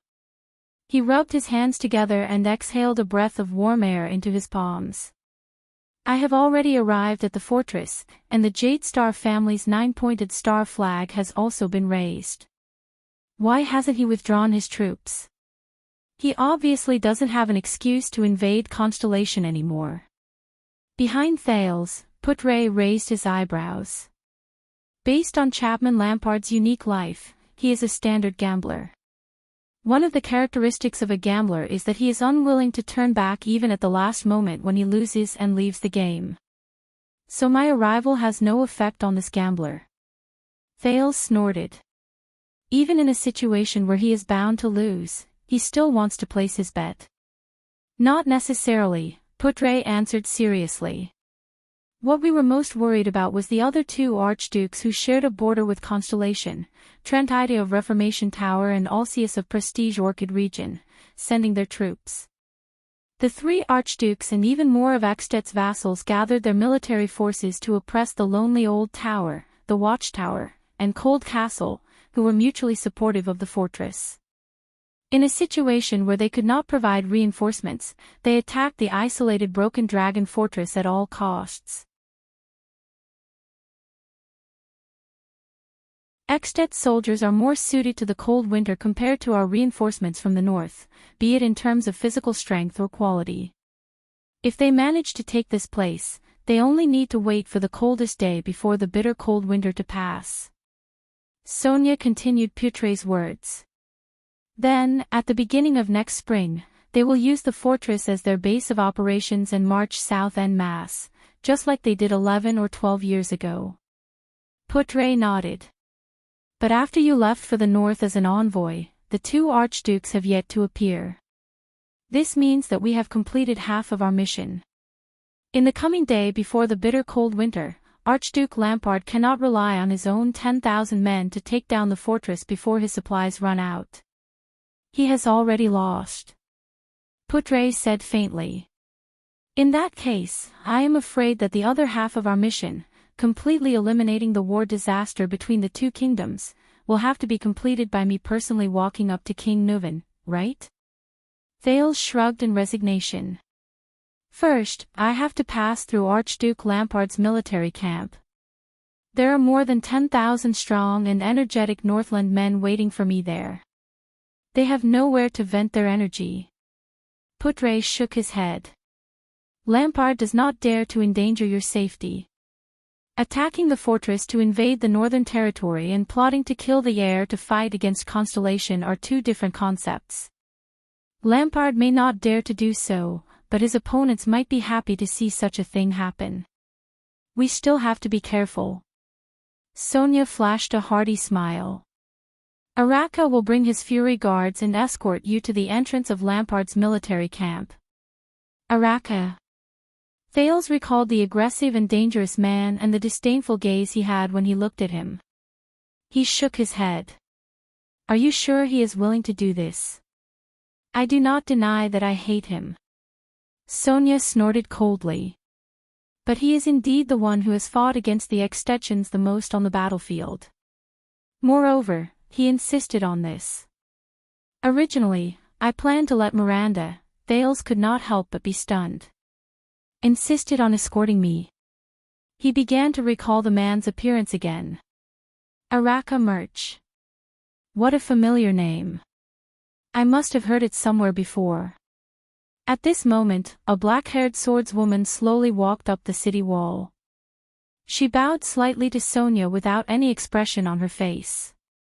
The diplomat group's team is ready. Please send someone to make the final confirmation, Your Highness. Even though the swordswoman addressed Thales as Your Highness, she did not look in Thales' direction nor did she bow to him. Sonia nodded and turned to look at Thales and Putre. Beside her, Putre sighed. I will go with you. Miss Arund. Thales was startled again.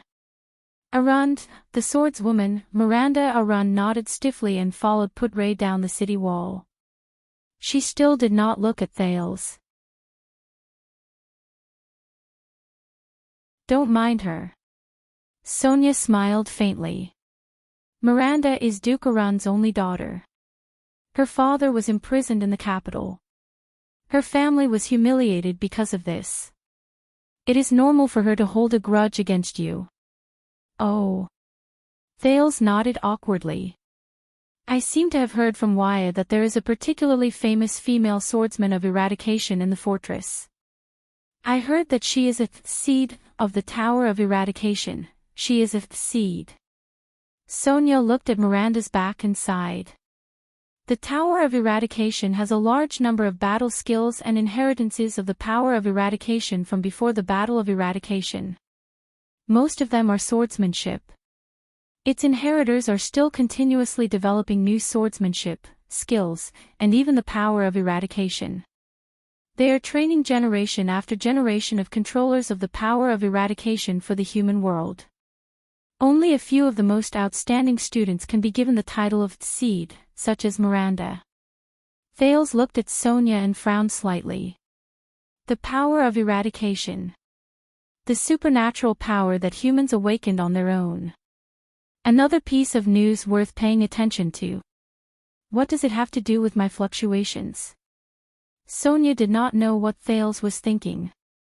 She continued to say helplessly, but even so, Miranda is still in a difficult situation recently. After Duke Arund was imprisoned, the Northern Territory was managed by a few of her father's most trusted vassals. They are waiting for her to return after the crisis is over. But a few of Arund's cousins and nephews are covetously eyeing the right to inherit the Duke of the Northern Territory.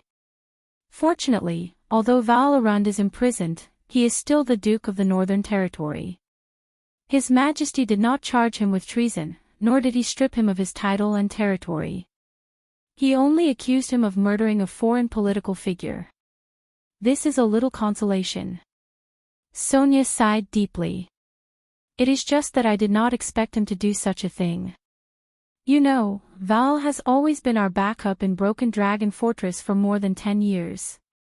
He is a coward. At this moment, a sonorous but unsettling voice rang from afar. Compared to his heroic brothers, Val Arund is a complete coward. He is a disgrace to his blood-related brothers. They risked their lives to protect His Highness Horus and did not take a single step back. Araka Murch's figure slowly walked up from the bottom of the city wall. His face was filled with impatience. In comparison, 12 years ago, that Duke Val was scared out of his wits by the Extension bastards. He actually still believed in trash like Lampard. In my opinion, the only good thing he did was to kill that Prince of Extet. At least this time, you only said that after Miranda left. Sonia covered her forehead and sighed. Should I thank you for being considerate and taking care of her feelings? Her feelings. Araka snorted coldly. Do I look like someone who will consider these things? Thales rolled his eyes in his heart.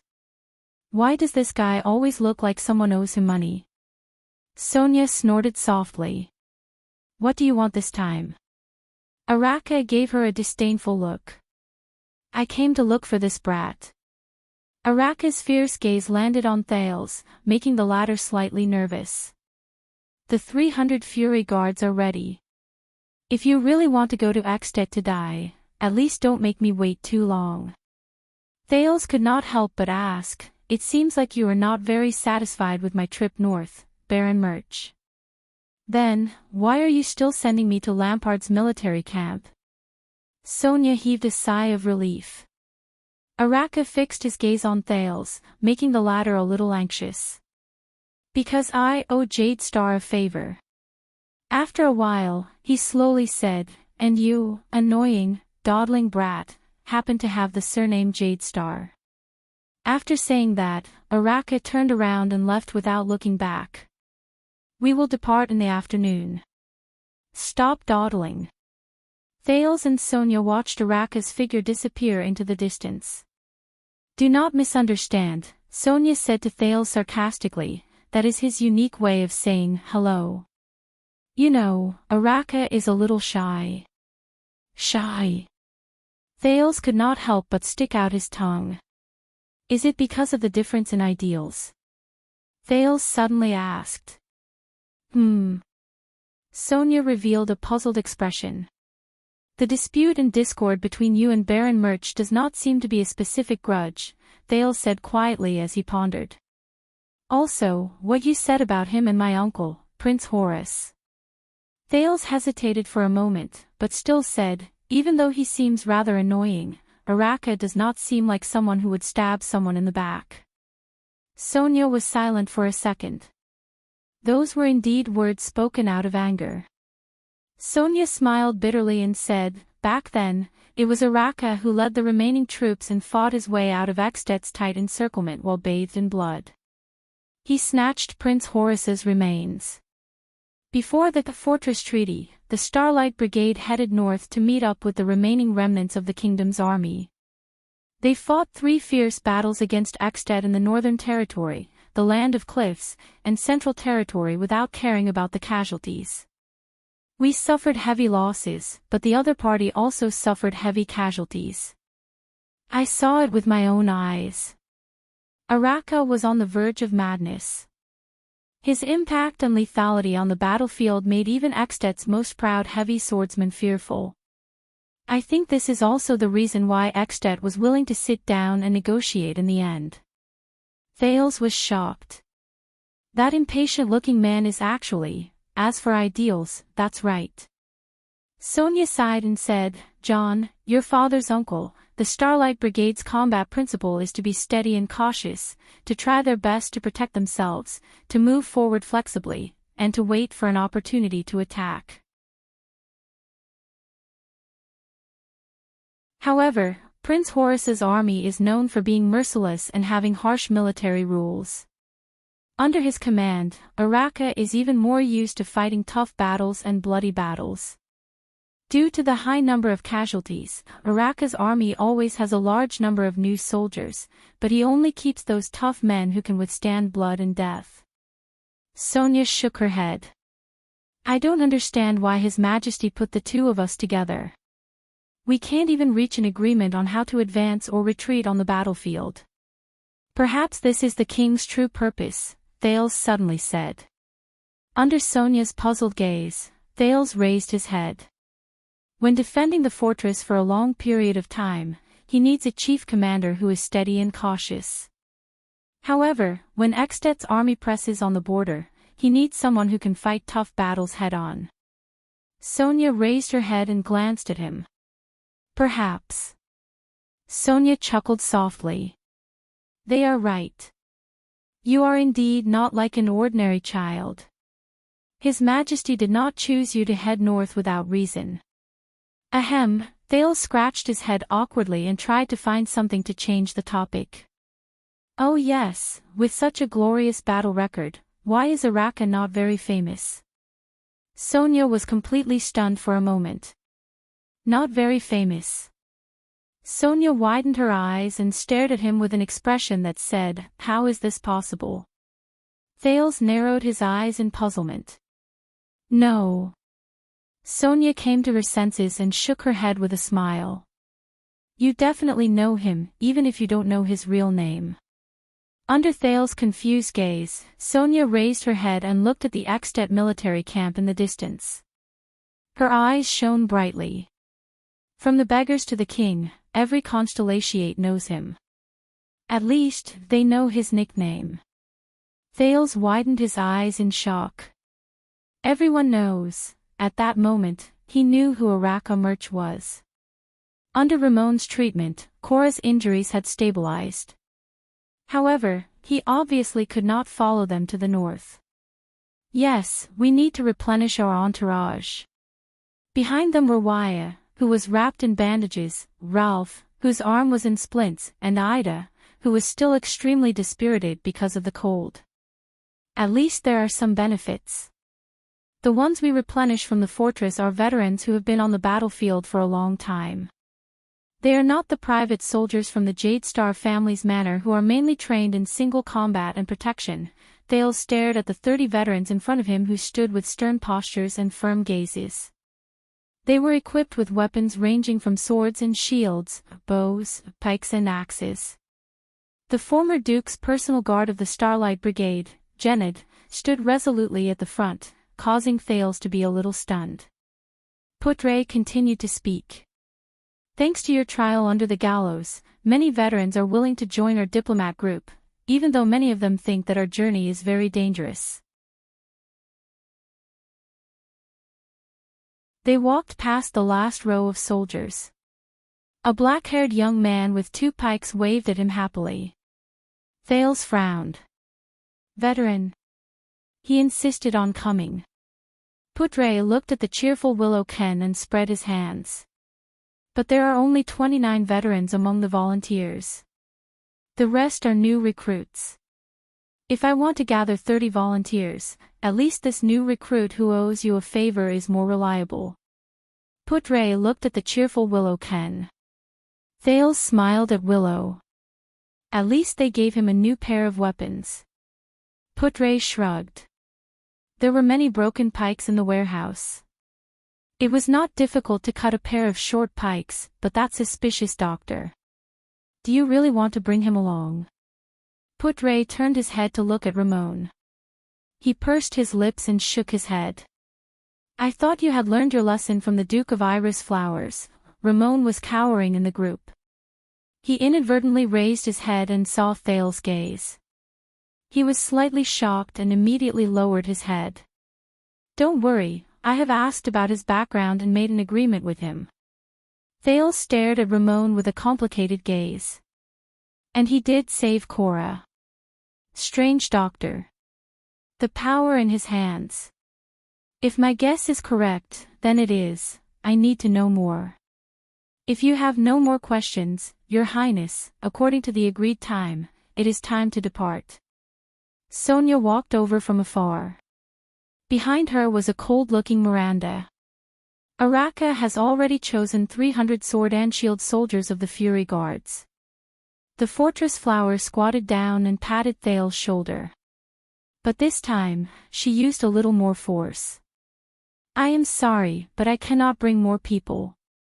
There are only 3,000 people in the fortress, but Araka has chosen all the old soldiers under his command. She gestured with her chin at the lightly armored man who was carrying a bow and arrows on his back. He was obviously impatient. They will escort you all the way to the border. Thales exhaled a mouthful of mist and stepped on the snow that belonged to Constellation. He raised his head and said quietly, "Of course." Sonia nodded at him. The second prince of Constellation flashed a relaxed smile at the group. Let us depart. Follow me to see the Dragon's Kingdom. Hence, the double cross-shaped star flag that represented Constellation and the 9-pointed star flag that represented the Jade Star family were erected at the same time. Waya mounted the Northland horse with broad hooves unique to the north and pulled Thales onto the saddle. I will hold the reins properly with my life, Your Highness, Waya said solemnly. Please do not worry about your safety. Thales nodded naturally. Then I will leave it to you, attendant. He was already used to Waya's attitude of using too much force. Putre and a few of the remaining Jade Star private soldiers who were trained to ride horses rode on the remaining horses. Ralph was obviously not suited to ride a horse. For some reason, Ida shook her head violently the moment she saw a horse. Araka rode the horse and walked to Thales' side. The sword and shield soldiers behind him followed with stern expressions. Don't be so scared that you wet your pants, brat, Araka said coldly. I heard from the people on duty that Extat has prepared a welcoming ceremony for us. Ha! Thales was startled. Before he could react, he heard Araka shout at the gate rope above his head. Open the gate. As the sound of metal rubbing against the hinges rang out, the north gate of Broken Dragon Fortress slowly rose. Thales took a deep breath. He followed the Constellation diplomat group, which consisted of less than 40 people, and the escort team of more than 300 people. They slowly walked out of Broken Dragon Fortress and headed north. They first passed by the 5 fortresses to the north of Broken Dragon Fortress. The soldiers on the fortresses had their bows drawn and were ready for battle. However, Thales soon understood what Araka meant by the welcoming ceremony. Many people suddenly appeared on the vast expanse of white snow before their eyes. Or rather, Extat's army. There were 6 battalions of infantrymen. They formed an 8 on both sides of the road in front of them. Putre's pupils shrank. There were nearly 400 infantrymen in each battalion. In other words, there were more than 2,000 Extat infantrymen waiting for them to head north. The people in the diplomat group could not help but become nervous. Wyatt tightened his grip on the reins. This is our welcoming ceremony. Thales looked at the Extet army formation not far away from them with an unpleasant expression on his face. They really crossed the border. He turned around and glanced at the fortress. Sonia's figure could be faintly seen. Araka, who was walking in front, turned around and said to his soldiers in a deep voice, "Get ready for battle. Do not relax." Putre furrowed his brows and said, "Maybe it's a show of force, but they don't have to get into formation in front of the fortress. Waiting for us to enter Extet's military camp will have the same effect." "I have a bad feeling about this," Thales said with a pale face. "So you want to retreat, little prince?" Araka said sarcastically, "It's not too late to turn back now." Thales closed his eyes and exhaled. Then, he opened his eyes. "Let's continue moving forward." "Don't worry," Putre said in a deep voice, "Lampard will not be so stupid as to kill the prince and heir of Constellation's envoy in front of everyone at the border of the two kingdoms. As long as we do not do anything provocative and give the other party an excuse." They advanced slowly until they entered the area of the 8. They did not say that such a thing would happen. In the group, Ramon anxiously nudged a black-haired soldier beside him. "The diplomat group should be fine, right?" "Ha!" Willow Ken was stunned for a moment before he reacted. He smiled and patted Ramon's shoulder. "Don't worry. I met them before. Extet soldiers are quite nice." "Quite nice." Ramon was startled, but Willow's next words made his face turn ashen. "If they want to kill you, their swords are very sharp, and they will not dawdle. You will not suffer." At this moment, the 6 battalions of infantrymen began to move slowly. The people in the diplomat group immediately became nervous. But fortunately, the Extet soldiers did not walk towards them. On the left and right sides of the diplomat group, the 2 extension battalions at the front advanced slowly. They almost brushed past the diplomat group. Thales could even see the Northland soldiers' beards and yellow teeth. They looked boorish and fierce. The tall soldiers were usually equipped with large axes or huge spiked hammers. The extensions also turned their heads to look at Constellation's diplomat group with hostile expressions. Asterisk thud, thud, thud, asterisk the sound of heavy footsteps on the snow-covered ground could be heard in a disorderly manner. But the momentum of more than 2,000 people from all directions made the densely packed footsteps sound rather shocking to the ears. They walked past the diplomat group on both sides. Thales' expression froze. It was the first time he faced an army of thousands. He was a little flustered. But he was not the only one. Even the sword and shield soldiers of the Fury Guards could not help but become nervous. Asterisk thud, thud, thud, asterisk, steady yourself, Araka said in a low voice. The anxious Thales wanted to calm himself down, so he turned his head and saw the Northland soldiers on both sides clearly. From their armor, weapons, movements, to their march, Extet's infantry battalion was obviously not as orderly and uniform as Constellation's square formation. Some of them held axes and wore chain armor, some held one-handed swords and only wore breastplates, some held shields and spears, and there were even sword and shield soldiers who were similar to Constellation's sword and shield soldiers. But Thales could clearly feel that these infantrymen were different from Constellation's infantrymen. They all had one thing in common: their gazes were unfriendly, their expressions were fierce, their auras were threatening, and their expressions were filled with contempt and disdain. These infantrymen raised the flag that represented the Lampard family with the pattern of an iron fist. But they occasionally rubbed, knocked, and swung their weapons as if they were demonstrating their strength. They were murderous, like wild beasts that would go berserk at any time.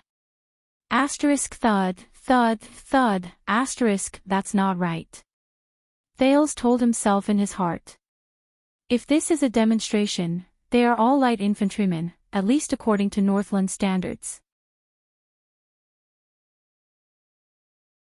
Extet's famous two-handed heavy sword infantrymen, heavy armored axemen, and even Northland's heavy cavaliers are not here. Not even the light cavaliers are here. Putre pondered deeply and said slowly, if it were those troops at the back, it would be too easy for them to kill us. If it's the light infantrymen, they should just be demonstrating their strength. Then, why don't they use the other powerful troops to demonstrate their strength? Thales furrowed his brows tightly and asked, a group of heavy infantrymen trampling on us with a shocking momentum. Wouldn't the effect be better? Putre also furrowed his brows. It's really strange, thud, thud, thud, don't let your guard down. Araka Murch's voice rang. Even if there are more than 2,000 light infantrymen, if they were to swarm us, it would be enough to chop us into pieces in half an hour. Araka tightened the silver-black metal bow on his back.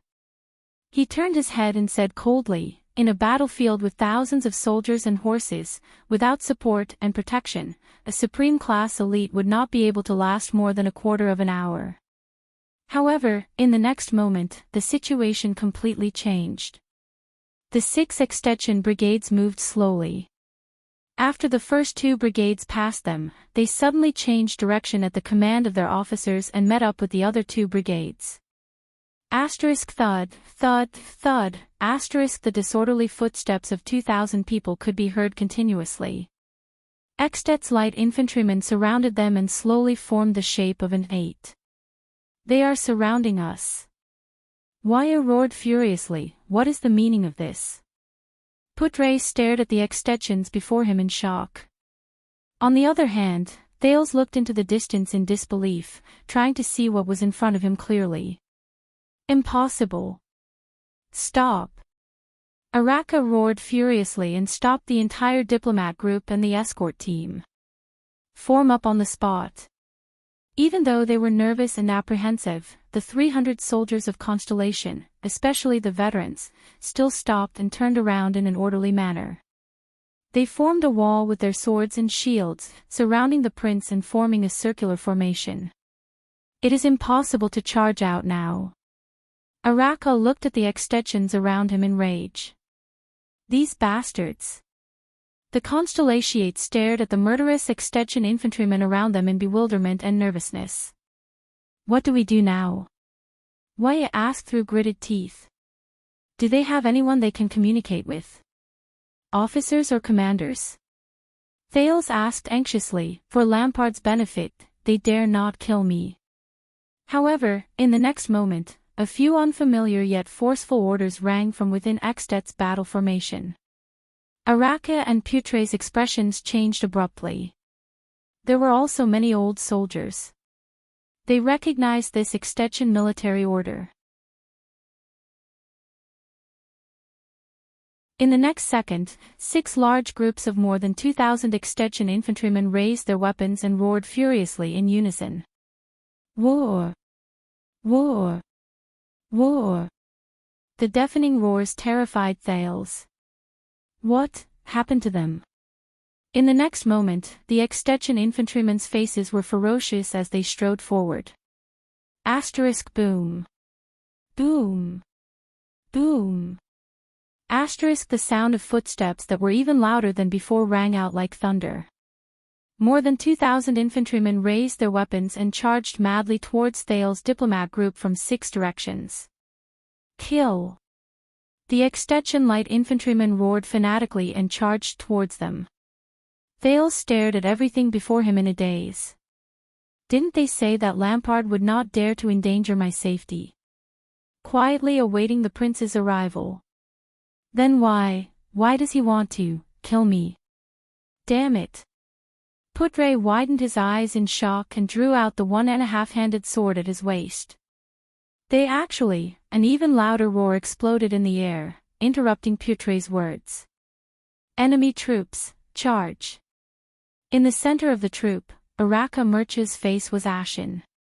He controlled his restless steed and forcefully drew out a fierce 2-handed longsword. He roared at Constellation's escort team, his fury guards.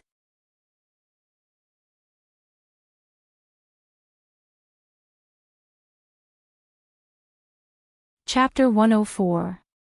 A soul-stirring battle howl erupted from the throats of more than 2,000 Extension men as they pounced towards the Constellations, who resembled a lone boat. His first large-scale battle experience came in a situation that Thales did not expect. The sword and shield soldiers of the Fury Guards were in the first row. They held their long swords in their hands and pressed them against their comrades beside them. Araka had long since dismounted from his steed. He raised a terrifyingly large sword that was almost as tall as a person with both hands. His eyes burned with a fiery fighting spirit as he strode forward. The soldiers in front of him consciously gave way to their commander, making a space that was 3 people wide. The first round of attack. Araka looked around and shouted, "Hold the line of defense." The enemies surged forward like a tidal wave, getting closer and closer. At the center of the battle formation, Waya immediately pulled Thales down from his conspicuous warhorse and surrounded him tightly in a circle formed by 6 soldiers. Then, he joined Ida, Putre, and Ralph in guarding the 4 corners of this small battle formation. "Go and help the front row," Thales urged. "If they collapse, all of you will not be able to protect me." However, his heart was in a mess. He could not understand how he could face such a situation on a diplomatic mission to Axtet. What happened? Waya and Ralph looked at each other. With Putre's nod, they moved towards the front row. Ida exhaled and whispered to Putre, "This is a real battlefield. Even Supreme-class elites have to be extremely careful. And such a great disparity in battle. If you have any way to avoid battle, quickly say it. If not, quickly think of it." Thales gritted his teeth and looked at the enemies charging towards him from all directions. There were 6 large groups of extensions. The number of enemies is too many. We are surrounded. We don't have enough military strength at all. No, it should be said that we are not prepared for battle at all. What should I do? Shout out my identity. But the other side did not seem to care at all. Faced with the impending battle, many of the Constellation soldiers exhaled a breath of hot air. They gripped their weapons tightly and held their shields properly. They looked at the aggressive extensions with solemn gazes. The first extension infantryman roared furiously and charged towards them. Asterisk bang. Asterisk his shield collided with the shield of a sword and shield soldier. With the help of his comrades on both sides and behind him, Constellation sword and shield soldier gritted his teeth and withstood the tall opponent's charge.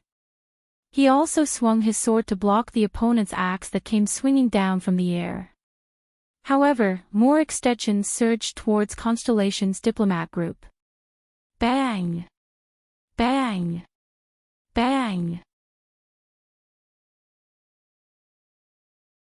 The Axtet soldiers roared furiously and continuously crashed into the Constellation's battle formation from all directions. Kill! Hold them off! Amidst the roars of the soldiers from both sides, the sounds of shields colliding and weapons clashing interweaved, like countless thunderclaps exploding on the flat ground. Genid stood in the first row with 2 soldiers of the Fury Guard. He pushed his shoulder against the shield with all his might.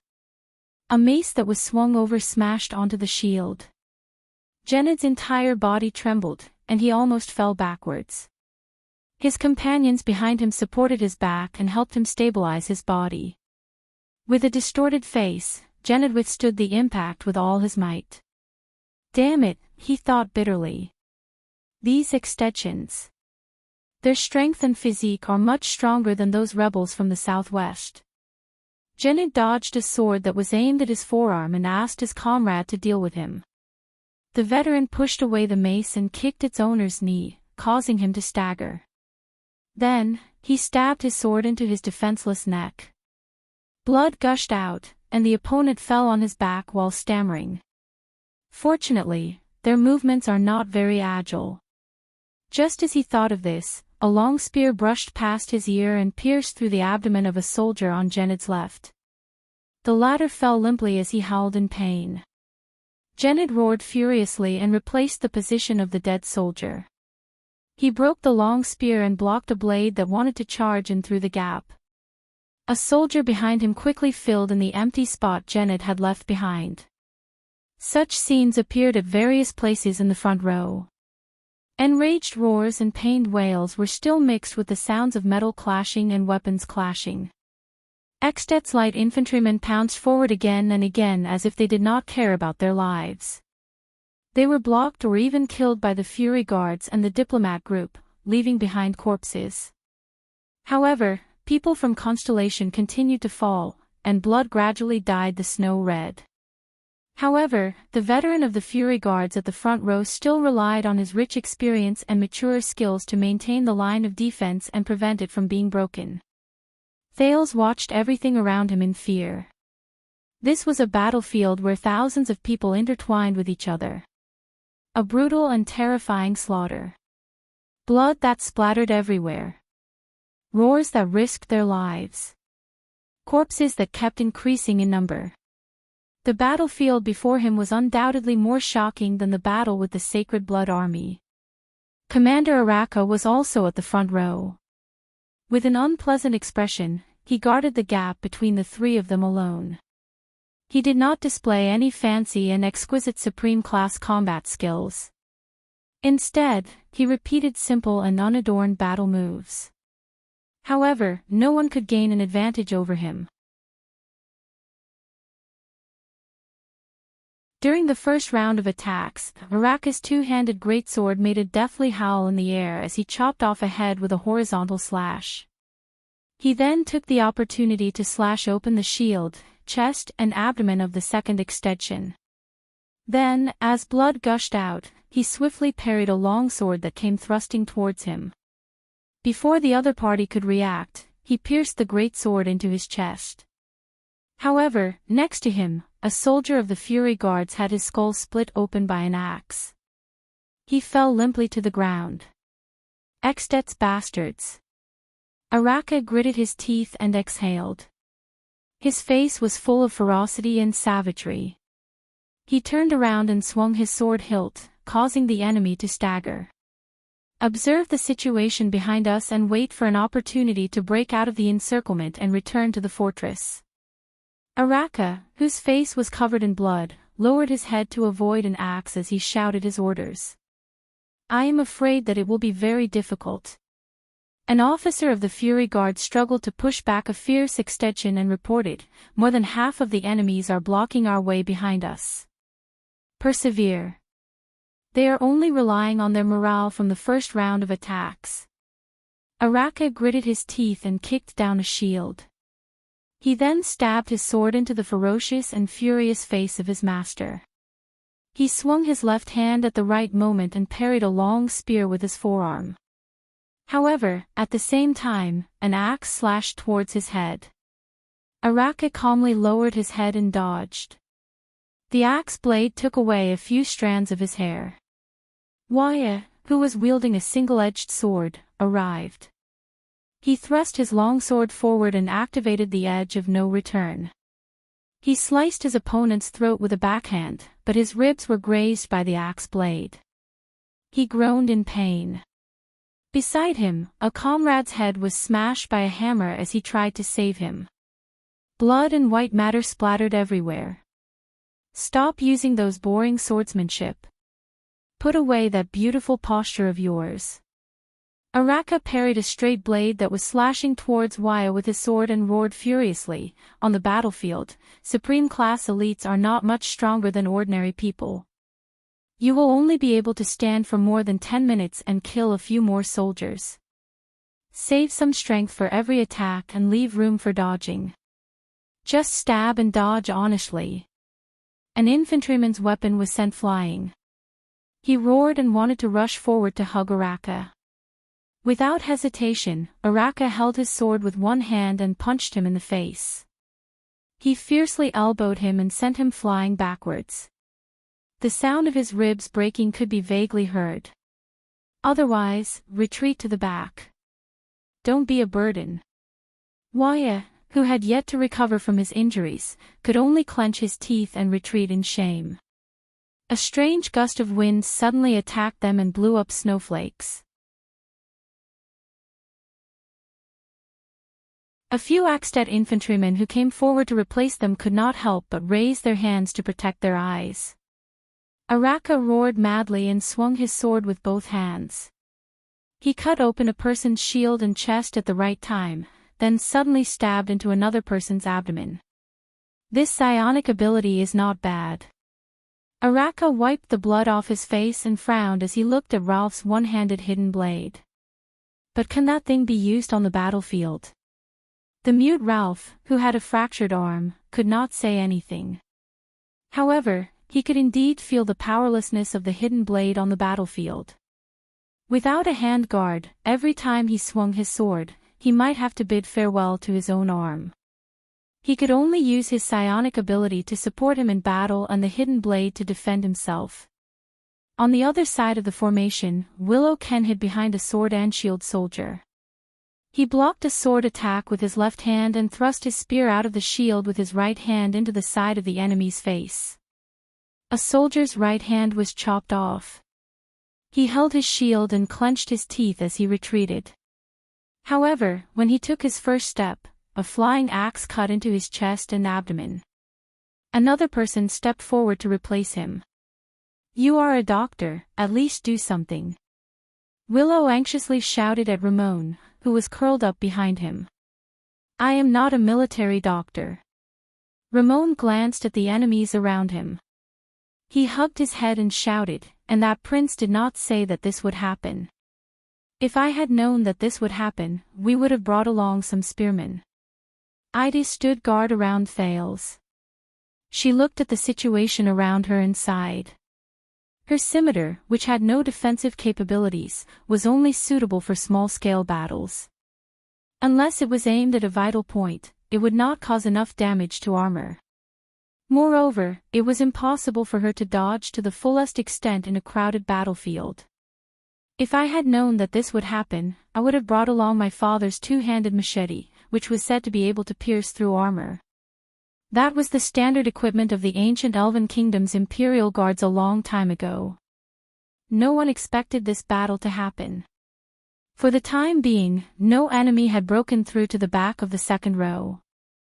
However, Putre still turned his head around worriedly and glanced at Thales. He anxiously shouted, "This is unreasonable." There is nothing unreasonable on the battlefield. At the forefront of the formation, Araka swung his greatsword madly. There was already a wound on his body. Surviving is reasonable. Withstand the first round of attacks. There will be a time when their attacks will weaken. Find a chance to break out of the encirclement. Otherwise, we will all be exhausted to death here. At the center of the formation, Thales lay prone and hid in the shadows of the soldiers. He breathed rapidly. He was extremely flustered.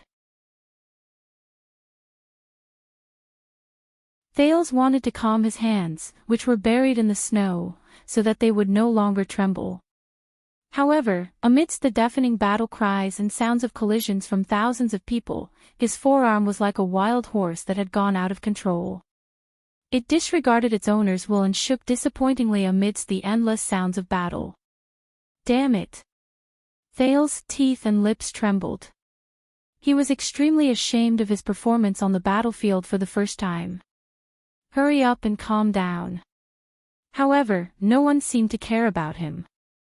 The soldiers beside him looked around anxiously, afraid that the layers of defense would suddenly be broken through from one direction. A horrible howl was heard.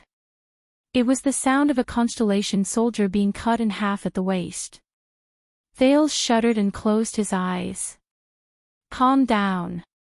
At this moment, the already familiar fluctuation spread from his heart. The world around him seemed to have quietened down. Thales instantly grasped the situation of his entire body. He could clearly feel which muscles were trembling. With the help of that fluctuation, he breathed deeply and rhythmically. He soothed those muscles and finally calmed down their involuntary trembling. His heart and breathing calmed down. But this was not enough. Thales turned his head extremely slowly. It was as if time had also slowed down countless times as he thought desperately. How do I get out of this predicament? No, I don't understand military affairs at all. That's Araka and Sonia's specialty. I can only think from a more comprehensive and fundamental perspective. For example, why?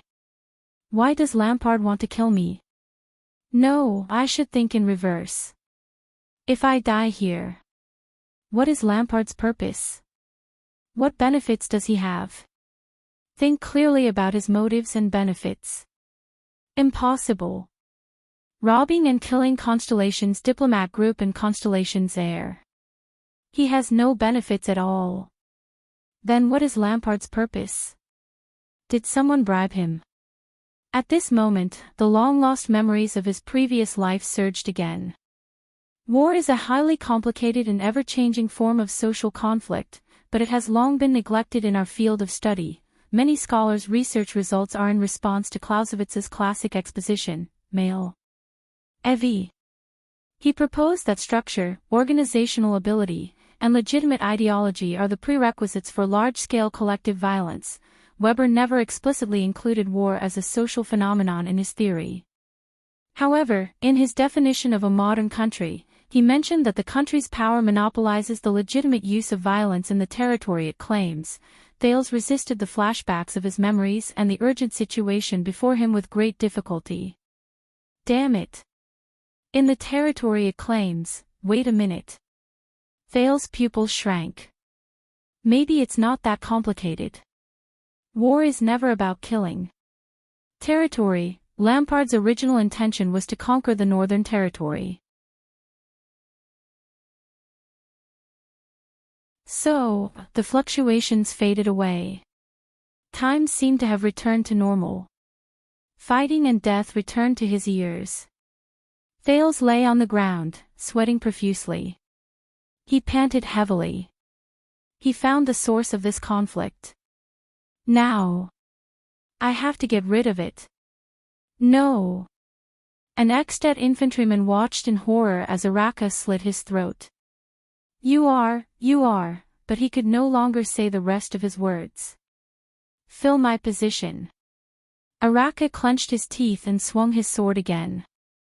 He cut down a rough-skinned man with a hammer and retreated with a furious roar.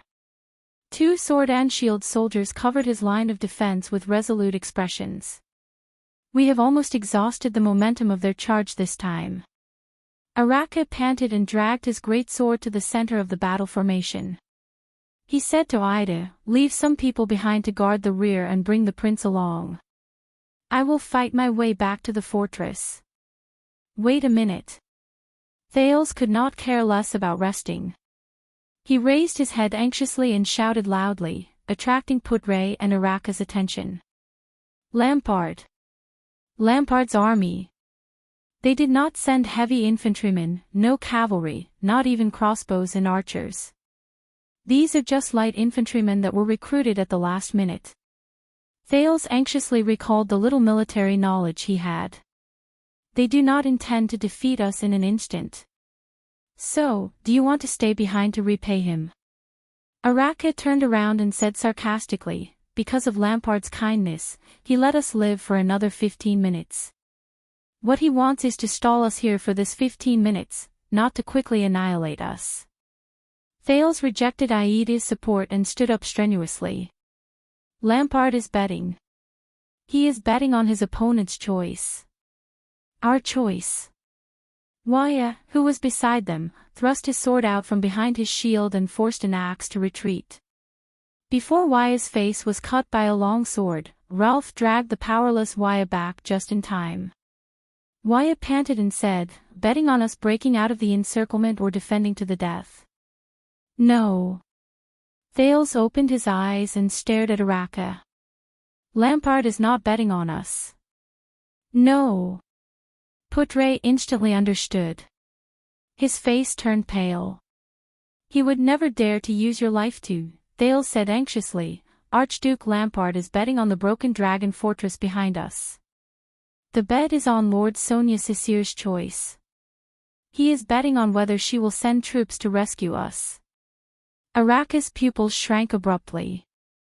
His bet, Thales roared, is my life and his future.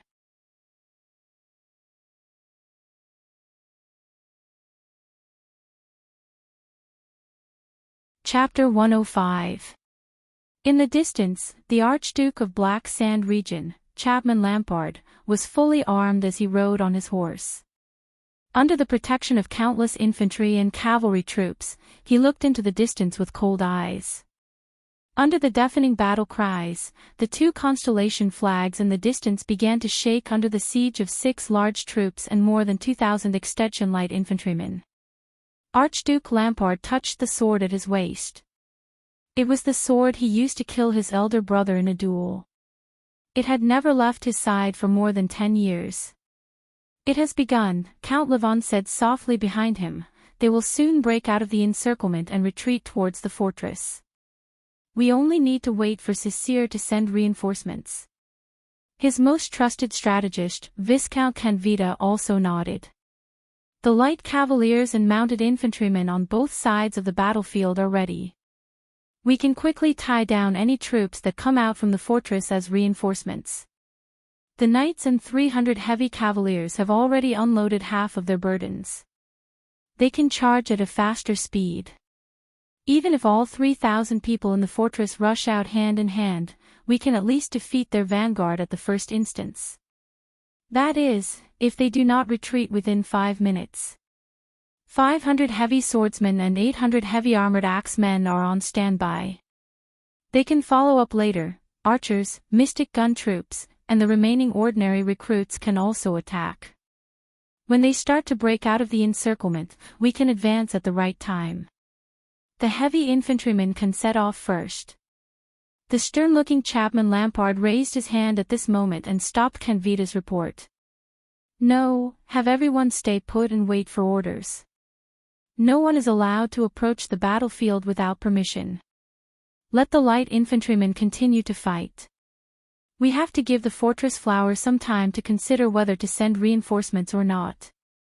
Beside Archduke Lampard, Lord Tolja's expression tensed up when he heard that.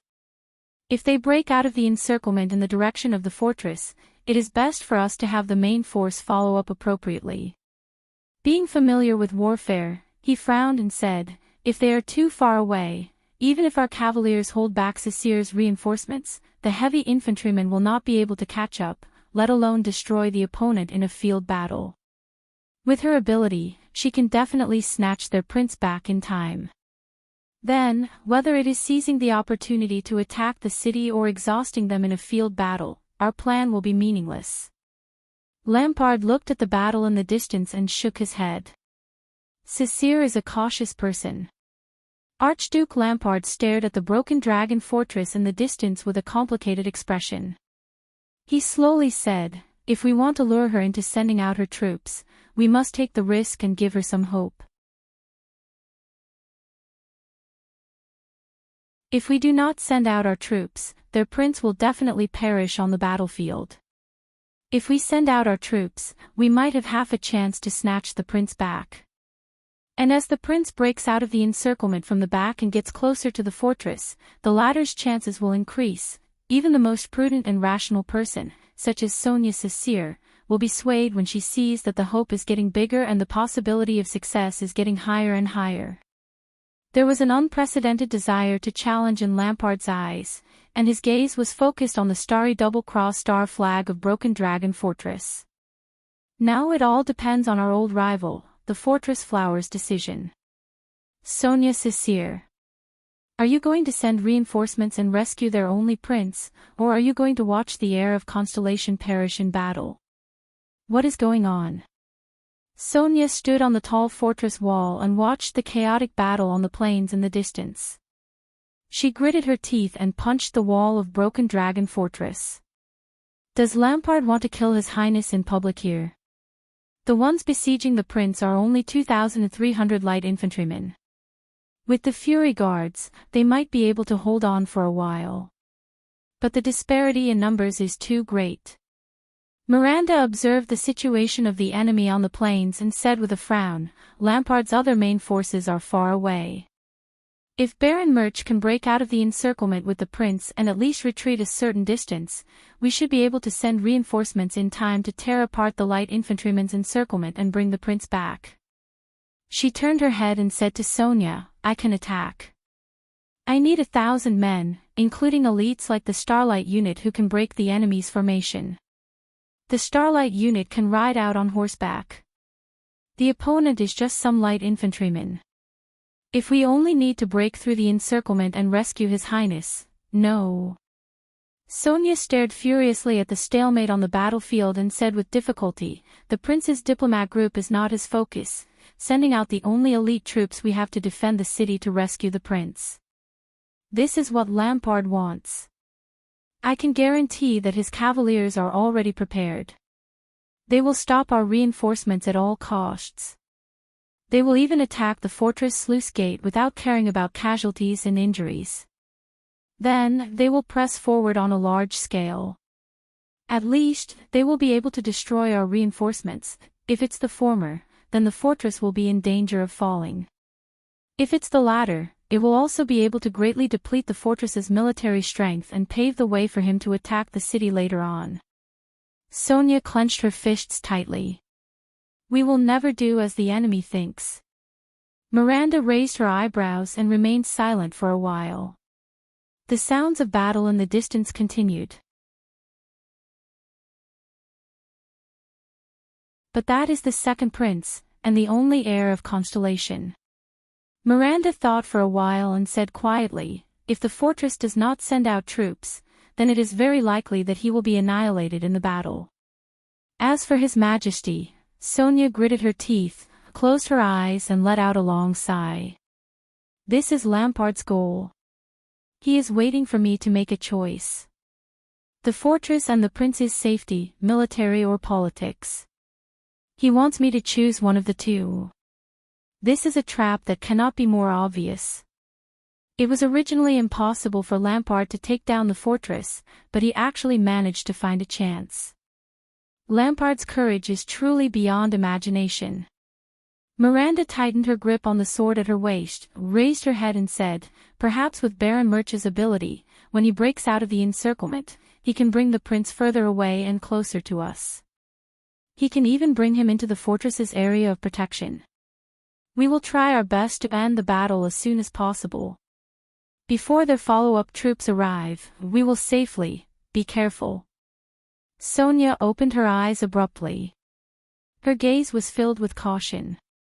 That is what Lampard wants us to think. The fortress is our greatest reliance. You do not know how much he desires for our troops to walk out of the fortress and fall into his rhythm of battle. Everything he did was for the sake of smoothly taking down Broken Dragon Fortress at the lowest cost. Miranda was stunned. But does he really dare to use the crime of killing the Prince of Constellation as a wager? What if the Prince of Constellation really dies in the battle? Lord Tolja looked at the battle in the distance and said hesitantly, anything is possible on the battlefield. Then, we will see if the Sunset Goddess will protect us, and how loyal Sonia Cecere is to the Jadestar royal family, Archduke Lampard said in a low voice. If we win this gamble, we will open the door to the northern territory of Constellation. If we lose... he did not speak again. I am afraid that the prince's life or death is not a matter of luck, but of our choice, Viscount Canvita said in contemplation. If Cecere refuses to send her troops and would rather watch their prince's entire army be annihilated than defend the fortress. Are we really going to kill all of the prince's diplomat group? Not necessarily. Count Levon shook his head. We only sent out light enlisted infantry. Based on the current situation, the Constellations can at least hold on for more than 15 minutes. If that time really comes, it will not be too late for us to blow the horn and withdraw our troops. Then invite the prince in and tell him that everything just now, including so many dead people, was a misunderstanding. Tolja replied with a frown. Their Archduke lifted the reins and urged his horse forward a few steps so that he could get a clearer view of the situation in the distance. Archduke Lampard stared at the huge fortress with an indifferent expression. If Cecere still refuses to come out, it will be fine. Archduke Lampard tightened the sword belt around his waist and inhaled a breath of the cold winter air. When that time comes, we will slaughter everyone in the diplomat group, leaving only that 7-year-old brat alive. Then, everyone in the fortress will see how we strip their only prince and tie him to a flagpole. Then, we will raise their heir and attack the fortress. Let's see how much of a test the Constellation's morale can withstand. Of course, regardless of whether we succeed or not, that poor brat will survive and be sent to Dragon Cloud City after this to show our respect and loyalty to King Nuven. I will not be stained with the blood of the Jade Star royal family. Since the age of the Empire, that family's blood has been filled with curses and misfortune. Under such circumstances, as long as he does not die, Constellation will only see the humiliation the prince left them, and not the enmity formed between them and the Lampard family. Hearing this, Tolja could not help but frown deeply. He is only a 7-year-old child. The unsmiling Archduke Lampard was silent for a moment. The scenes of his brothers fooling around flashed across his mind. But the others did not know what he was thinking. The next moment, Chapman Lampard raised his eyes and said coldly, "He is a prince. A prince cannot be a child from the moment he is born. This is their privilege, and also their price." Tolja stared at Archduke Lampard in a daze. He seemed to want to say something, but in the end, he lowered his head and sighed. Only Viscount Canvita frowned. "That child will hate you when he is crowned as king in the future," but he was interrupted by the Archduke. "He will be afraid of me," Lampard said resolutely. Lampard said firmly, "Even if he becomes the king of Constellation, wears the 9-pointed star crown, and holds the staff of Constellation in his hand, I will also make him remember today, the most humiliating, terrifying day of his life." Thawed. Genid raised his shield to block a heavy hammer. The huge force caused him to lower his body. But the veteran cleverly took advantage of the situation and cut open his kneecap. Then, he ended Genid's life when he fell to the ground. But Genid's left shoulder blade was pierced by a sword that came from the side. He endured the pain and retreated to the second row while trembling. However, the soldier who replaced Genid was obviously inexperienced. The moment he moved forward, he was stabbed in the thigh. Genid could only grit his teeth and move forward again. He blocked the enemy's sword fiercely and let his injured comrade retreat. The veteran sensed that the frequency of Axtet's light infantry's attacks had begun to decrease. "It looks like it's time to break out of the encirclement." However, Genid sighed at this moment. On the battlefield, the first to die were the unskilled new soldiers. The surviving veterans were all smart, tough, and steel-like existences. What comes next is a tough battle. So, the key to the battlefield lies in Sisir's choice. At the center of the battle formation, Thales panted harshly and said to Putre, who was nodding slightly, and Araka, whose face was covered in blood. "And no matter what she chooses, Lampard should have his own corresponding strategy. Attack the fortress, weaken our military strength, or capture me in a humiliating manner to use as a bargaining chip to attack. No matter what she chooses, we will still be in a dilemma." Putre furrowed his brows. "Lampard's light infantry is enough to give us a hard time. The soldiers will not be able to hold on for too long." Araka looked at the dead and injured subordinates around him. He was extremely furious as he sneered, "If you have any ideas, you better say it out loud before the extensions chop us into minced meat and hang you up while they're at it." Thales did not mind Araka's disrespect. He raised his head and glanced at the Lampard family's iron fist flag not far away. He exhaled and slowly said, "No matter what, Sonia's choice is a dilemma. So, she cannot make the choice." Thales' gaze was cold. Under Putre and Araka's different expressions, he clenched his fists. "We can only choose on behalf of Lady Sisir. To eliminate her hesitation. Prepare to break out of the encirclement," the second prince said coldly. Putre was slightly startled. On the other hand, Araka grinned. It seems like they are about to break out of the encirclement. Miranda looked at the battle situation in the distance and said hesitantly, "Are we really not going to send reinforcements? Even if they really break out of the encirclement and get closer to the fortress?" Sonia closed her eyes in pain. "No, guarding is my greatest duty. I have already failed once. This time, I cannot, no." Sonia gritted her teeth and lowered her head. She placed her hands on the city wall and said with difficulty, "It is impossible to save them by sending only a small number of troops. If we send out all our elites, we will be falling into Lampard's trap. Guard our fortress well. We cannot give him even the slightest chance. I will face His Majesty." Miranda did not say anything. The city wall was silent for a while. But the silence was soon broken. The sounds of battle rang again in the distance. "Commanding officer." Miranda looked at the chaotic battlefield in the distance in shock. "They are starting to break out of the encirclement. But it is very strange." Miranda's face was filled with disbelief. Sonia opened her eyes in puzzlement. "Sir." Tolja urged his horse anxiously from afar. "News from the Light Cavaliers. They are starting to break out of the encirclement." Archduke Lampard opened his eyes and looked at the two flags of constellation. "Very good," he said, "now, we just have to wait for Cecere, wait." Lampard narrowed his eyes. The fluttering of the flags, something is not quite right. He immediately realized that something was wrong. It can't be. Archduke Lampard widened his eyes and opened his mouth in shock. Could it be? "Yes, my lord, our plan must be amended immediately." Tolja said loudly and nervously. And according to the report from the Light Cavaliers, there is more than one accident. Lampard suppressed the hidden annoyance in his heart and cast an inquiring gaze at Tolja.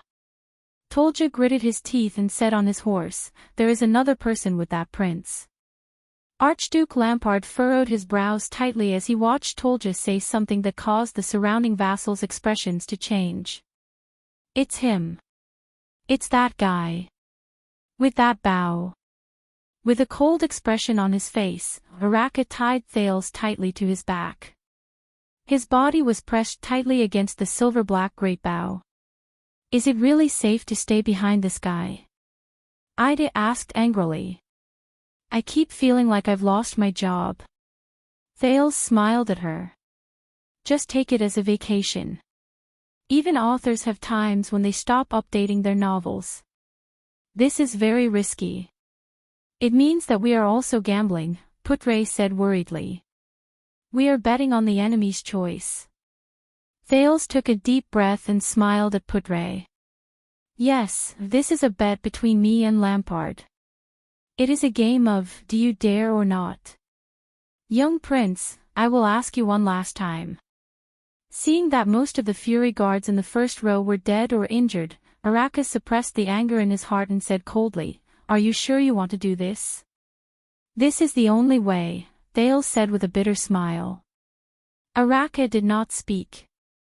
Thales gritted his teeth as he lay on Araka's back. He adjusted his abdomen, which was in contact with the great bow, and forced a smile.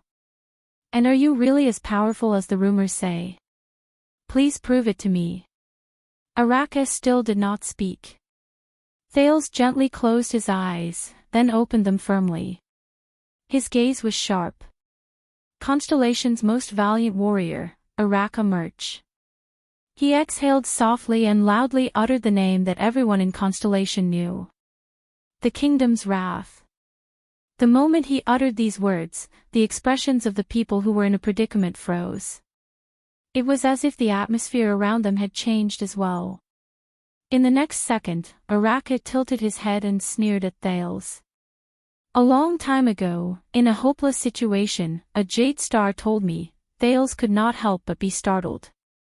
Araka pulled out the two-handed great sword from the ground, swung it around, and strode forward.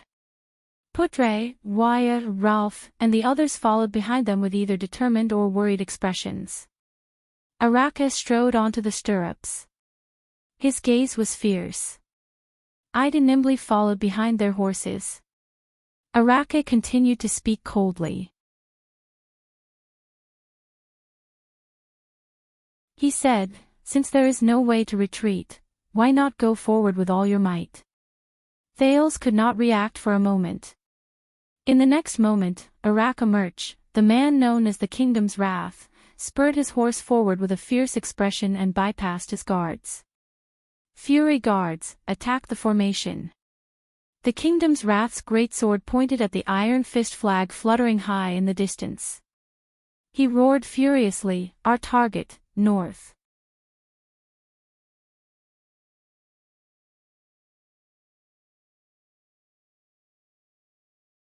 Chapter 106.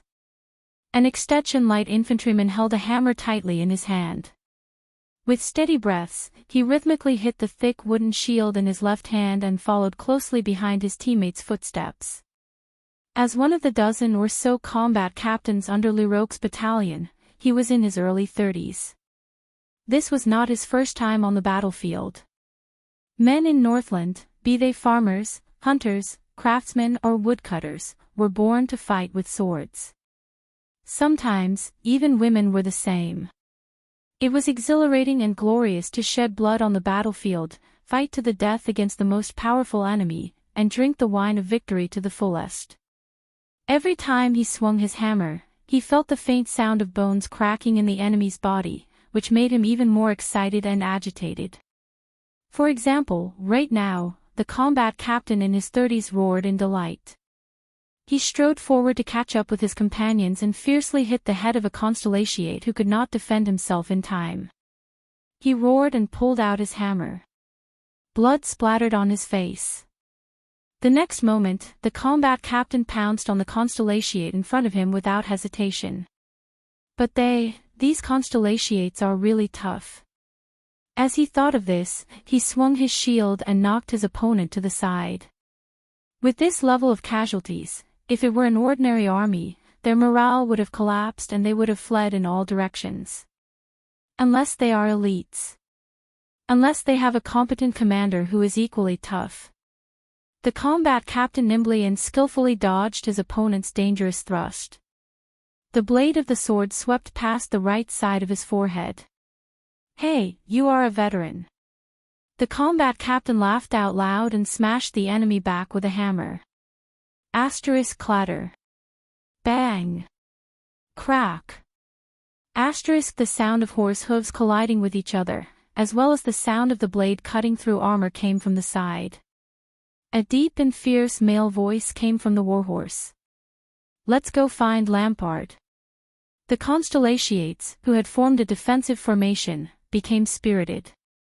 With a loud shout, they strode forward and followed the knight on the warhorse towards the extensions. The combat captain's expression changed. They are going to break out of the encirclement. But why are they heading north? Although the encirclement in the north is indeed weaker than that of Broken Dragon Fortress. Even if we break through, we will still face the Archduke's military camp and other more elite troops, right? And that knight who rushed out of the formation. It was a man with a murderous aura. He waved a large sword with great force, and as the sword flashed, a head was cut off, along with scattered flesh and blood. The warhorse under him rammed into two people. There was a child tied to his back and a silver-black bow. Wait a minute. The combat leader's pupils shrank. Is that bow? The next second. Him. It's him. Eksted's infantry commander roared madly, as if he had found the most valuable prize. He no longer cared about the panting Constellation veteran in front of him. He gritted his teeth in excitement and rushed towards the horse without hesitation. The combat leader roared madly, "Kingdom's Wrath." Many extensions shuddered and turned their heads towards the man on the horse. The team leader raised his shield over his head to defend against the man's sword. The hammer in his hand smashed towards the horse's belly. However, the great sword did not slash at him as he had expected and was deflected by his shield. Instead, it trembled in the man's hand and stabbed downwards. The combat leader felt a chill on his right collarbone, and a sharp pain assaulted him. The warhorse swept past his side. His knees buckled, and blood gushed out from his shoulder. But he still tried his best to throw the weapon in his hand. The hammer slashed across the horse's belly and opened another wound on the warhorse, which was already riddled with scars. The warhorse neighed sorrowfully and fell in front of him along with the man. Hee, at least. I stopped the kingdom's wrath steed. The combat leader thought strenuously. The shield fell from his hand. The combat leader covered the bleeding wound on his shoulder and felt the pain that penetrated deep into his lungs.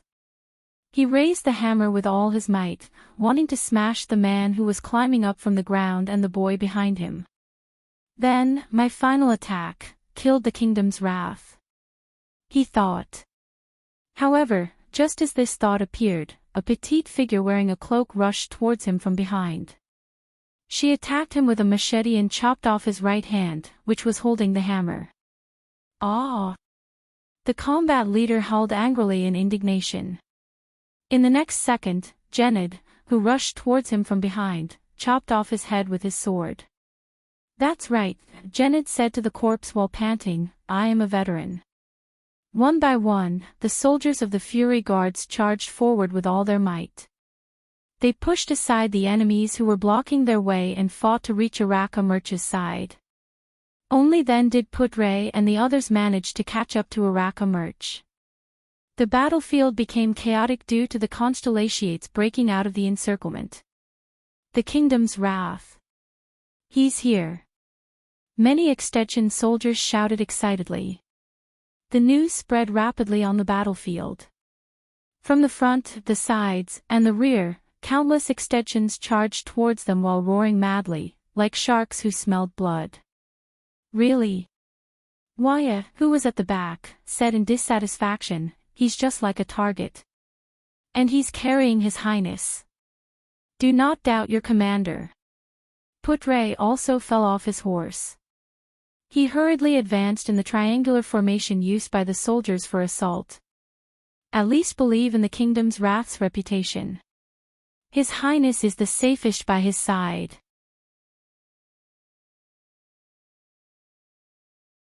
Thales anxiously lay on Araka's back, enduring the dizziness he felt after falling off the horse. What do we do now? Araka coldly and fiercely held his sword with both hands.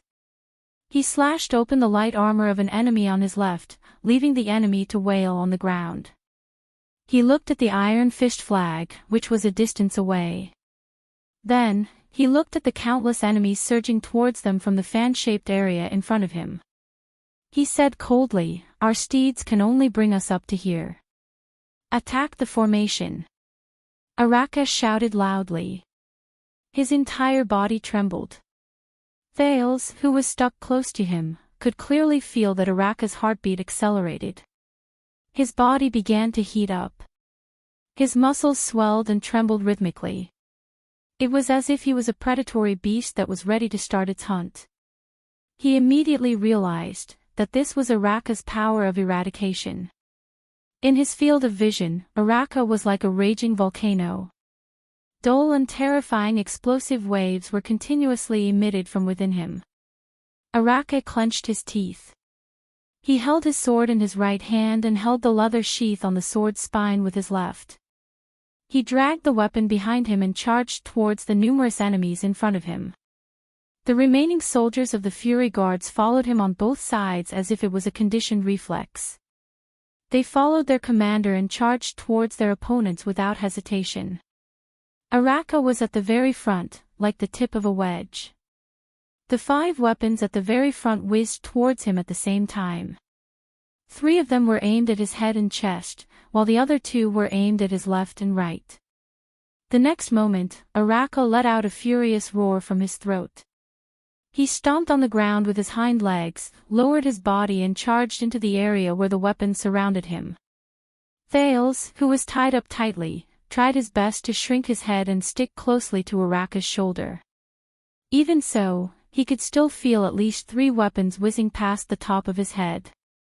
Araka let out a violent roar. The blood vessels in his arms bulged and released an explosive force. He swung his huge 2-handed sword ferociously and drew a blood-red arc in the air.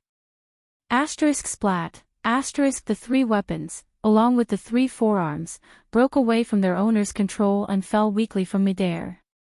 Blood splattered on Thales' forehead, causing him to grit his teeth and frown. Do I have to be so bloody every time? Araka ignored the weapons that came at him from his left and right. He roared and crashed into the chest of the infantryman in front of him, who was howling miserably while holding his right hand. He fiercely knocked him down with his elbow. The Fury guards on both sides were only 1 body's length slower than Araka. They similarly roared and pounced forward. They stopped the enemy before the 2 weapons that Araka had missed could pierce into his left and right vital parts.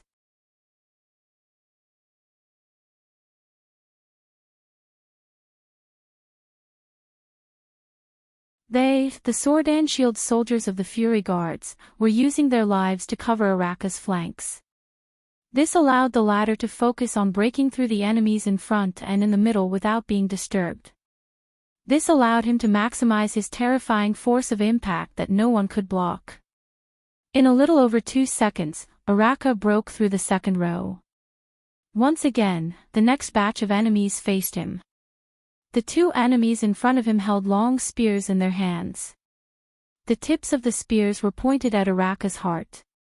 They were determined that no matter how Araka charged forward, they would use the movement of the spear tips to force him to retreat. The other 3 people closely covered their sides. However, Araka did not give them the chance to do so. He let out a loud shout. Explosive waves of power of eradication surged into his right arm. Like a volcanic eruption, he threw out the extremely damaged broken blade in his hand abruptly. The whistling sound of death lasted for a few tenths of a second. The tip of the blade, which was still covered in blood and flesh, pierced into the face of the spearman at the front. He trembled abruptly.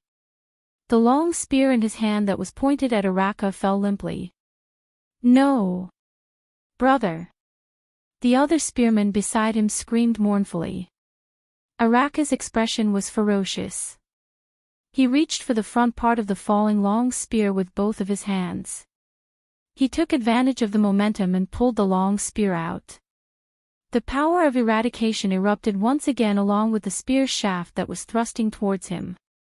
The other spearman, who was roaring madly, was hit squarely in the chest by a force that was as strong as a siege hammer. He fell to the ground with a muffled groan, and his roars stopped abruptly. The long spear was retrieved from Araka's hands once again. Then, the latter used it as a stick. With a great force, he swung the spear and ruthlessly swept it towards the lower bodies of the remaining 3 people. Without changing his expression, Araka turned his spear around and stabbed one of the 3 people who fell to the ground to death. He then continued to charge forward without looking back. The guards on both sides caught up once again and took care of the remaining 2 people while they were at it. How long can you maintain this kind of attack? Thales looked at the densely packed enemies in front of him, then at the Iron Fist flag in the distance. He calculated the time and distance in his heart as he asked Araka. Long enough, Araka said in a low voice and charged towards an enemy who was holding a sword. As long as my guards are still here. 5 seconds later, Araka broke through the 3rd row. Under Thales' dumbfounded gaze, Araka threw his long spear steadily and pierced the thigh of an enemy who was in front of him. Unarmed, the Kingdom's Wrath charged forward with all his might. He dodged a sword attack, but a wound was left on his right arm.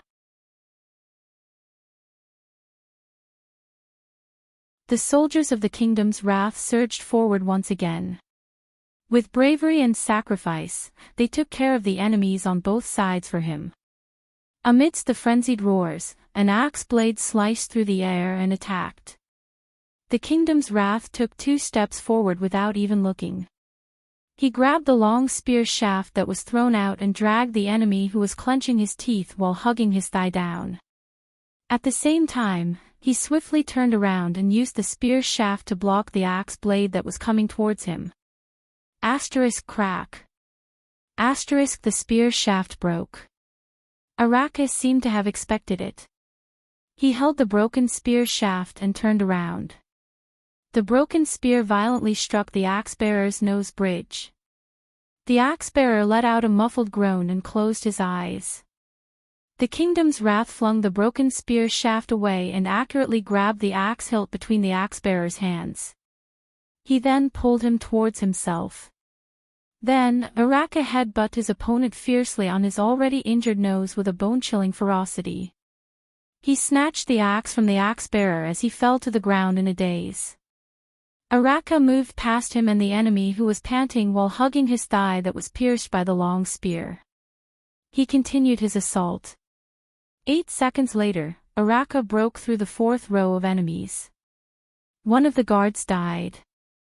11 seconds later, Arrakis used his axe to chop off 2 people's skulls. He broke through the 5th row and 2 of the guards died. 16 seconds later, 2 chain-armored infantrymen, who were obviously military officers, came forward. Arrakis used his axe to chop off a shield-bearer. After spending some time, he finally snatched a short sword and stabbed it into the unprotected eyes and throats of the 2 military officers. He broke through the 6th row. 19 seconds later, Arrakis easily pierced a person's habitual hand with his flying sword.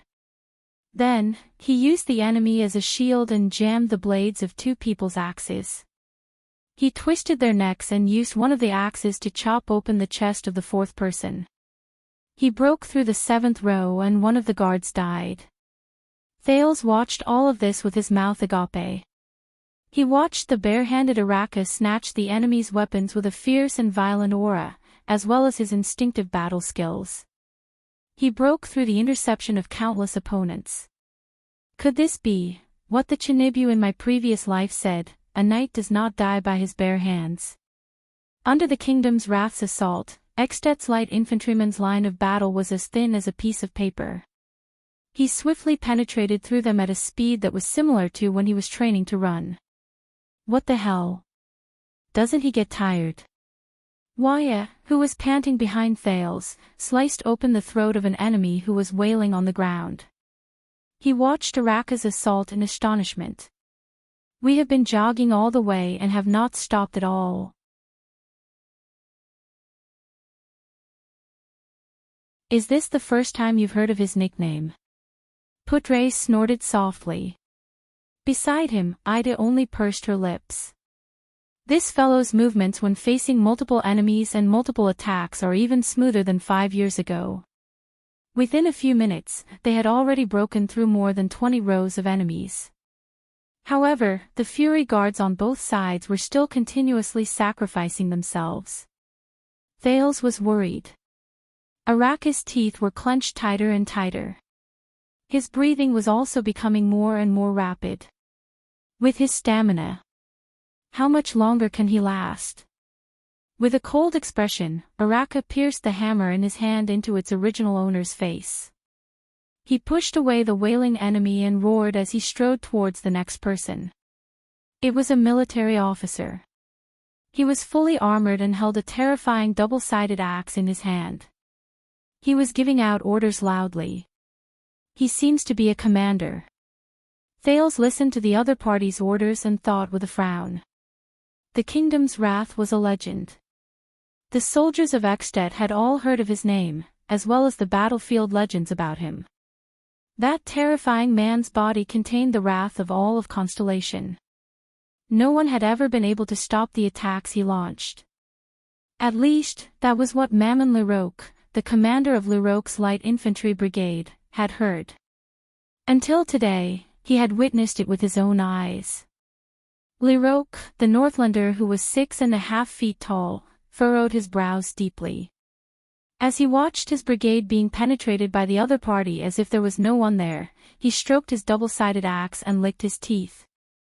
He looked at Araka who was in front of him with eagerness. With Liroque's super-class ability, he could have been a battle leader of a heavy-armored axeman. However, those damned heavy armors were too expensive. Besides, he preferred to be a commander. Many warriors would lose their rationality when they were in a killing frenzy. They would only be left with madness, lax in defense, and little wisdom. But he would not do that. Liroque knew the truth of the battlefield very well. It was not about killing, but about survival. Liroque sucked in a deep breath of cold air. He looked at Araka who had broken through and charged towards him.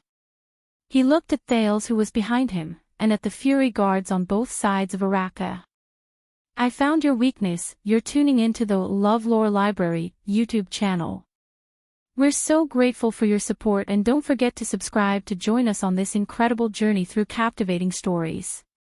Your generosity through donations truly makes a world of difference, as it's the primary source of revenue that allows me to expand and enhance this channel for you. Thank you from the bottom of my heart for being a part of this adventure.